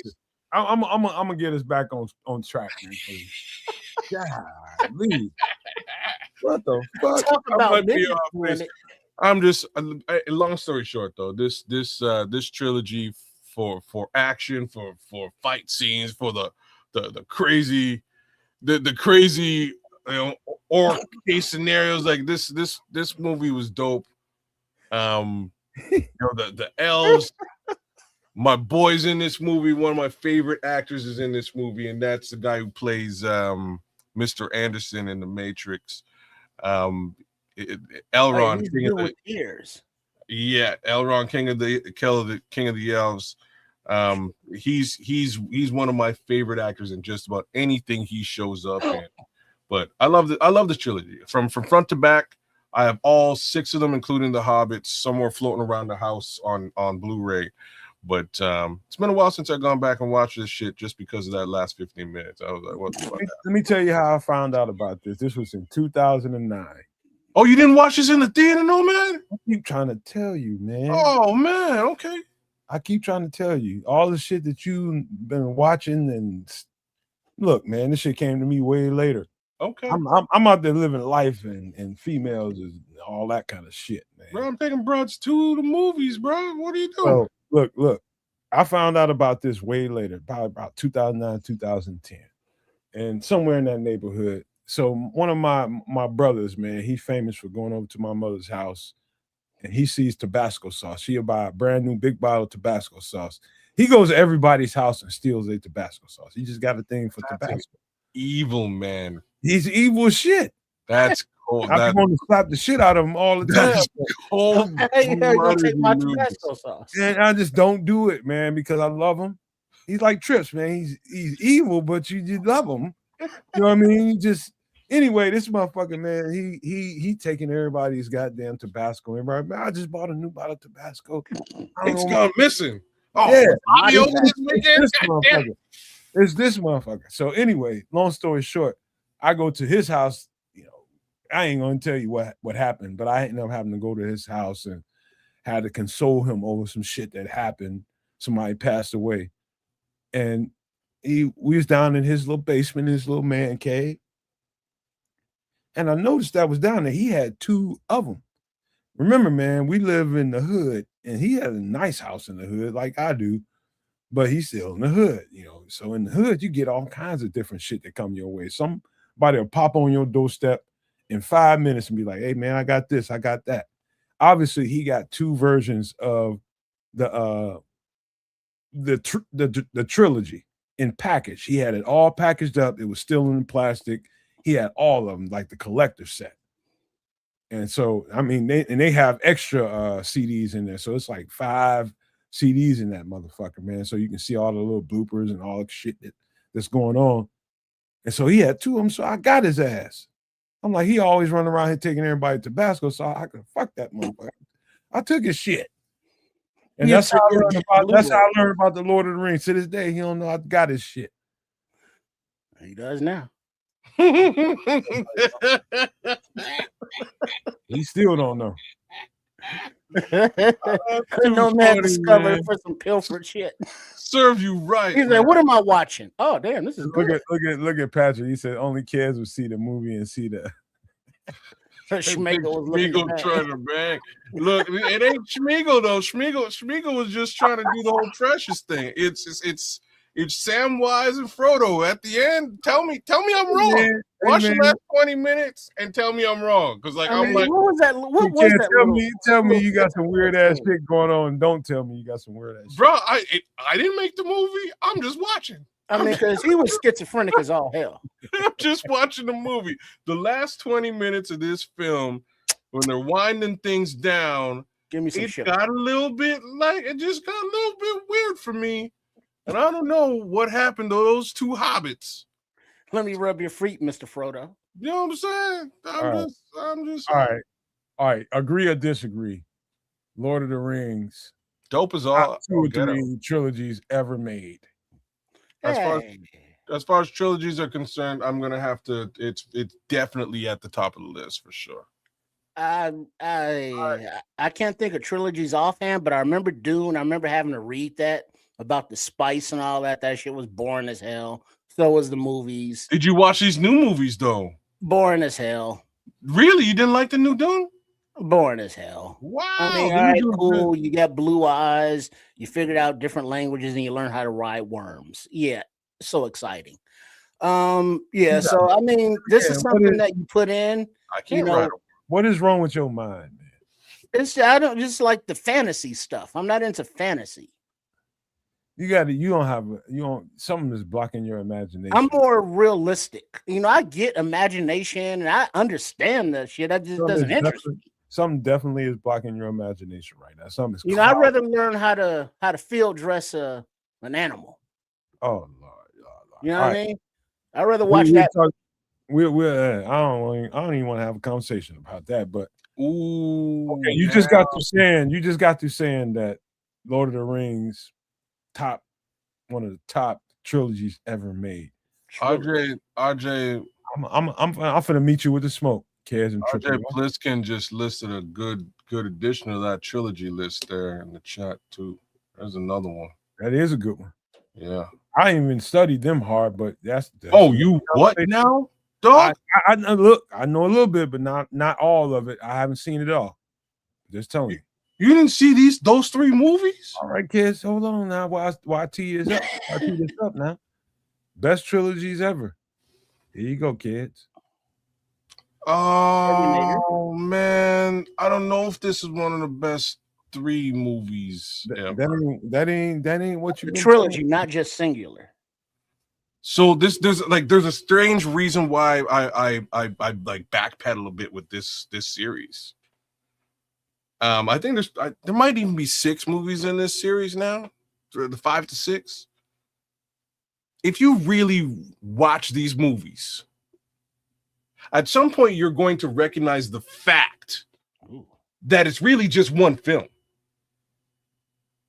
They're all identical. All 5 movies. Terminator 3 is a terrible film. Like, just to layer on. Terminator 2 is a fucking masterpiece. Okay, well, let me say this. Allow me to say this, if you don't mind. Yeah. The scary part about this is artificial intelligence. In a nutshell, when you focus on that and what artificial intelligence is capable of being, this should sack your goddamn your fantasies, all your thoughts, and this could screw all of them up. The idea of artificial intelligence that can jump from time to time to time to time, that doesn't scare you. Well, we're in the age of AI right now. We're in the very crux of it right now. Again, like, nothing scares me, but this the layers of concept here for this trilogy are like this, like, it's pretty wild, right? So you're talking about, again, AI, you're talking about lead up to a apocalyptic case scenario, plus post-apocalyptic case scenario, plus time travel and robots. Like, holy shit, you know what I mean? Like, this is kind of the fullest package that you could possibly get of just sci-fi funk. And the first movie is good. It's a sort of a fish out of water situation, and really puts Linda Hamilton on a pretty cool pedestal. And then you get into the second film, and the second film, boys, straight up, the second film is a masterpiece. I don't care what anybody else has to say. It is one of my favorite movies to this day. And you got to give her, as an actress, a lot of props, because this in the first film, she's just a lady who's in a weird situation and she's dealing with it. In the second film, she's a friggin' badass gangster gal. Like, she's ready for whatever is popping off. She is. So, and she's not, she's probably 5'2", soaking wet, like 125 pounds, muscles, single hand cocking a shotgun. You know what I'm saying? That was hot. It was dope, bro. It was pretty sexy. End of the day, you have to give her a lot of respect. I know, like, Schwarzenegger. Do me a favor, Cash, before you finish telling that story. Just read what I'm about to put on the screen. This is what Scrolls said. AI is already smart enough to shut down our way of life. Soon it'll be sentient enough to actually do it. Yeah, And like we'll, if we're having that level of conversation about this movie, yeah, that's the problem. And right now it's a race to see who gets to guap out of that AI, who gets to, because it ain't us. We're about to get the stark reality of the fact that there's a bunch of things that we generally do and use to make money, and we won't be able to do that anymore because it's been automated. That's coming. But once they start to port AI into a robot, and we're starting to see it all over the place,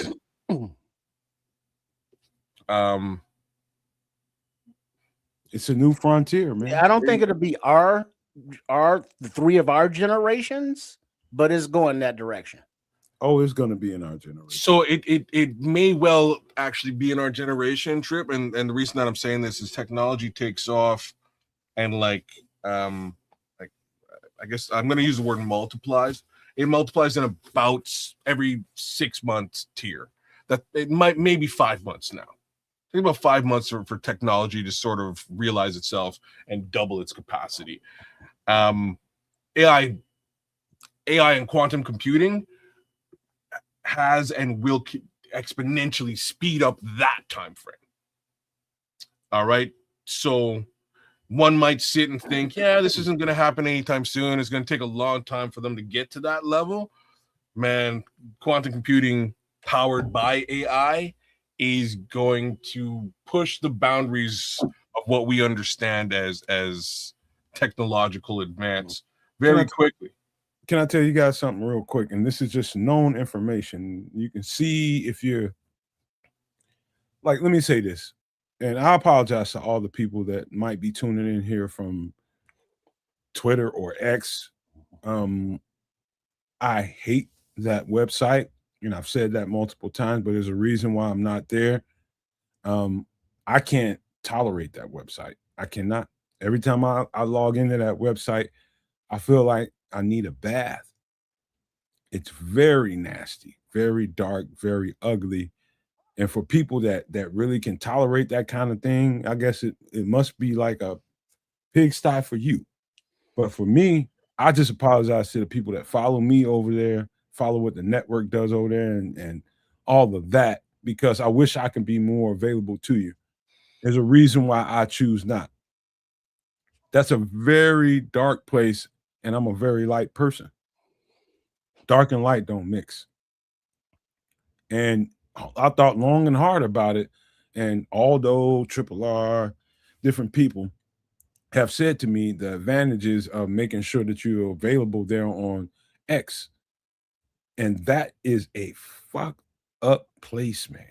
I'm just telling you guys right now, if you're a light person like I am, that is not the place to be, man. I need a bath every time. I hate that place. And so you're talking about AI and what AI can do for people and to people. What it can do to people is very evident on X. Very. There are bots, all kinds of AI just manipulating people's minds and taking people into a dark ass fucking reservoir that you ain't never going to be able to get out of it if you don't pull yourself away from it now. And this is one of the side effects of what AI can do.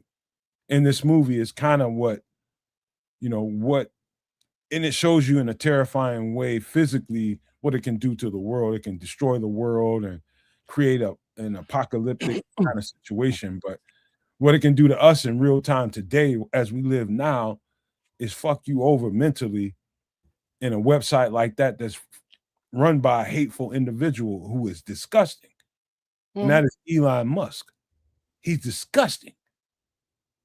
And, I'm not going to participate in a website that has somebody that's leading it like that. And so I just apologize to everybody on X that expects us to be there. I really am sorry about that, but it's about principle for me before anything. So I just want to say that to everybody, man. And it just fits into the conversation about what AI can do to the human being. And that's in display on X. You know what? Knowing that because because knowing that you could log in and follow a post, and it gets you feeling some kind of way and get you wanting to ready to respond. Just ask yourself: the odds that this is a bot are very good. Why even waste your time? Because you're not going to change anybody's mind. You're not going to make them think the way you think, or show the flaws in their ways. I use it because that's kind of like where all the teams are, where all the reporters are that drop the latest news. But I'm not on there to live the social media experience and share every fucking thought I have, and comment on everything I see. Is like, nah, don't like it, keep scrolling. Don't like it, keep scrolling. Don't take the time to be like, why are you posting this? This is stupid. No, it's stupid to reply to that. But yeah, and as far as trilogies go, I'm more of an old school guy, and I looked up like what are trilogies. You got the Batman, you got X-Men, and all this other stuff. But give me the Sergio Leone directed, Clint Eastwood starring in A Fistful of Dollars, A Few Dollars More, and The Good, the Bad, and the Ugly, and I'm a happy camper. You went Clint Eastwood on their asses. Yeah.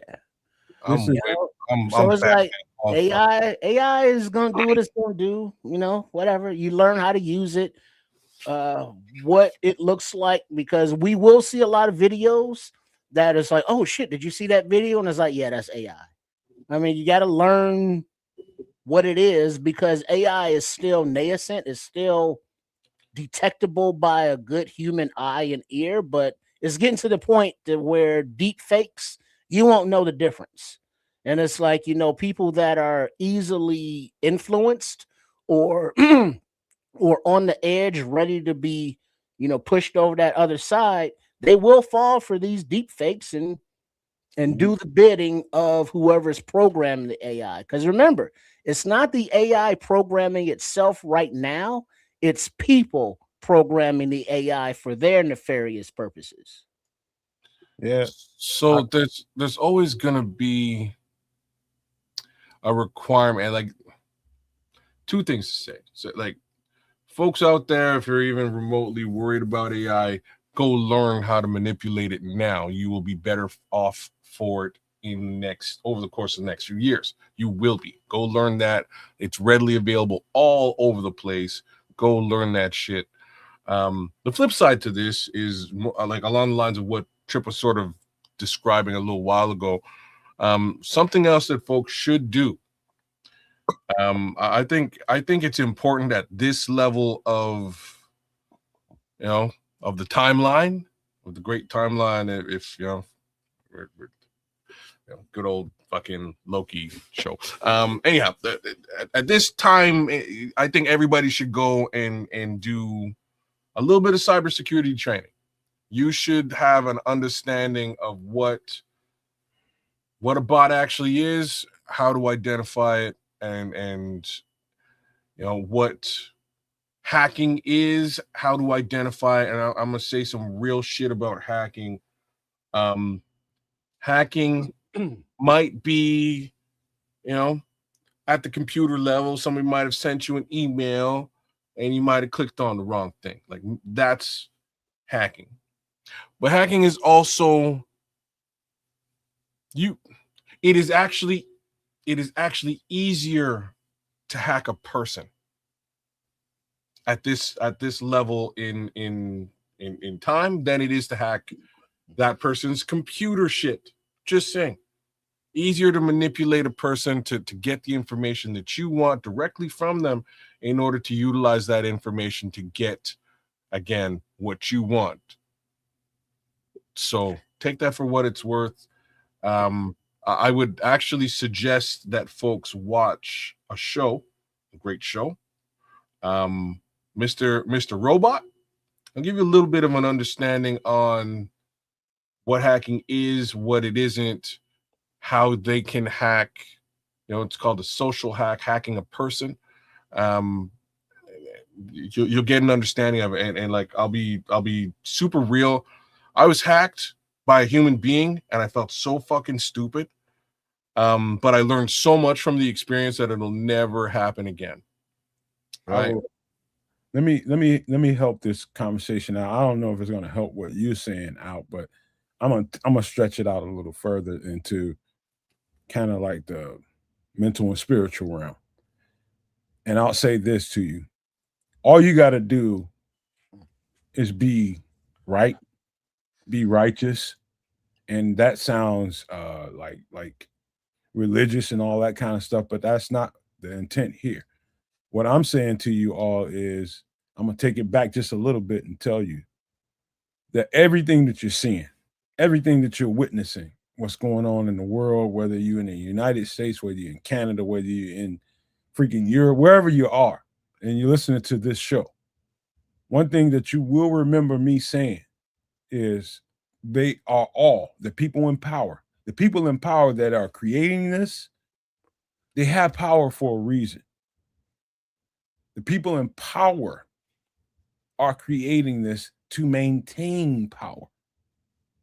What you have to know as a human being and a citizen of the world, not the United States, not Canada, not Europe, not wherever you live at in the world, what you have to know as a citizen of the world is to know that the people in power are kicking and screaming and pulling at strings just to maintain power, because they know that the people of the world, once they realize that that's them pulling at the strings and keeping you misled and keeping you having to pay all these bills and not really enjoying life and seeing the things in the world that you should see, you will live and die not enjoying the fruits of your labor if you don't see this the way I'm describing it to you. The people in power are evil as we speak right now. I don't know what the people in power are going to look like tomorrow, but as we speak right now, the people in power are evil. You understand me? Evil. And I'm talking about all the trimmings that might come with all the something steam files and all that kind of shit. And I'm not being political about this, and I refuse to do that. But I want to tell you that's listening to me that the people in power are evil. And we, as citizens of the world, have to stop them. Period. That's the story. And so all the stuff about being worried about what AI can do to you and what artificial intelligence can create, just know that there's a nucleus to it. Evil MFers. Just know that. Yeah. Any last thoughts before we get out of here? Because we do got to wrap this up, man. There's a lot of sociopaths that are in our offices, but I think the first step to understanding and dealing with elected officials, no matter the party, no matter the country, is to understand their motivations. You know, are they there for them, or are they there for the people? And then also look at, their funding. But I think one of the things that we have to really address is they are not our leaders. They are our elected officials. You look at it from that standpoint, it diminishes some of the mental power that they hold over you.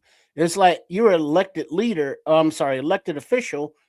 Next election, we just swap you out, as opposed to take me to your leader and we got to follow whatever it is the fuck you say. So use the different terminology, because words do matter. All right. Okay, it's real quick, man. Just stray away from the politics. Yeah, Trips just set you up for. Love how you open the politics Pandora's box. And he shouldn't have. I'm not allowed to fucking say anything about the politics Pandora's box. Here's what I'll say.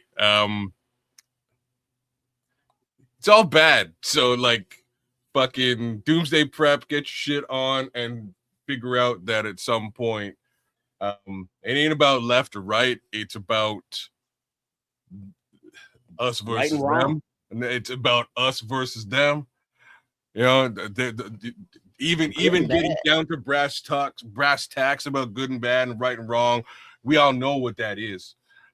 So it's them who's doing the bad, and it's us that unfortunately are also doing the bad. And I'll get to that, what that means.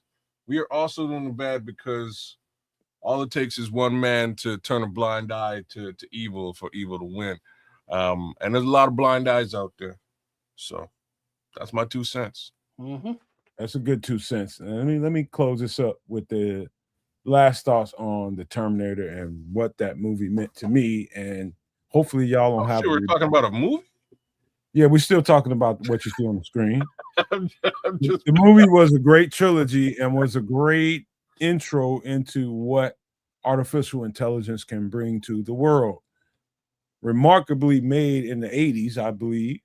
Mm-hmm. And I'm one of those people that's kind of partial to retro kind of things like this, movies and stuff like that. I got these channels on my TV where I can watch this old stuff and have conversations about it. But this one had a particular meaning for me.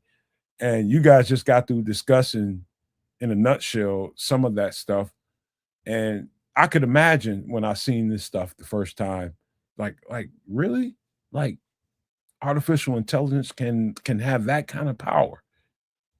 That's kind of what this movie is saying. I think somebody would stop me if I was wrong. Am I wrong when I say that? I don't think so. I don't think so. Artificial intelligence can have enormous power on your mind. And what I'm saying to you all is have control of your mind and know bullshit when you see it. Because artificially, you can be indoctrinated into stuff that you really ain't really accepting of. And I think there's a lot of people out there like that. The Really movie Shining, the Jack Nicholson character, that was a psychotic thing that he was envisioning, with the previous hotel residents and the bartender and the guy in the bathroom. But AI can fill that role, and AI can influence people to do things in real life. It's a really bad situation we found ourselves in as humans. And I just want to say that before I tell you this last thing about the Terminator series. I'm not as steeped in it as Kids is in this, but I've seen two. I've seen two. I think there's another three, at least three, that I haven't seen. But the first two were enough for me.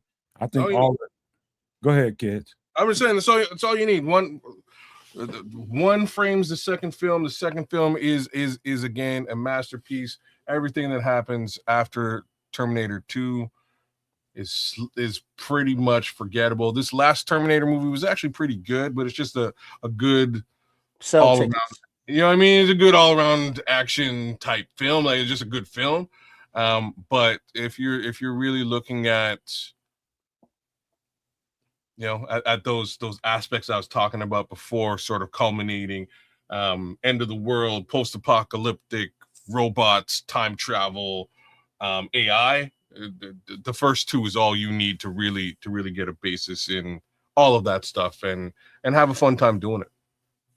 All right. Enough said with this stuff, man. We gotta get ready to close this thing out and do what we do, man. Any final thoughts about the show and what we were talking about during the show? Anything that was interesting, whether it's bears, whether it's all this other stuff we talked about, feel free to speak on it before we close this out. A shout out to John Wick, love those series, and a shout out to Dalen Terry, former Chicago Bull, as he was just recently traded to the New York Knicks for Gershon Yabusele. So, Bull's still making moves. The direction, we're not sure. Oh, Skull's got the oxtails. Oh, nice. Right on, Red Baron. Damn. Big up to everybody for tuning in. Appreciate it, as we do on every Wednesday, some extra sauce. And Sunday, Nomad at Night. Hey, Sunday, isn't that Super Bowl Sunday? We're still doing Nomad at Night, right? Oh, there's no chance we would be doing it during the bowl. Well, it's supposed to be your mock draft, but you call it. Yeah, let's watch. Let's enjoy the Super Bowl, gentlemen. No Nomad at Night this week, per Kids. I think we will. Don't blame Nomad. Blame Kids. We'll put a pin in it this week, this Sunday. Enjoy drinks, nachos, queso dip. You know what I'm saying? All that good stuff with the fam. We will have a Super Bowl hoagie as we always do around these parts. And yeah, maybe a little bit of chili. But enjoy that game. I'm torn on who goes where and who I should even cheer for. All I know is Seattle, man. Velus Jones is really all I gotta say. But JJ don't even get him started. Let's keep going. Hey, I done heard y'all talk about queso dip and chili. I ain't heard no mention of vegetables. You need something to ease all that stuff on through the system. What it's all about. That's what. Well, there will be vegetables in the chili. Huh? Yeah, ain't no goddamn vegetables on the Super Bowl. Hey, I'll put vegetables in the chili. So y'all not even having no celery and carrots with wings? I will put carrots. There will be carrots and peppers in that celery and beans too. Yeah, man, ain't no healthy when it comes to Super Bowl parties, man. None. Well, my bidet is nice and ready. So make sure y'all do what you got to do. Make sure you stay hydrated and eat a few vegetables, I guess, before. You know, you want to keep the system flowing. And big up to all the ladies, and a big up to everybody who is subscribed to Sports Chicago Style, also known as @RRSCS. And a shout out to Coach Trip, and Chef Trips for their contributions to the creative content that we provide for you. So please make sure you are subscribed. Much appreciated. And to those that are subscribed, much appreciated. Kids? Just like to say that I have as many touchdowns in this NFL season as Velus Jones does. And I think we can leave it right there. But give this beautiful dude, some love over at Kids the Canuck. Give me a like, share, subscribe. Drop me a comment. I will respond. Do the same things for my guy over at Sports Chicago Kids. And do the same thing for my guy over at the Nomad Network. Give these guys a little bit of love as well as myself so we can keep doing the darn thing for you on a regular basis. But we'll be back here next week, Wednesday. Enjoy the big game. You know, it should be a fun watch. I do expect Seattle to run it down the line. That's my thoughts on the situation. But it's a football game, and you know what? Any given Sunday, y'all. So I'll put my bets in, and hopefully the degenerate can come out. Wait, who you getting on, Matt? I got Seattle. Kids? Seattle. Yeah, make it a three-way, no Diddy, Seattle. Yeah. Guess I got to run that football this time around, though. All right. I'll tell you this, man. I just want to appreciate everybody that came to the show tonight and enjoyed the content with us. Please make sure you subscribe to all 3 channels. You know who we are, man. We are the Nomad Network. We are Sports Chicago Style, and we are Kids of Canuck. We are streaming live as we speak on all 3 platforms. Please stop for a second and hit the subscribe button. It absolutely costs you nothing. And we just would appreciate you if you did that, man. Hit the like button too if you feel like it. But I just wanted to say about all the content that we did today and start with the Bears, man. There's a bunch of virtue signaling going on when it comes to our conversation about what we think the Bears should do. Think nothing of it because that's just the way each one of us think. And some of the things that you guys said in the chat, it's the way you think about where we should go. But guess what? It doesn't matter. At the end of the day, what they're going to do in Hallis Hall is what they're going to do in Hallis Hall. We're going to find out in about like 40 days, 39, 38 days, however long it's going to be before that tampering period starts, because it's going to start sooner than you think. And we will be off Sunday per Kids of Canuck. And I'm cool with that, man, because my girlfriend's off this weekend, so I won't blame you for that. Triple R, you guys, man, kids, you guys have a good time. Enjoy your Super Bowl. We deserve that. And because we're not there, man, I'm good with that, man. So I just appreciate you guys for being here and always being lively and loving in the chat, man. I meant what I said about people that haven't seen me on Twitter, man. I just had to describe to you why. You know what I'm saying? It was important to me to explain to you guys why you don't see me on Twitter. There's principles when it comes to this life I live. I love the Bears. I love having Bears conversations. And I would love to just cut through the negative that's on that platform. I just don't have it in me because light and dark don't really mix. And that is a very dark place. And then I'm just going to stand on principle when it comes to that. Of course, it could be something that you could be losing not being there, but that's not the most important thing in the world. The Bears are not the most important thing in the world. Your life is the most important thing in the world. Your principles are the most important thing in the world. What do you stand for? What do you live for? What's your purpose? How can you apply yourself to what you see going on now currently in the world? That's your principle. How can you elevate yourself? That's your principle. Remember that. All this other stuff that we talk about, that's fun and it's entertaining and it's engaging. But at the end of the day, who are you? What are you here for? What are you supposed to be doing to help this entire world get better? That's the point. Don't let evil people hold us back. Remember that as you go into the next day of your life. And I just want to leave you guys with these famous words. Love, peace, and hair grease, y'all.